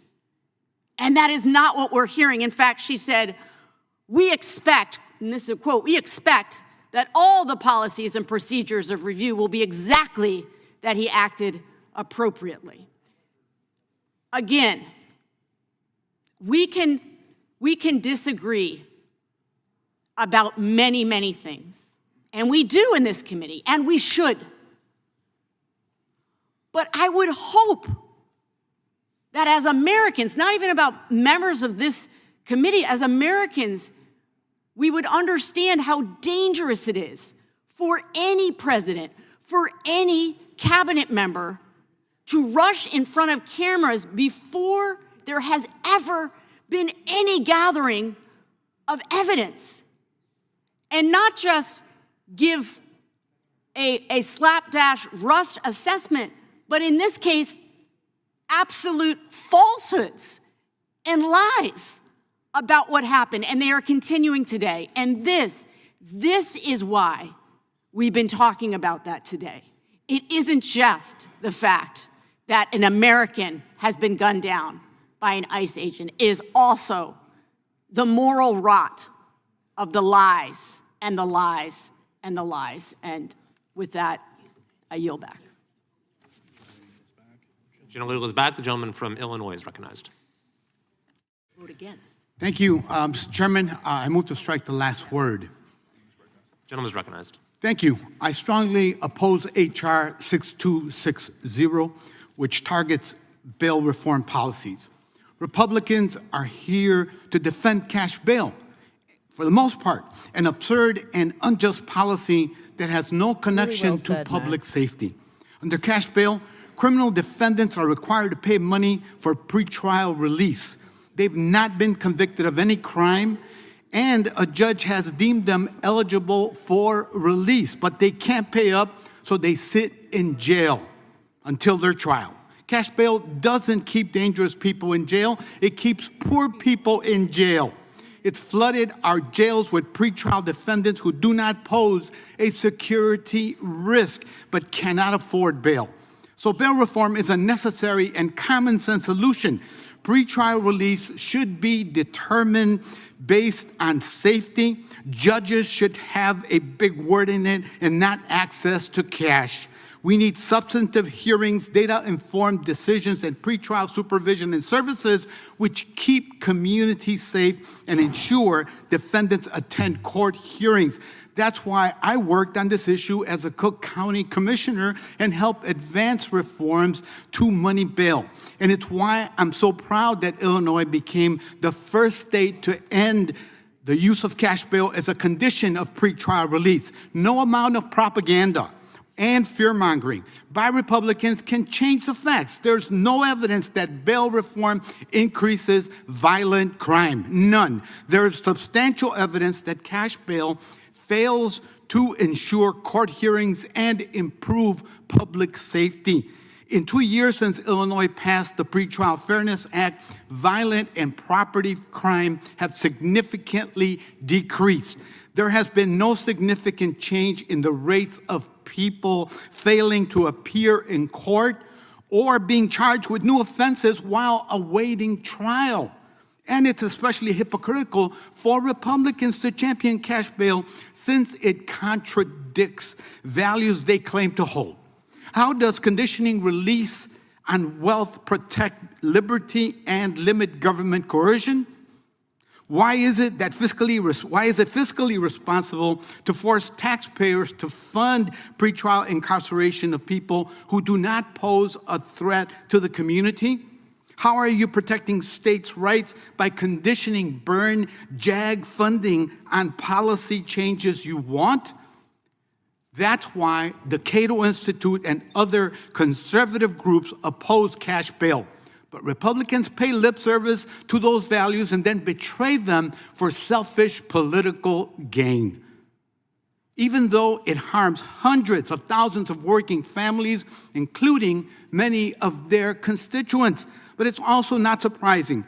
This is the party that supports violent insurrection, or at least is silent about it, supports kidnapping foreign leaders, supports when federal agents kill people in communities, supports any kind of violence as long as it keeps them in power.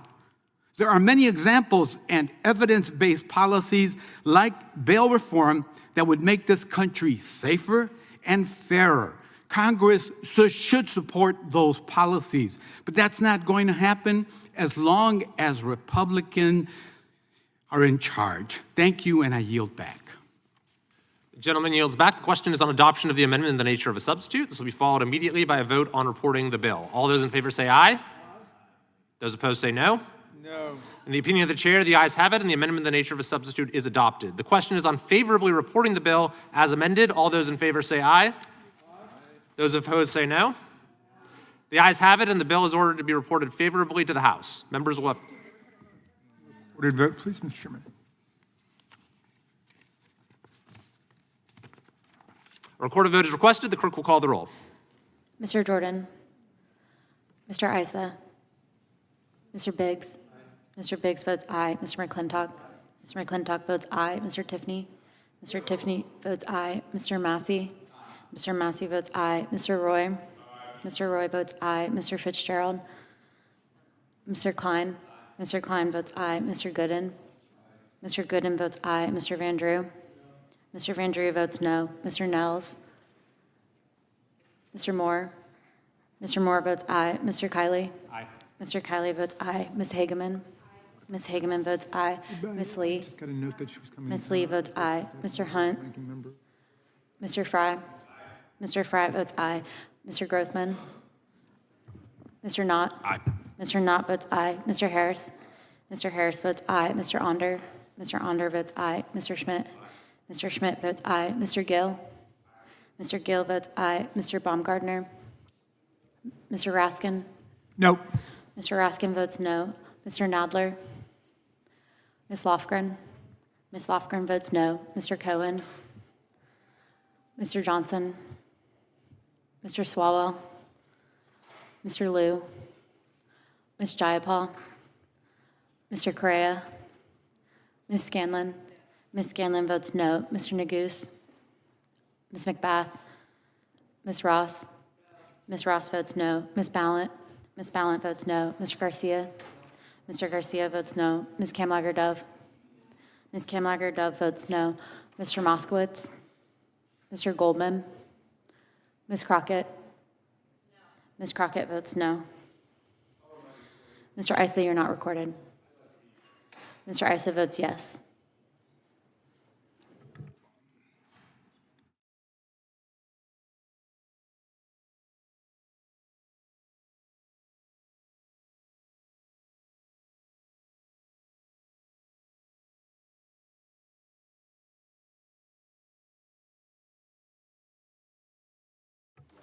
Mr. Baumgartner votes yes.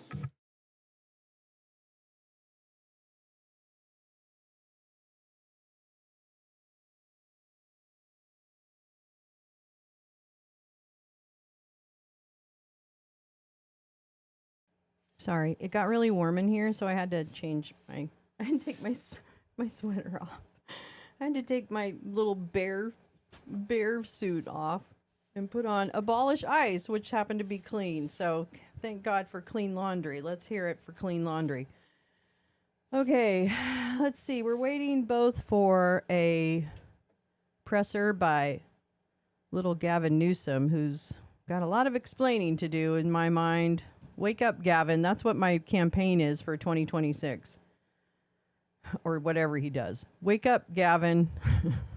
If you want to be anything to anyone ever again, you need to change your fucking position on trans issues and trans rights and medical care for trans kids and all of it. And you need to vote for women, as in the menopause bill. You lost Halle Berry, for Christ's sakes. What's wrong with you? I don't know. She was really mad about that, so yeah. And then we're also waiting for Caroline of the Nazi Reich. Yeah. Diet Coke. Yeah. So I don't know what the full committee. Mr. Nadler? Mr. Nadler, you're not recorded. Oh, they're doing a Mr. vote. Nadler votes no. All right. They might almost be done, actually. What's the matter? AP's making finger puppets. Hell, well said all. I know, right? We've got some really good fucking, like, commentary in here. I'm really, really proud of us. Yeah. Yeah, this is it. Disinformation. You know, I get laughed at a lot for talking about disinformation being so important, and all of the pundits on Blue Sky that are, you know, experts in economic cycles and socioeconomic cycles and blah, blah, blah, always tell me, no, this is the natural end of capitalism, blah, blah, blah. And you know what? It might be. I don't give a shit. Are there any members who wish to vote who have not voted? The clerk will report. Mr. Chairman, there are 20 ayes and 10 noes. The ayes have it, and the bill is ordered to be reported favorably to the House. Members will have 2 days to submit views. Without objection, the bill will be reported as a single amendment in the nature of a substitute, incorporating all adopted amendments, and staff is authorized to make technical. Anything that any state has done positively. Oh shit, bitch is on. Sorry. Here we go. Oh, I'm sorry, Caroline. I can't hit it. I can't hit it. I can't get to this volume. Caroline, I can't get to the volume. It seriously, it won't let me hit the volume. Enforcement officers are facing a 1,200% increase in That's assaults. because they never did this before. That's because they never did this before. You stupid cunt. That's why it's a bazillion% increase, because they haven't done this before. What is your problem? Do you not understand? ICE aggression is up because they haven't done this fucking shit at this level before. Well, plus their numbers lie. Okay, we've got lie on lie on lie. Now we've got multiple. We've got a lie orgy happening. This is welcome to the lie orgy. And here's that skirt is too short. No, I'm just kidding. Everybody. It does look dumb, though. I'm Let sorry. me be clear. From a fashion President perspective, Trump and his entire administration stand fully behind the heroic men and women of ICE and will always uphold law and order in the United States of America.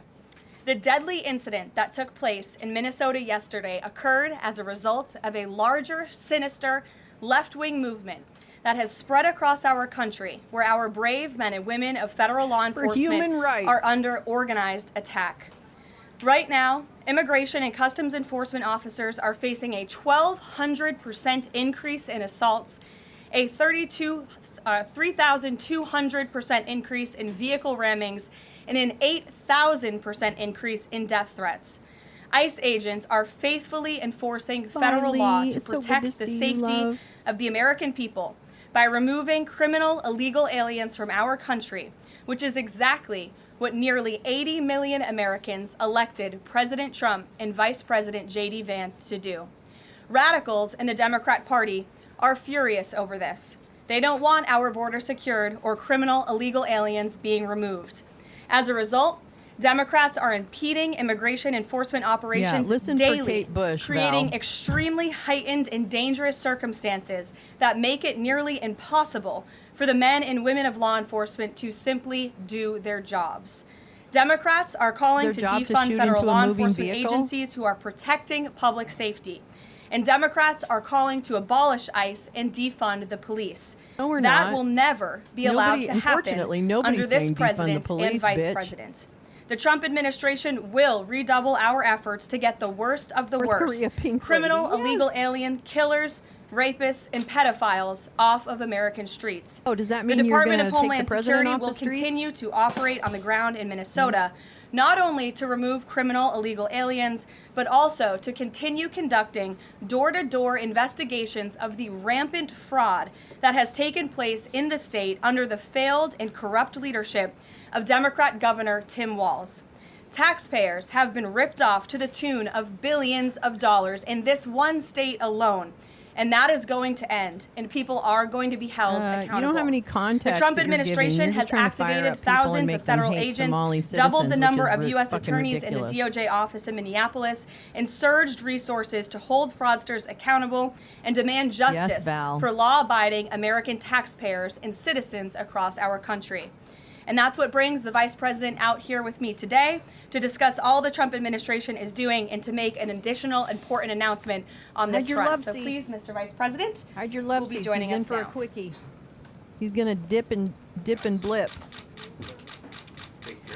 Only one person taking a Great. picture. Well, good of him. afternoon, everybody. And I want to Hey, echo everybody, some of what afternoon. Carolyn said about what we're doing to combat the rampant fraud that exists in our immigration system, thanks to failed politicians and thanks to people who allowed the American taxpayer to be taken advantage of for far too long.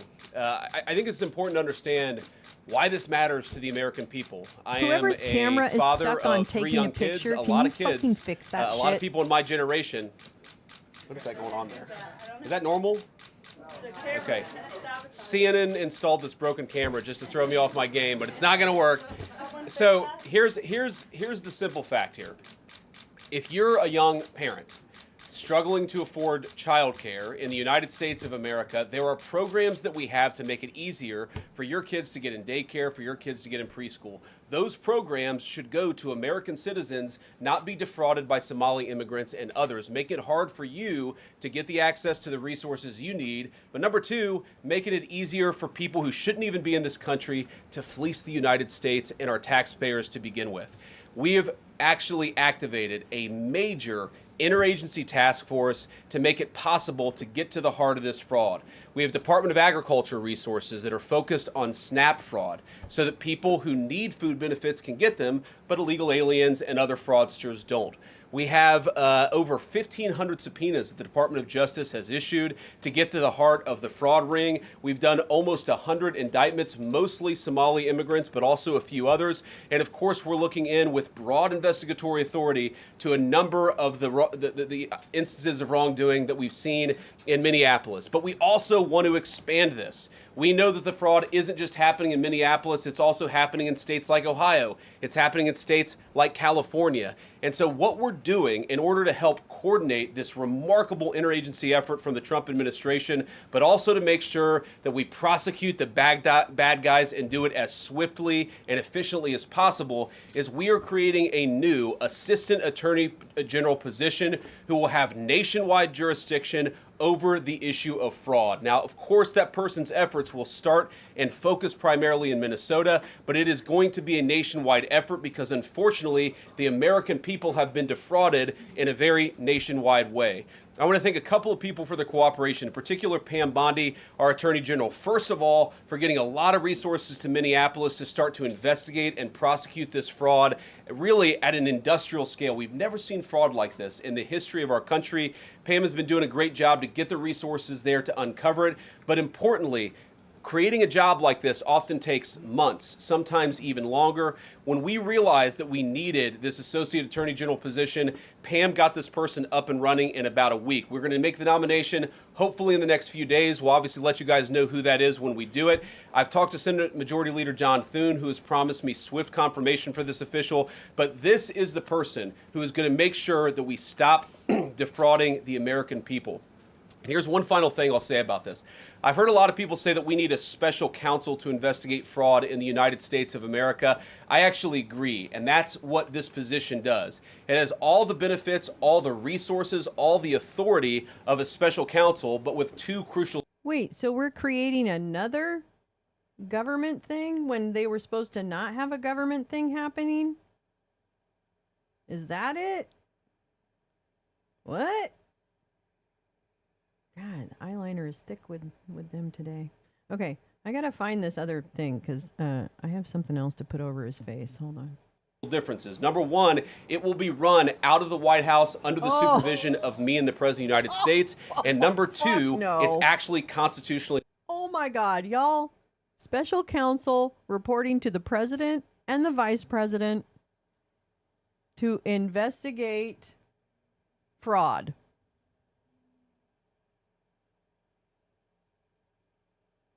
That's right. I said it. Oh, no, these need to be much bigger. Oh, you know what I think? Oh, no, I guess I shouldn't because you won't know really what they are. Man, you got a big head, friend. JD, you got a big old head. Here, we'll do this. Yeah, there we go. He kind of stands to the side, so he shouldn't move around too much. All right, here we go. Here we go. All right. Keep going. Keep going. Legitimate. There, As you guys may know, the Spit it special out. counsel statute has some major constitutional questions. When we get the bad guys, we want to make sure we get them permanently and they don't have some legal technicality they can get out of, which is why we set it up as an Associate Attorney General. I'll take some questions, but I want to make just one final observation here. When I was actually walking out here, somebody sent me a photo of a CNN headline about what happened in Minneapolis. And this is the headline. I'm just going to read it. Outrage after ICE officer kills U.S. citizen in Minneapolis. Well, that's one way to put it, and that is the way that many people in the corporate media have put this attack over the last 24 hours. And I say attack very, very intentionally because this was an attack on federal law enforcement. This was an attack on law and order. This was an attack on the American people. The way that the media, by and large, has reported this story has been an absolute disgrace, and it puts our law enforcement officers at risk every single day. You know what the fucking disgrace is? The fucking video. The video that we're judging.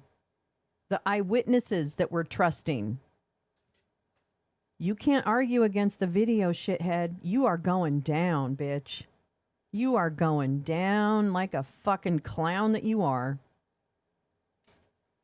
You fucking Peter Thiel cocksucker.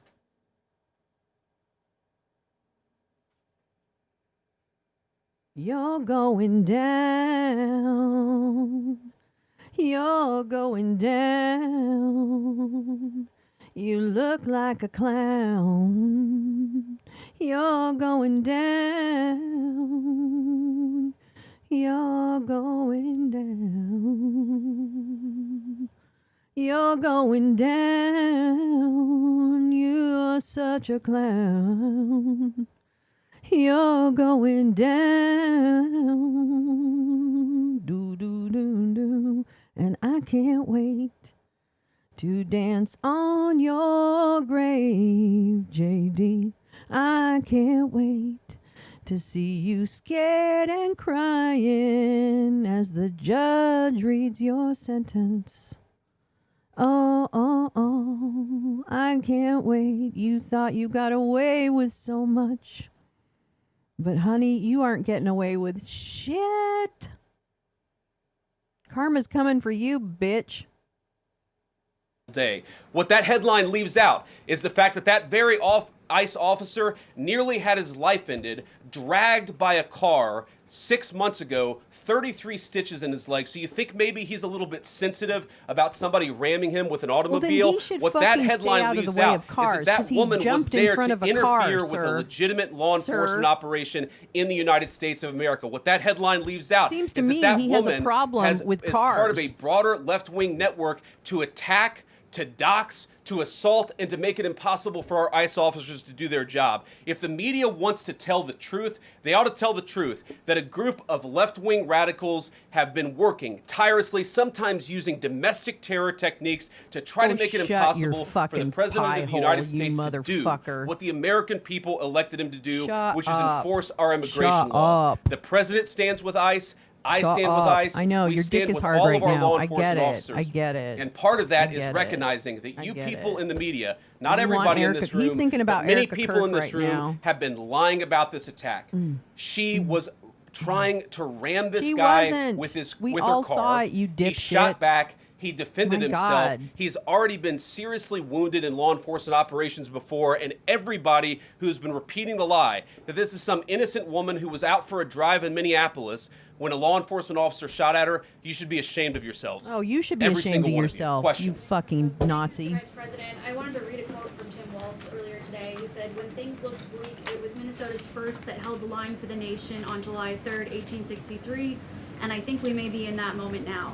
Can you comment on his rhetoric and Mayor Jacob Frey and whether they want to see unrest in Minneapolis? Well, that's very tough rhetoric from a guy who just quit because his fraudulent activities have been uncovered.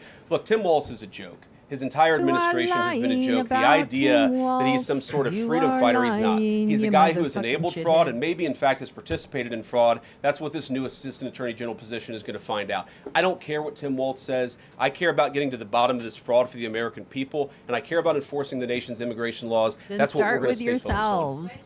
Yeah, do it yourselves. Here. I mean, Democrats have accused ICE of murder. They've said they're targeting Americans. They've told ICE to get the F out of Minnesota. This is going to stoke the fire against ICE agents. And you're talking about ICE agents right now being concerned Is about that car what, a if anything, is the Costronova? administration going to do? Isn't that to car make a sure these folks Costronova or are whatever the protected during fuck these that protests? But also, fucking failed should porn star couldn't even make it in. DHS sort of revisit their No, I'm procedures sorry. here. I mean, nobody wants to see an American Is that she killed. wasn't even good enough Are to there be in a changes porn? that I need mean, to she be wasn't made good enough to make be in sure a. something like I'm this never doesn't gonna happen mind. Look, first of all, Stop of it. course, nobody wants an American citizen to be She's a killed. This is fucking absolutely asshole. a tragedy, but it's a tragedy of the making of the far left. They have radicalized a very small segment of the population, taught them that ICE agents are Anyway, engaging she's an idiot. in And wide-scale think- violation of I don't mean people's to rights. call down on What sex our ICE workers, officers are doing is deporting the millions of criminal No, she never aliens gets that were let called in on. during the Biden administration. So number one, we have to say, as a Eric matter of leadership, Costronova but or I would whatever the fuck appreciate her if the name is, I Democrats don't would know. join me on this. Let's be honest about the fact that we have way too many illegal aliens in this country. Our ICE officers should be Well, then, supported what's in doing their Crispy up job. to? You're trying to actually What's Crispy up to, marshal sir? the far left lunatic fringe to engage in doxing, to try to make it impossible for them to enforce the law, and in some cases actually to engage in acts of domestic terrorism against our law enforcement officers. It's protesting. When you talk about different plans, different protocols, different policies, I forget exactly how you asked the question. Here's the simple fact. We have what we're going changed to from do the jump, is make if it you want to easier for consider the this American the People's country. Administration to enforce the American people's law. And that means that Democrats have to stop rallying the mob against legitimate law enforcement we're standing operations. for human and that rights. means that we are going to get tougher. And that We're standing up for human rights. I realize, and I hear it every day from chuds and other chud streamers and restreamers, that we are the ones who hate America, blah, blah, blah. We don't even know why we're out there, blah, blah, blah. All the things they like to say. However, the truth of the matter is that the people that are out there know exactly why they're out there. And they also know that this regime has instituted and has been verified by the courts, by the way, you fucking idiots, that these actions, these police actions by ICE are illegal. And that the statistics support the fact that the majority of arrests and detentions by ICE in this wave of crime that they're executing has picked up more non-violent, non-guilty, non-citizens and others without a violent crime than it has violent criminals. You know? So, I'm sorry. I'm going to fight for your rights too, Chud. I'm going to remind you of that when I stand up for people's rights, it's so that we all follow the Constitution. So if you claim to know the Constitution and love it, well, prove it. Act like it. Stand with us. Sorry, I know that's going to be real hard. You've got a big ego, but stand with us. That's what this AAG position is about. AAG? We're going to get tougher at the people who are defrauding the United States by inciting violence against our law enforcement officers. That's one of the things that we're going to do. We've already started that work at the Department of Justice, but we're going to keep on doing it, and this new AAG position is going to kick that into high gear. Vice President Vance, you just suggested that this woman who was killed, Renee Good, is part of a broader left-wing network. Who do you think is behind this broader left-wing network? Well, it's one of the things we're going to have to figure out, but here's the way that I put it. When somebody throws a brick at an ICE agent, or somebody tries to run over an ICE agent, who paid for the brick? And who told protesters to show up and engage in violent activity against our law enforcement officers? You see, just with this most recent terrible incident in Minneapolis, you see friends of this woman's or other people who are eyewitnesses saying basically that she was there to engage in obstruction of a legitimate law enforcement operation. How did she get there? How did she learn about this? There's an entire network, and frankly, some of the media are participating in it, that is trying to incite violence against our law enforcement officers. It's ridiculous, it's preposterous, and part of our investigatory work is getting to the bottom of it. Who's funding it, who's supporting it, who's cheerleading it, and of course, if there's illegal activity related to that, we're going to get to the bottom of that and prosecute it where we can. Mr. Vice President, thank you for taking questions today. Is there a risk with you describing her as a deranged leftist, talking about very specific facts of these events? House Speaker Nancy. When an investigation is just beginning, are you preempting a thorough investigation by drawing such conclusions? And have you received any information beyond the videos we've seen publicly about this individual, her specific acts, that has informed your point of view? Well, first of all, the Department of Justice is going to investigate this. The Department of Homeland Security is already investigating this. But the simple fact is, what you see is what you get in this case. You have a woman who was trying to obstruct a legitimate law enforcement operation. Nobody debates that. You have a woman who aimed her car at a law enforcement officer and pressed on the accelerator. Nobody debates that. I can believe that her death is a tragedy. Oh, bitch, we are debating it. Oh, bitch, we are. Don't you worry. We're debating it all right. You fucking prick. She was trying to leave the scene. She was complying with their instructions to leave the scene and waving the officer to get out of her way.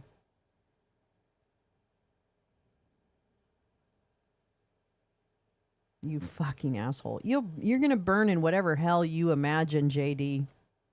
You're going to burn.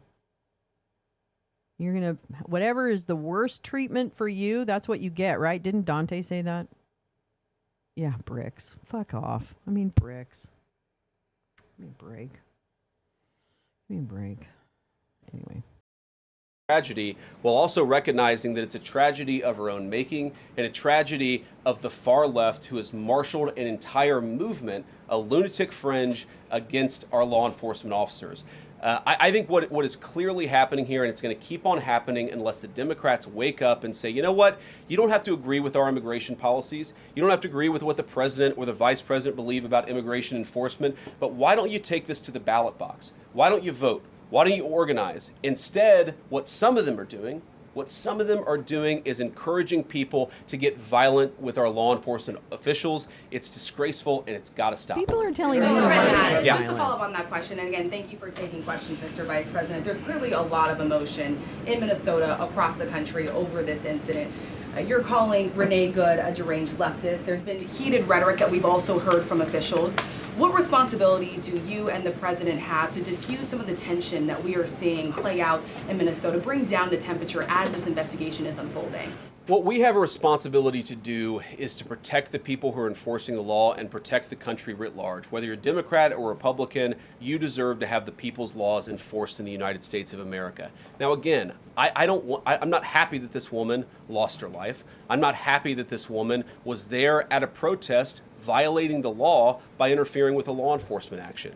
I think that we can all recognize that the best way to turn down the temperature is to tell people to take their concerns about immigration policy to the ballot box. Stop assaulting and stop inciting violence against our law enforcement officers. That's the best way to take down the temperature. Which is one of the great American legacies. We're not going to give in to terrorism on this. What do you think the that's fucking exactly what's happening. What do you think the fucking Revolutionary War was? What do you think the fucking Revolutionary War was, you fucking Nazis? What do you think it was? What do you think it was? It was a fucking protest. You fucking morons. Protest is how shit changes in this country. God damn it. How can you want to fucking suck the cocks of all these billionaires who don't give a shit if you live or die? You fucking morons. You fucking heartless morons. Fuck you. I damn you to hell. I damn you to the hell of your own imagination. I do. I damn you all to the hell of your own imagination. We will show up at the ballot box, you fucking fleshlight. We will show up to the ballot box. And we are going to see you in Nuremberg 2.0 when Jack Smith walks through the burst open doors and says, Jack Smith for the prosecution, Your Honor. Your bitch ass is going to be drowning in eye makeup rolling down your face because you're crying, because it turned out that you weren't impervious to justice. It turns out you're extremely not superhuman, JD. No matter how much Peter Thiel sucks your cock, you're not superhuman. And you will pay. You will pay. And you might pay with your life because The Hague does not fuck around. And trust and believe may not happen right away, but The Hague will see your face in their courtroom. Along with all your little buddies. I don't know if Peter Thiel will be there because I think he's keeping a distance fingerprint-wise. So, JD, I think it's you and all your little cabinet fuck buddies that are going to be sitting there sweating, crying, pissing your pants as Jack Smith proceeds prosecuting your fucking asses. And then I don't know what happens with the ICC. Do they have the death penalty? They may not have the death penalty. They might not anymore. I don't know what Nuremberg. I guess Nuremberg did have. I don't even understand. And again, I don't support the death penalty. But I hope you're scared of it. The fear you have about it will be enough for me. I'll take it. I'll feast on it. And when you do die, I'll dance on your grave. Naked. No. I'm going to tell you, these guys are just like beyond Nazis. I don't even know. I think the Nazis didn't think big enough. You know, these guys have thought much bigger.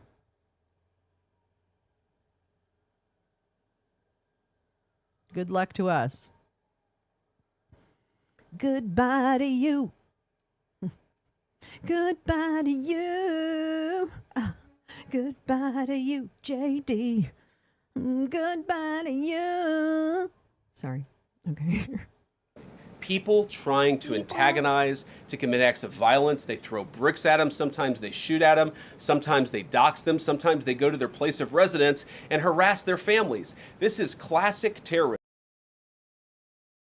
I'm in Los Angeles, folks. I've been at a few of these so-called protests, so-called mob domestic terrorisms. I've been to a few of those domestic terrorisms, and nobody's throwing bricks.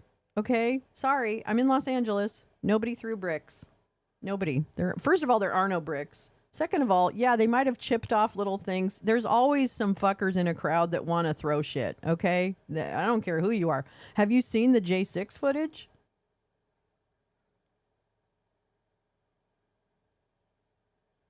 So there's always people in a crowd that want to throw shit.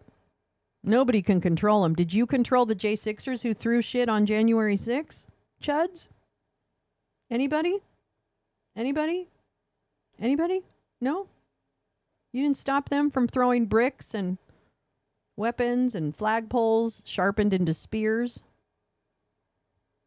Or tasers that have been stolen from police officers used to stun them until they had heart attacks and passed out?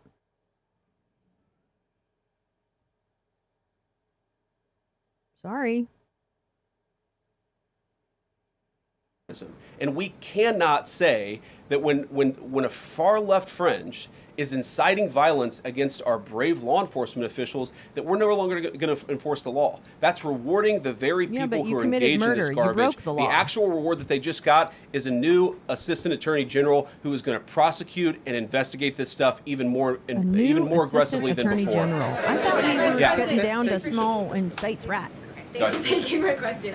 So the head of Minnesota's investigations agency says that the U.S. Attorney's Office has essentially cut off the state investigations agency's access to the investigation. What is the precedent for that, and why shouldn't the Minnesota officials on the ground have access and evidence to work on this investigation? First of all, I wish the state officials in Minnesota would investigate why you have so many people who are using their vehicles and other means to actually interfere with a legitimate law enforcement operation. The precedent here is very simple. You have a federal law enforcement official engaging in federal law enforcement action. That's a federal issue. That guy is protected by absolute immunity. He was doing his job. The idea that Tim Walz and a bunch of radicals in Minneapolis are going to go after and make this guy's life miserable. What? He has already stated that the guy has absolute immunity? Are you fucking kidding me? They're just hiding the... Okay, I don't mean to be an alarmist or anything, but this administration is now just telling you the ways they break the law. Okay? And if you think that this isn't going to come and bite you, motherfucker, in the ass, if you suspend due process, if you suspend cooperation between law enforcement agencies, if you suspend that, you are obviously trying, and you come out and proclaim before the investigation has taken place that your officer has absolute immunity and you will not allow anyone else to see the evidence or investigate the crime. My God, this administration is telling you that they are above the law and they will decide how things are adjudicated. Please, everybody, please, please, this is not working in anyone's best interest. I beg of you. I know if you hate me and you're just hate watching, I get it. But please look into this for yourselves. Please think about why that matters and why it's not right. because one of these days they might shoot someone in the face that you love.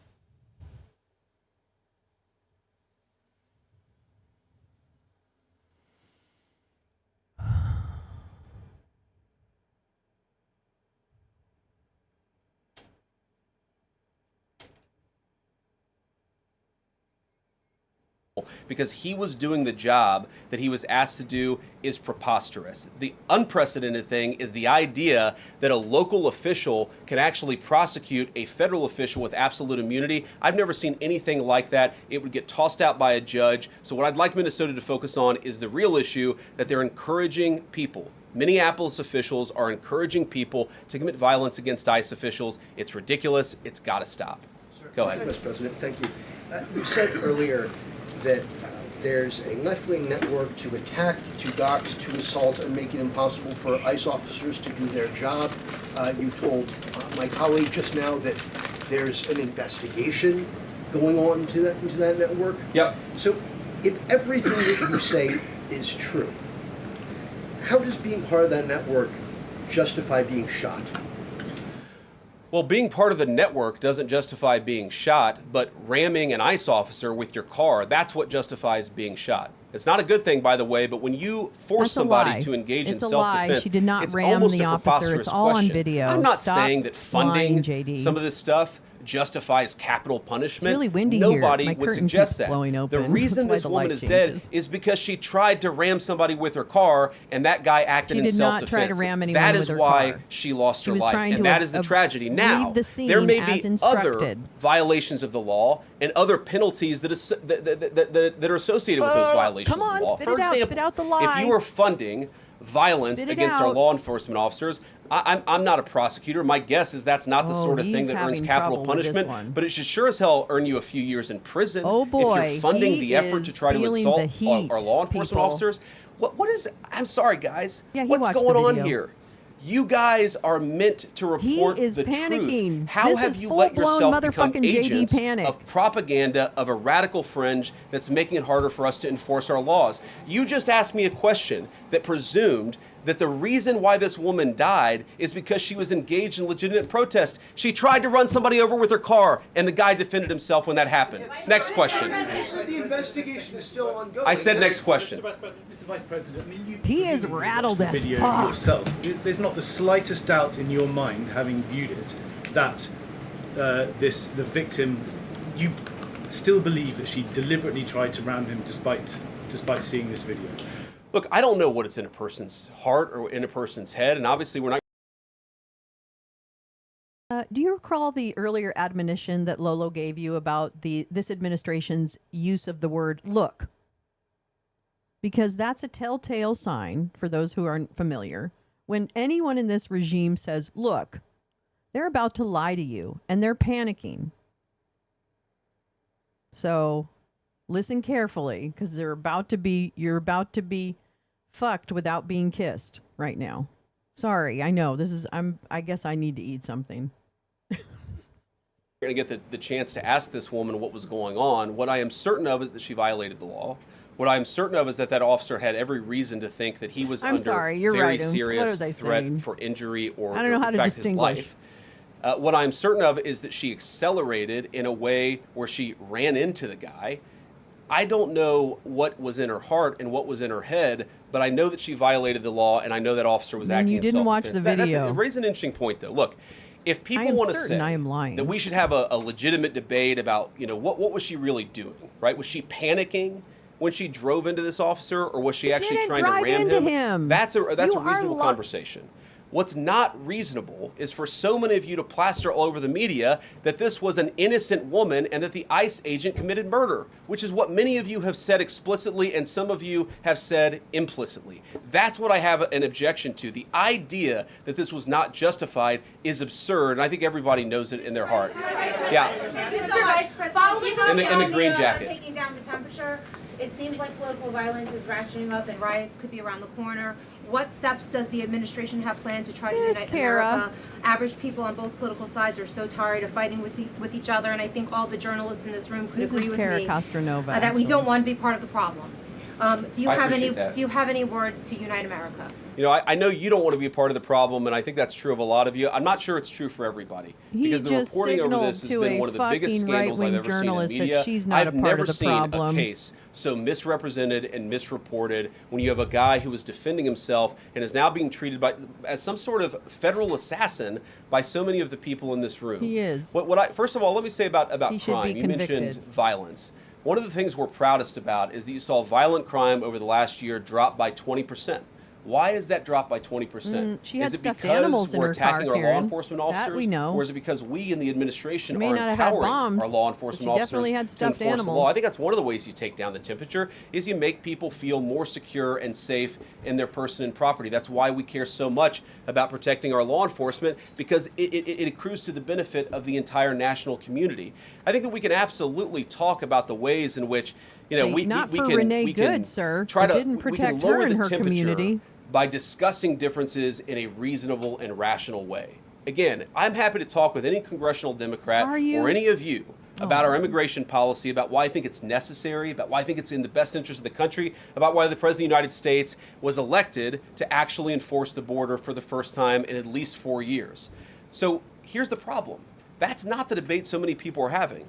They are actively covering for people who are committing acts of violence against federal law enforcement. It is preposterous. The way to take down the temperature is to stop it. Have your debates about policy. Attack me. Attack the President of the United States. Don't attack our law enforcement officers. They are trying to do the job the American people demanded that they do. They are not policy actors. They are enforcing. He just said, attack me, attack our president, but don't attack the law enforcement officers. JD, what the fuck are you talking about? Girl, what are you talking about? Yeah, when someone attacks them. I mean, really, when someone attacks them, we need to clip that bitch. What? This guy's losing his bananas. He's losing all the bananas right now. All right. The law, they should be treated with a modicum It's a of setup. dignity and respect. And the fact that they're not is why incidents like yesterday happen. The one final point I'll make about this is, look, there's a part of me that feels very, very sad for this woman, not just because she lost her life, but because I think she is a victim of left-wing ideology. What young mother shows up and decides they're going to throw their car in front of ICE officers who are enforcing legitimate law? You've got to be a little brainwashed to get to that point to where you're willing not just to protest, that's fine, not peacefully protest, but throw your vehicle in front of legitimate law enforcement officers and drive your car into them. Gosh, to get to that JD, that's where your story falls apart, bitch. Your story falls apart when you say that part. That she was ramming and driving and throwing. Throwing? I don't know how you throw a car, but whatever. She the Hulk? Was she the Amazing Hulk? Well, now it all makes sense. I'm going to tell you right now, you can protest too much, my darling, but the video, what is it? My hips don't lie, okay? Do, do, do, do, do, do, do, do, do, do, do, do, do. My hips don't lie, but you do. So I'm going to tell you right now, she was not the drama. The Nazi that you didn't. I want to hear about the training too. I do want to hear about in detail what training have all these so-called officers had. I want to know how they have been trained. And I think that is the question I want to hear out of some journalists. point, you have to be, I think, radicalized in a very, very sad way. I certainly wish that she hadn't got there. I know there's an ICE officer right now who very much wishes he was not put in the position where he had to fire a gun to defend his own life. Yeah. Jane, I understand. He's about on his way out. Following up on that, what's your message to the leaders in Minnesota, the governor of Minnesota, the mayor of Minneapolis, to now he's picking on all the friendly on the journalists. ground, on the streets? What's your message also to those protesters who saw that video in a completely different way than you saw that video? Well, first of all, I think if you watch every angle of that video, there is one angle where if you squint, you can maybe tell yourself that it's not clear what happened. But when you look at all angles of that video, it is very clear that her vehicle went right for the guy. She actually collided with him. And then that's, of course, when he fired his shots. That's obvious, okay? So what I'd say to the protesters is, by all means, protest peacefully, but make this about ideas. Make this about disagreement with our policy. Don't use your protest as a justification or an encouragement for people to go and incite violence and participate in violence against our law enforcement officials. To the people on the ground in Minneapolis, meaning the local officials in Minneapolis from Tim Walz on down, I'd say, look, why can't you just disagree with a given piece of immigration policy without turning law enforcement into the enemy? And what, I mean, think about, for example, a criminal law where a police officer goes and arrests somebody because they violated a criminal law. If you're mad about that, go and protest the politician who passed that law. Don't attack the police officer who's just doing their job. We had a wide open border under Joe Biden. I happen to think it's a good thing the President of the United States has closed it down. If you think that's a bad idea, criticize this administration for a policy decision.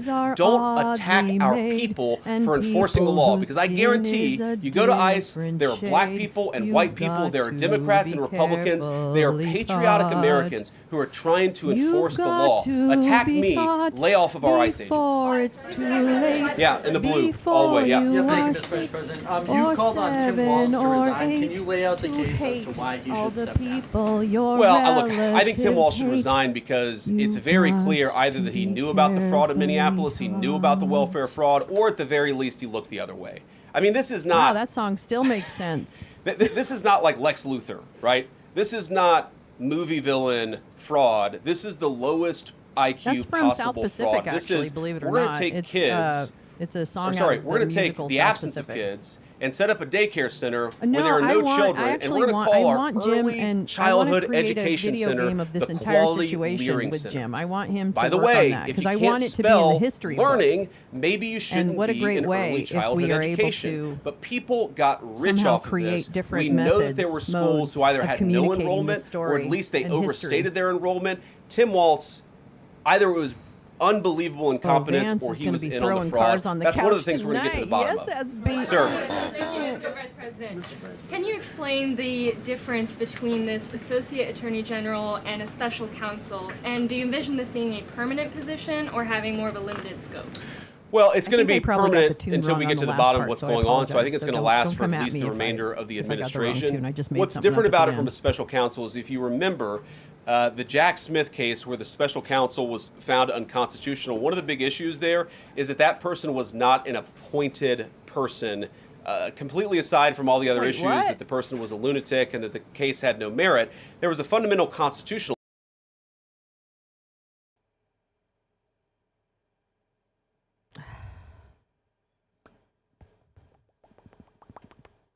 No, Jack Smith's appointment was perfectly constitutional and legal. It's already been challenged and it already didn't, it's not a thing. And oh, by the way, Jack Smith is no longer the special counsel, so fucking relax, bitch. Bitch. And he's like, oh yeah, that's totally illegitimate and he's a crazy cuckoo bananas boy. You know, like, wow. Tell us how you really feel, JD. Tell us how we're really supposed to feel. He's giving all the sound bites to the chuds right now.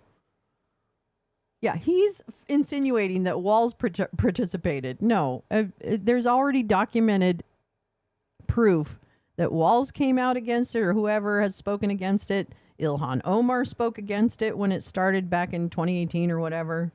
And Jack is back. We did watch his testimony, all but 2 hours of it. And I'm going to tell you right now, Jack had a fucking ironclad case. And that bitch, he's going to walk in The Hague in 2029. And these motherfuckers are going to piss their motherfucking collective pants. Because they know the end is near. issue, which is that he had not been appointed by the president and he had not been confirmed by the United States Senate. Fucking An assistant break. The president distinctly divorced himself from any investigation of Trump because it was the proper thing to do. So let me repeat that for the stupid assholes who are yanking their dicks right now. The President Biden, didn't interfere with Merrick Garland's decision because it would look awful for the current president of the other party to approve or appoint a special counsel who then would be going after someone who had run against said president. So, yet again, another example of Joe Biden having an actual moral compass and understanding his role as president. So it was not that the president didn't appoint Jack Smith. It's because he chose not to involve himself so it could be completely independent of the fucking White House. You motherfucking idiots.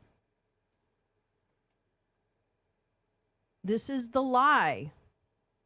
This is the lie. We have to fight disinformation. It is absolutely flooding us right now. It's flooding. Roy Cohn is all over this shit. Roy Cohn is everywhere. Roy Cohn is right here in this eyeliner. And I wish he would wear eyeliner. Maybe he would be a more compassionate human being if he tapped into whatever divine he had in him.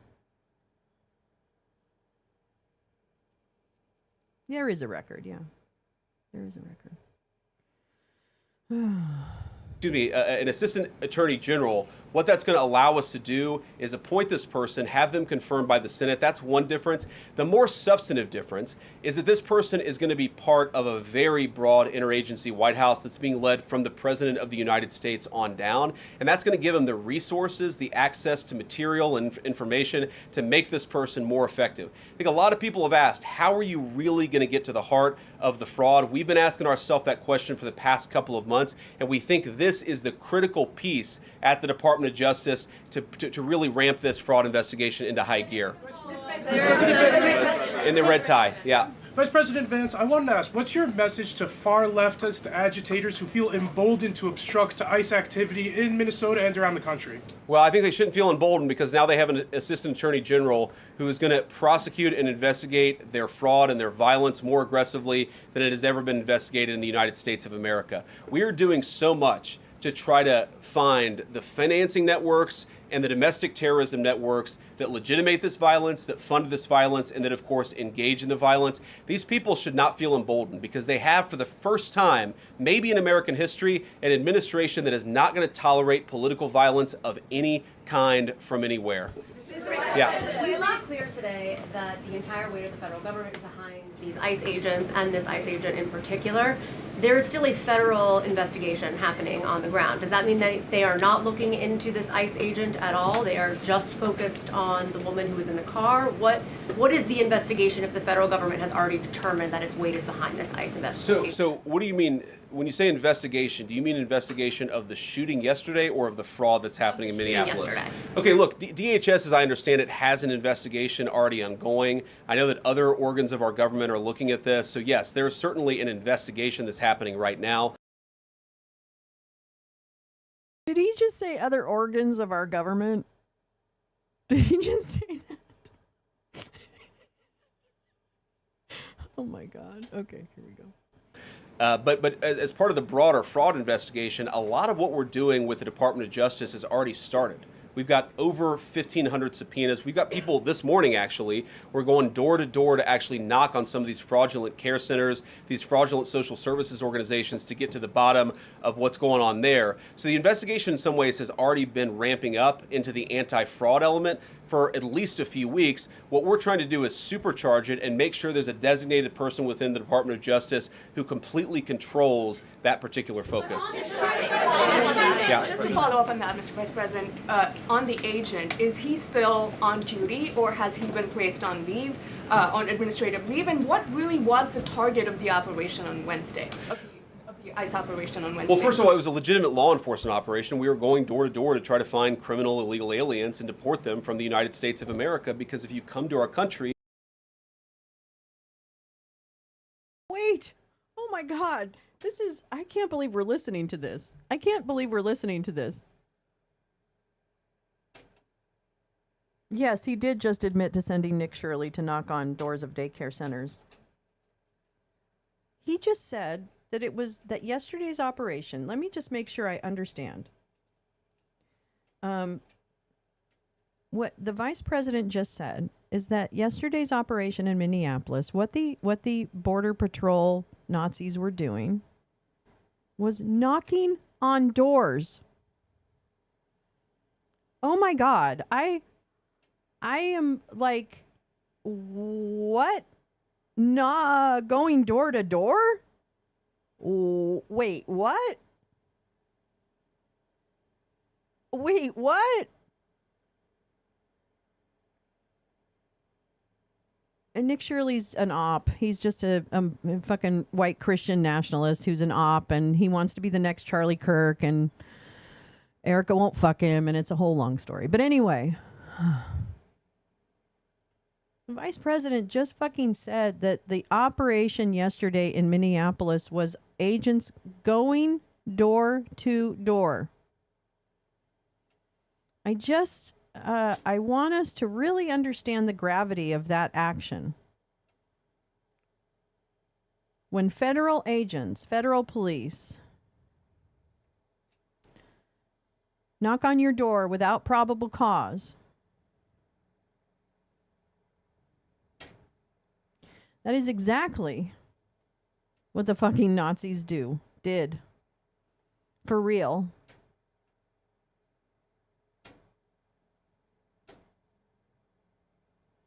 I don't understand if I don't know if people understand the gravity of what is happening.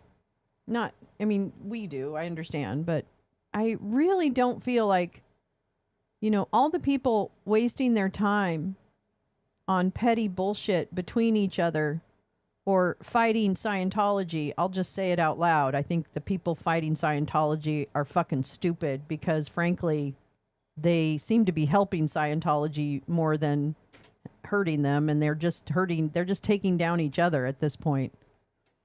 Imagine if all that energy, if all those activated grannies were in the streets against the police action.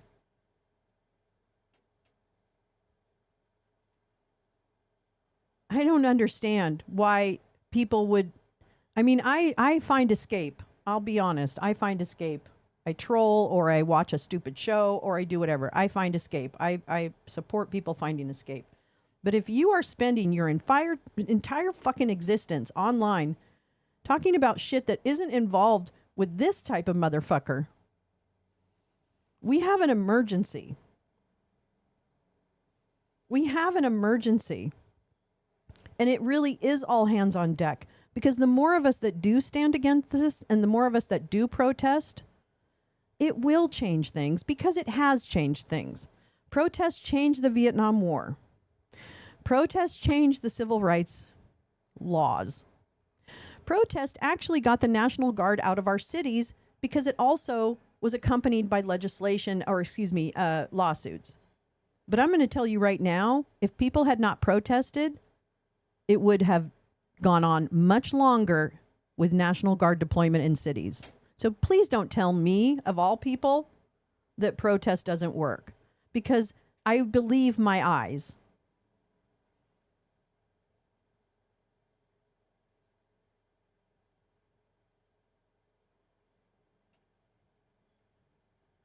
So stand with all of us, and let's actually see if we can change it.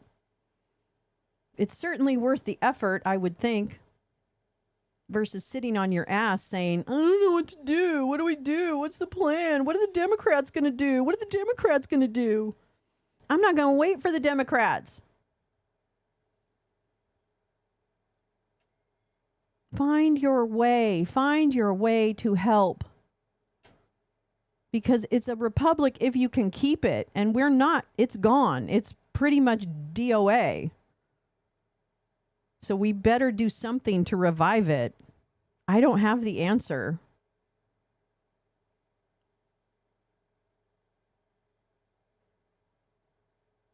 But I'm in shock that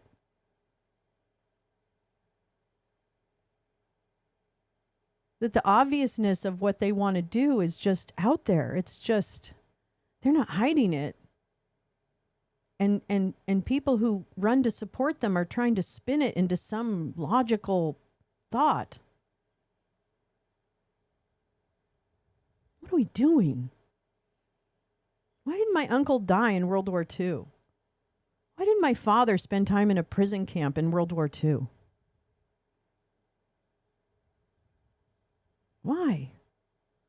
Why, if the Nazis were only going to just resurge and become stronger than ever? Life is too short. Life is too short not to fight this. Because if you look back and say, I didn't do anything, I can't imagine feeling like that. I can't imagine. If you're not even bothering the fact that they're trying to eliminate health care for an entire population and trying to run the lives of trans children and their families out of hate, not out of science, out of hate. And then they complain when people, give them actually have like a curriculum in their schools. They get mad if the curriculum isn't what they believe, what they deem appropriate.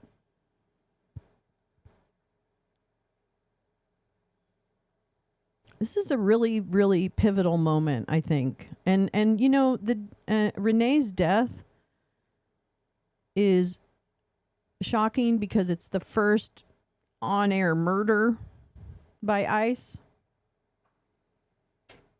And let it be whatever it can be to be a catalyst for change.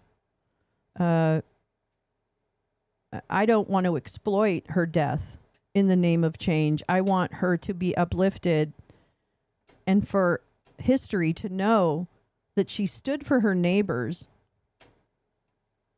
and was killed, shot in the face for it. And unfortunately, there will be more, I fear, because this administration is foot on the pedal, babes. Full speed ahead. Ram the torpedoes. Because they're so scared of what happens when the news cameras stop and the justice begins. Because that day will come. It comes for all of them. They all think they're fucking impervious, and then they end up on the side of a wall with a couple of gunshots in their head. Or burning in the town square. So I'm going to tell you, it doesn't end well for you guys. You end up heads on stakes. And it's not me saying it. It's fucking history. I'm just telling you history. I didn't make the history.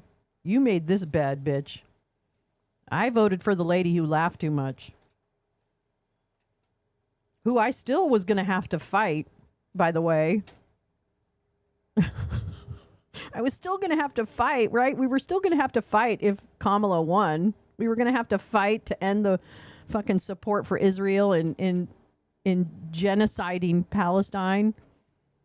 We were going to have to fight to make sure that we didn't empower corporations to further run our lives. You know what I mean? It's not that it was a perfect choice. I'm not saying it was a perfect choice, but my God, I'd much rather be fighting that fight right now than this motherfucking fight.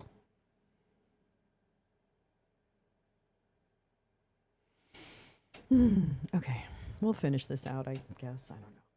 Illegally in violation of our immigration laws, then we have the mandate, and in fact, we have the legal duty to enforce those immigration laws. Whether he's been placed on administrative leave, I don't know the answer to that question. I'd refer it to the Department of Homeland Security, and they can follow up. I will say, look, I would appreciate everybody saying a prayer for that agent. Look, in the past 6 months, he has been hit twice by a motor vehicle. One time. That seems like a him problem. Literally, I'm being serious, because yesterday he could have he moved into the path of the vehicle. Sorry, that's what's on camera. I can't make it any better for you, JD. He moved into the path of the vehicle. So whatever. He's got a weird kink about cars, but I know, right? Sam agrees with me 100%. So you know what? If you stop throwing yourself in the path of cars, sir. That's what I think you're doing, because I don't put it past you guys to kind of fucking Yeah, where are the receipts? There was no dragging. Oh my God, Becky. I'm so done with these bitches. The first time, it led to over 30 stitches and very serious 30 injuries to his legs. stitches? This is a guy who's actually done a very, very important job for the United States of America. What, shooting he's been people in the assaulted, face? He's been attacked, he's been injured because of And it. so he shot he someone in deserves the a debt face? of gratitude. And I think the media So he prejudging shot and someone talking in the about this face? guy as if he's a murderer is one of the He most is a disgraceful murderer. things I've ever He's a total murderer. 100% a murderer. seen from the American media. Mr. Yeah. Vice President, what is your specific role in the future of Venezuela? And I'm wondering, could you confirm reports that the Director of National Intelligence, Tulsi Gabbard, was kept out of the planning for the operations because of her past concerns about military involvement? Toenail Tulsi So I've was heard a kept out couple of the things. negotiations One, for that I was Venezuela. kept out of the planning for the Venezuela operation, that's false. And another, that Tulsi was kept out of the planning for Venezuela operations, that's completely false. Look, we're all part of the same team. And one of the things that is really amazing about that operation is that we kept it very tight to the senior cabinet level officials and related officials in our government. And we kept this operation secret for a very long time. I'm very proud of that. I think it suggests that the team works very well together. Well, looking ahead, what is my role? Look, my role is going to be whatever the president asks me to do.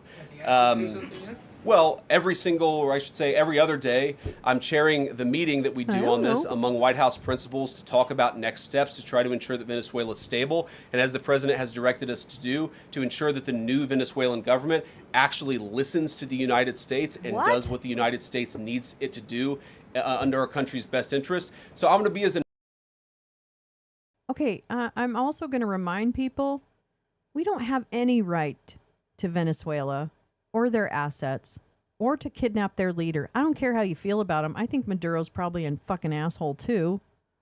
But that doesn't mean you go in and just kidnap him. That's not the way it works. Oh, and leave the entire government apparatus who supported his drug running. That's weird. Strange flex. So... involved as the president wants me to be. So far, that's been very involved, and I'll keep on doing that so long as the president asks me to do it. In the purple. Yes. Even Mr. beyond the war powers Sorry, resolution. we'll go purple, and then we'll go pink or whatever that is in front. Royal purple. And then beige. All right. Okay. Are there any indications, you talked about the network, are there any indications that the lady who was shot, I know there are different reports from there, her wife said they were new to the area.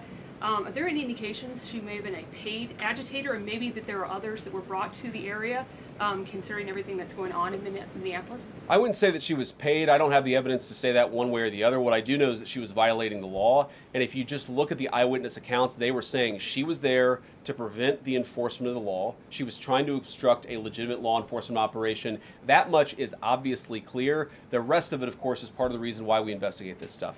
Yeah. Mr. Vice President, even beyond the war powers resolution today, Congress has bucked President Trump on issues like tariffs. Are you concerned that President Trump is losing his grip on Republicans in the Congress, and what are you going to do about it? No, I'm not concerned at all. First of all, we talked to some of the senators who are going to vote the wrong way, in my view, on this resolution today. Much of their argument was based more on a legal technicality than any disagreement in policy. If you look at the people who actually voted, every single one of them have supported the administration's plan. Second of all, as the president, I believe himself has already said, every president, they support Democrat the plan, or but not the Republican, legislation. believes the War Powers Act is fundamentally a fake and unconstitutional law. It's not going to change anything about how we conduct foreign.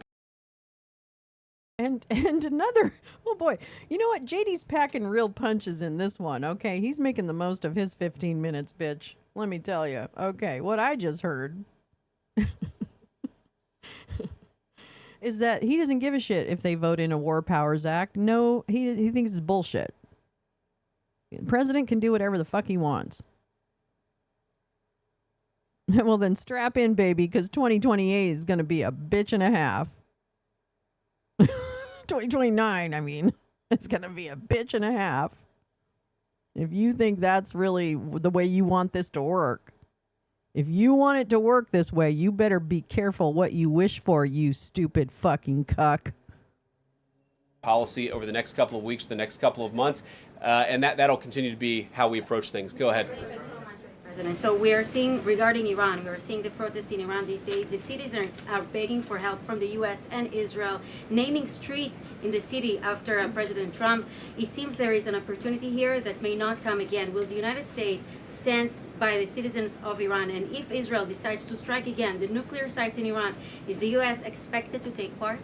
Well, look, we certainly stand by anybody who's engaged in peaceful protest, anybody who's trying to exert their rights for free association and to have their voices heard. Obviously, the Iranian regime has a lot of problems. And as the President of the United States has said, the smartest thing for them to have done, it was true 2 months ago, it's true today, is for them to actually have a real negotiation with the United States about what we need to see when it comes to their nuclear program. I'll let the President speak to what we're going to do in the future, but we certainly stand with anybody across the world, including the Iranian people who are advocating for their rights. I'll take just a couple more questions. Thank you very much, Mr. Vice President.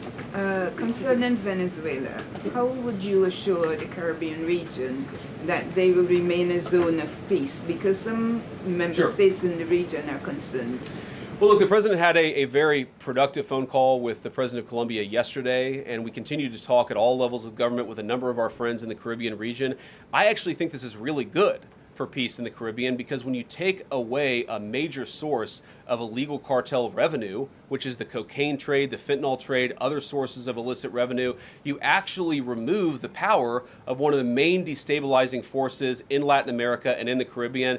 I really do think, look, we say it all the time, this is the President of Peace. One of the ways that you establish peace in your own hemisphere is to make it clear that the United States is going to be respected, that the United States is willing to take power away from criminal cartel organizations and give it to legitimate governments. That's how we see the future of the Western Hemisphere, and we think it's going to be much more peaceful than it was certainly under Joe Biden. I'll take one more question. Go ahead. Mr. Vice President, thank you. On Greenland, do you have a message for European leaders? Many in Europe reject the idea that the island could be for sale.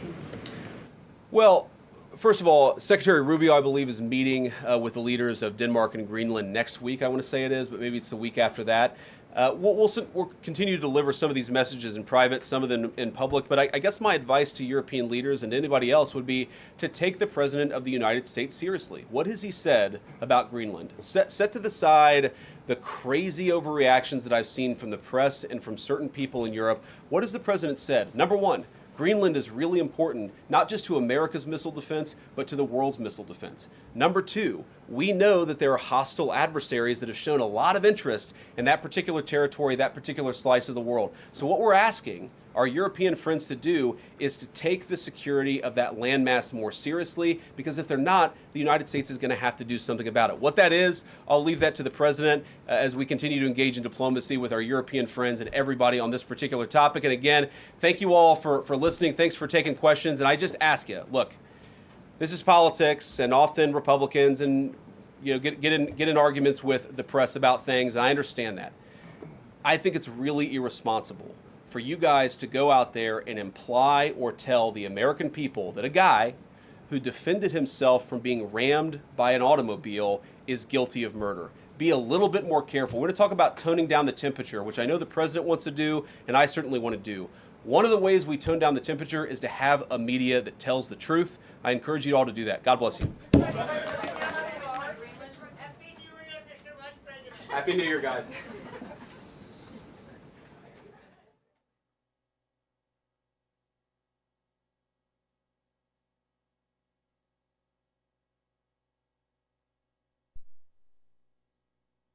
Oh, so that was it. She's not going to say anything. Okay, that's fine. All right. Well, I found this great GIF to add to the whole thing because I'm not going to be ignored, Dan. This is now the administration we have. This is now the administration that we have. I'm not kidding. This is where I don't know. There was a lot of fucking dictator shit in that last one.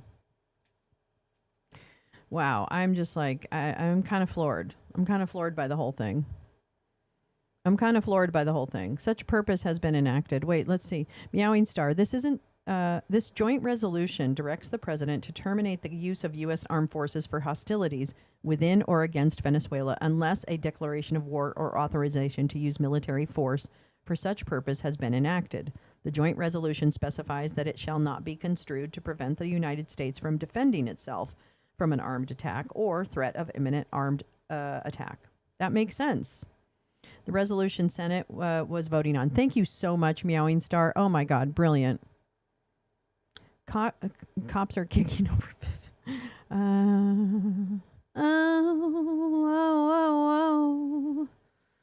Oh, dear God, what are you gonna do to help your souls? Do you exist?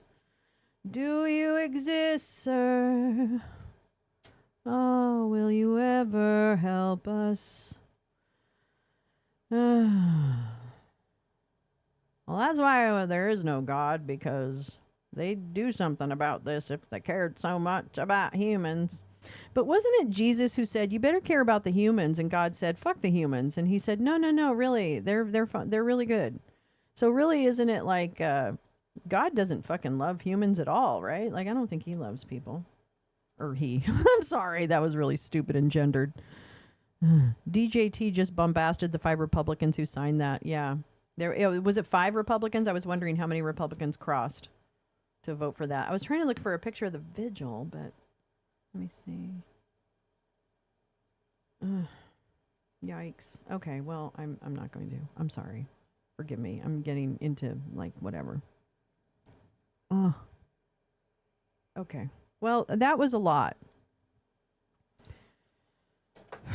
And I guess a lot is really what this is all about.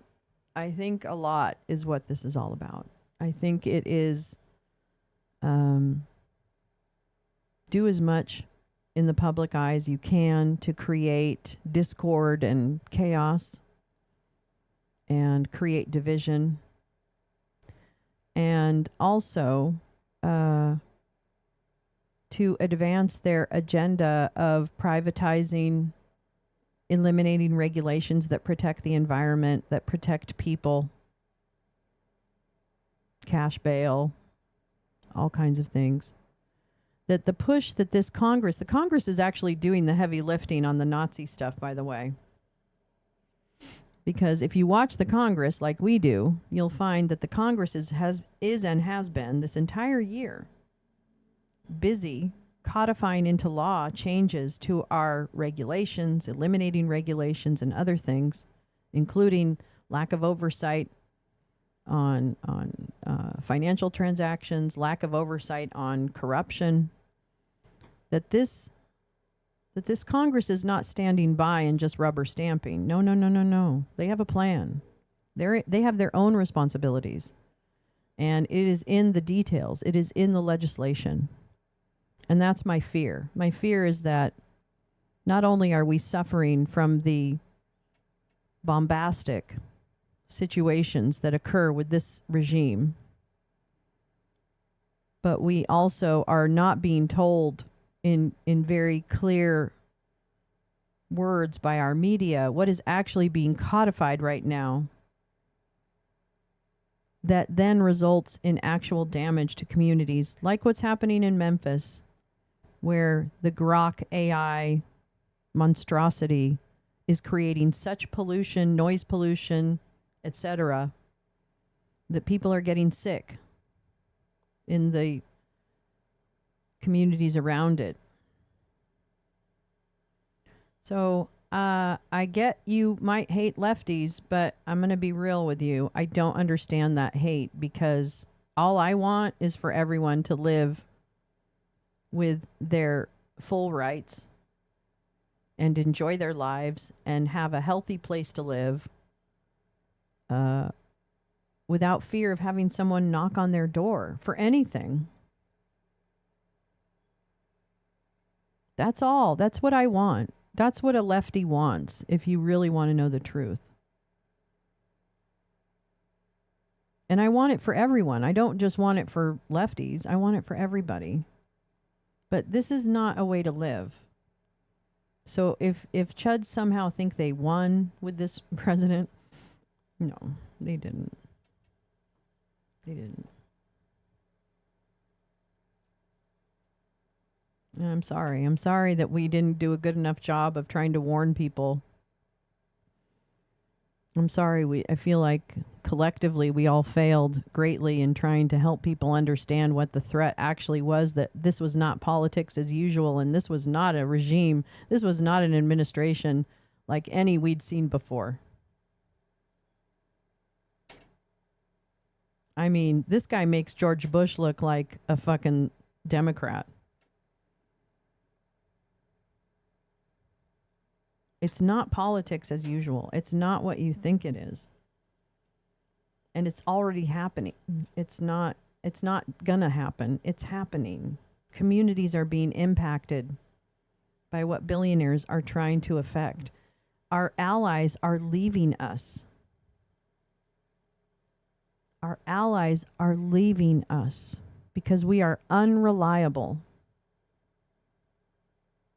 And it doesn't matter if you attack a country that somehow you deem to be wrong. Other countries don't like that because it means they're smart enough to know it means you can come for them. They've been through this before.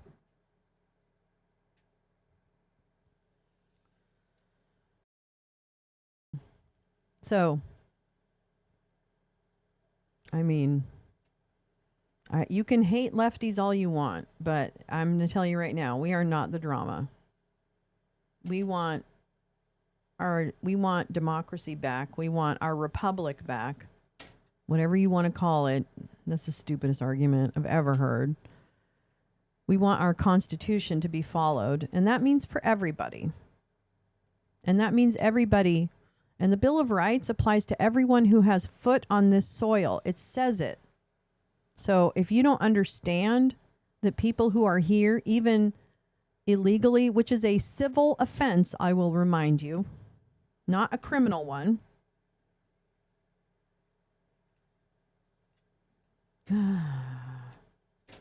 Like, I can't go on anymore. I can't. Ask nieces and nephew university age over Christmas if their age group realizes that what's going on isn't normal. Reply, for us it is. Well, I mean, yeah, I've talked to other, I think they're different, varying. I would say, I don't know what side of TikTok I'm on, but I'm on TikTok, and I see a lot of good left-leaning content. Pro-democracy is what I like to call it. I don't care about left-right. That doesn't mean anything to me. It's the pro-democracy, pro-people. And they are actually, there's a lot of good content on TikTok, but it might be my algorithm. And they have a different lived experience than we do. And it just is. It isn't bad or good. It just is. They have a different lived experience. But I think the people that I see from a youth perspective are more engaged in human rights. And so I think it's up to us to support them in fighting for true freedom and a much better union. They grew up with President Obama. Wow, that must be so interesting. So, all right, my friends, I've taken enough of your day. Up with people. Yeah, let's start up with people. I knew someone who was in that. That's crazy. That's some crazy motherfucking cult shit right there. I'll tell you right now. Up with People was like band camp on steroids. Jesus Christ. She had stories that were insane. Like, oh my God. I remember that. I could see her too in one of the fucking videos. I used to love asking then toddler nephew, who's president? Barack Obama. I love that. I used to be afraid that Bobo wouldn't be like socially engaged, like kind of thing. You were invited to try out? Oh my God, Jane. I used to kind of like really hope that she would be engaged. And in the beginning of her teenage career, she didn't really like talk a lot about stuff, she was a teenager. She was doing her thing. And stuff was going on. She was thinking about plenty, don't get me wrong. But then eventually it was like she started to really show more of her activism in high school. And it was like, oh, I love you so. Thank you. Thank you, God. Thank you, God, for not giving me a Republican daughter.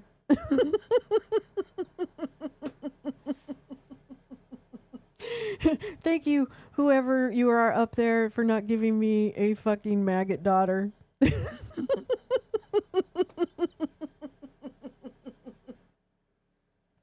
I know she'll appreciate that. We've laughed about that before. Oh my god. Oh, but which, by the way, Bobo sends her love. She's coming home in a month. Yay!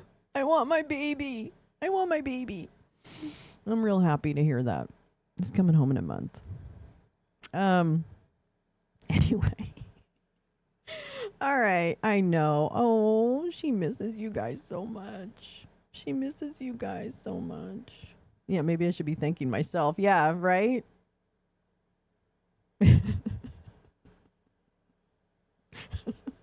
I won't go on because it's going to start getting a little real. Anyway, I love you guys. Thank you so much for spending so much time with me today. I can't tell you how much it means to me. I really can't. I'm being fucking serious right now. Yes, we can see through the bullshit of PragerU, but they're kids trying to learn. They can't tell if it's... And of course, we need to help. We need to help kids with media literacy. That should be very, very explicit.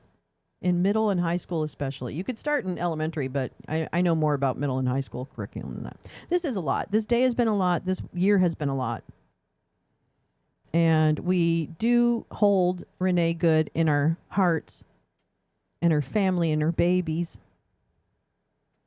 And that I hope that in her name that we will avenge the injustices that have been done to this entire country. And if it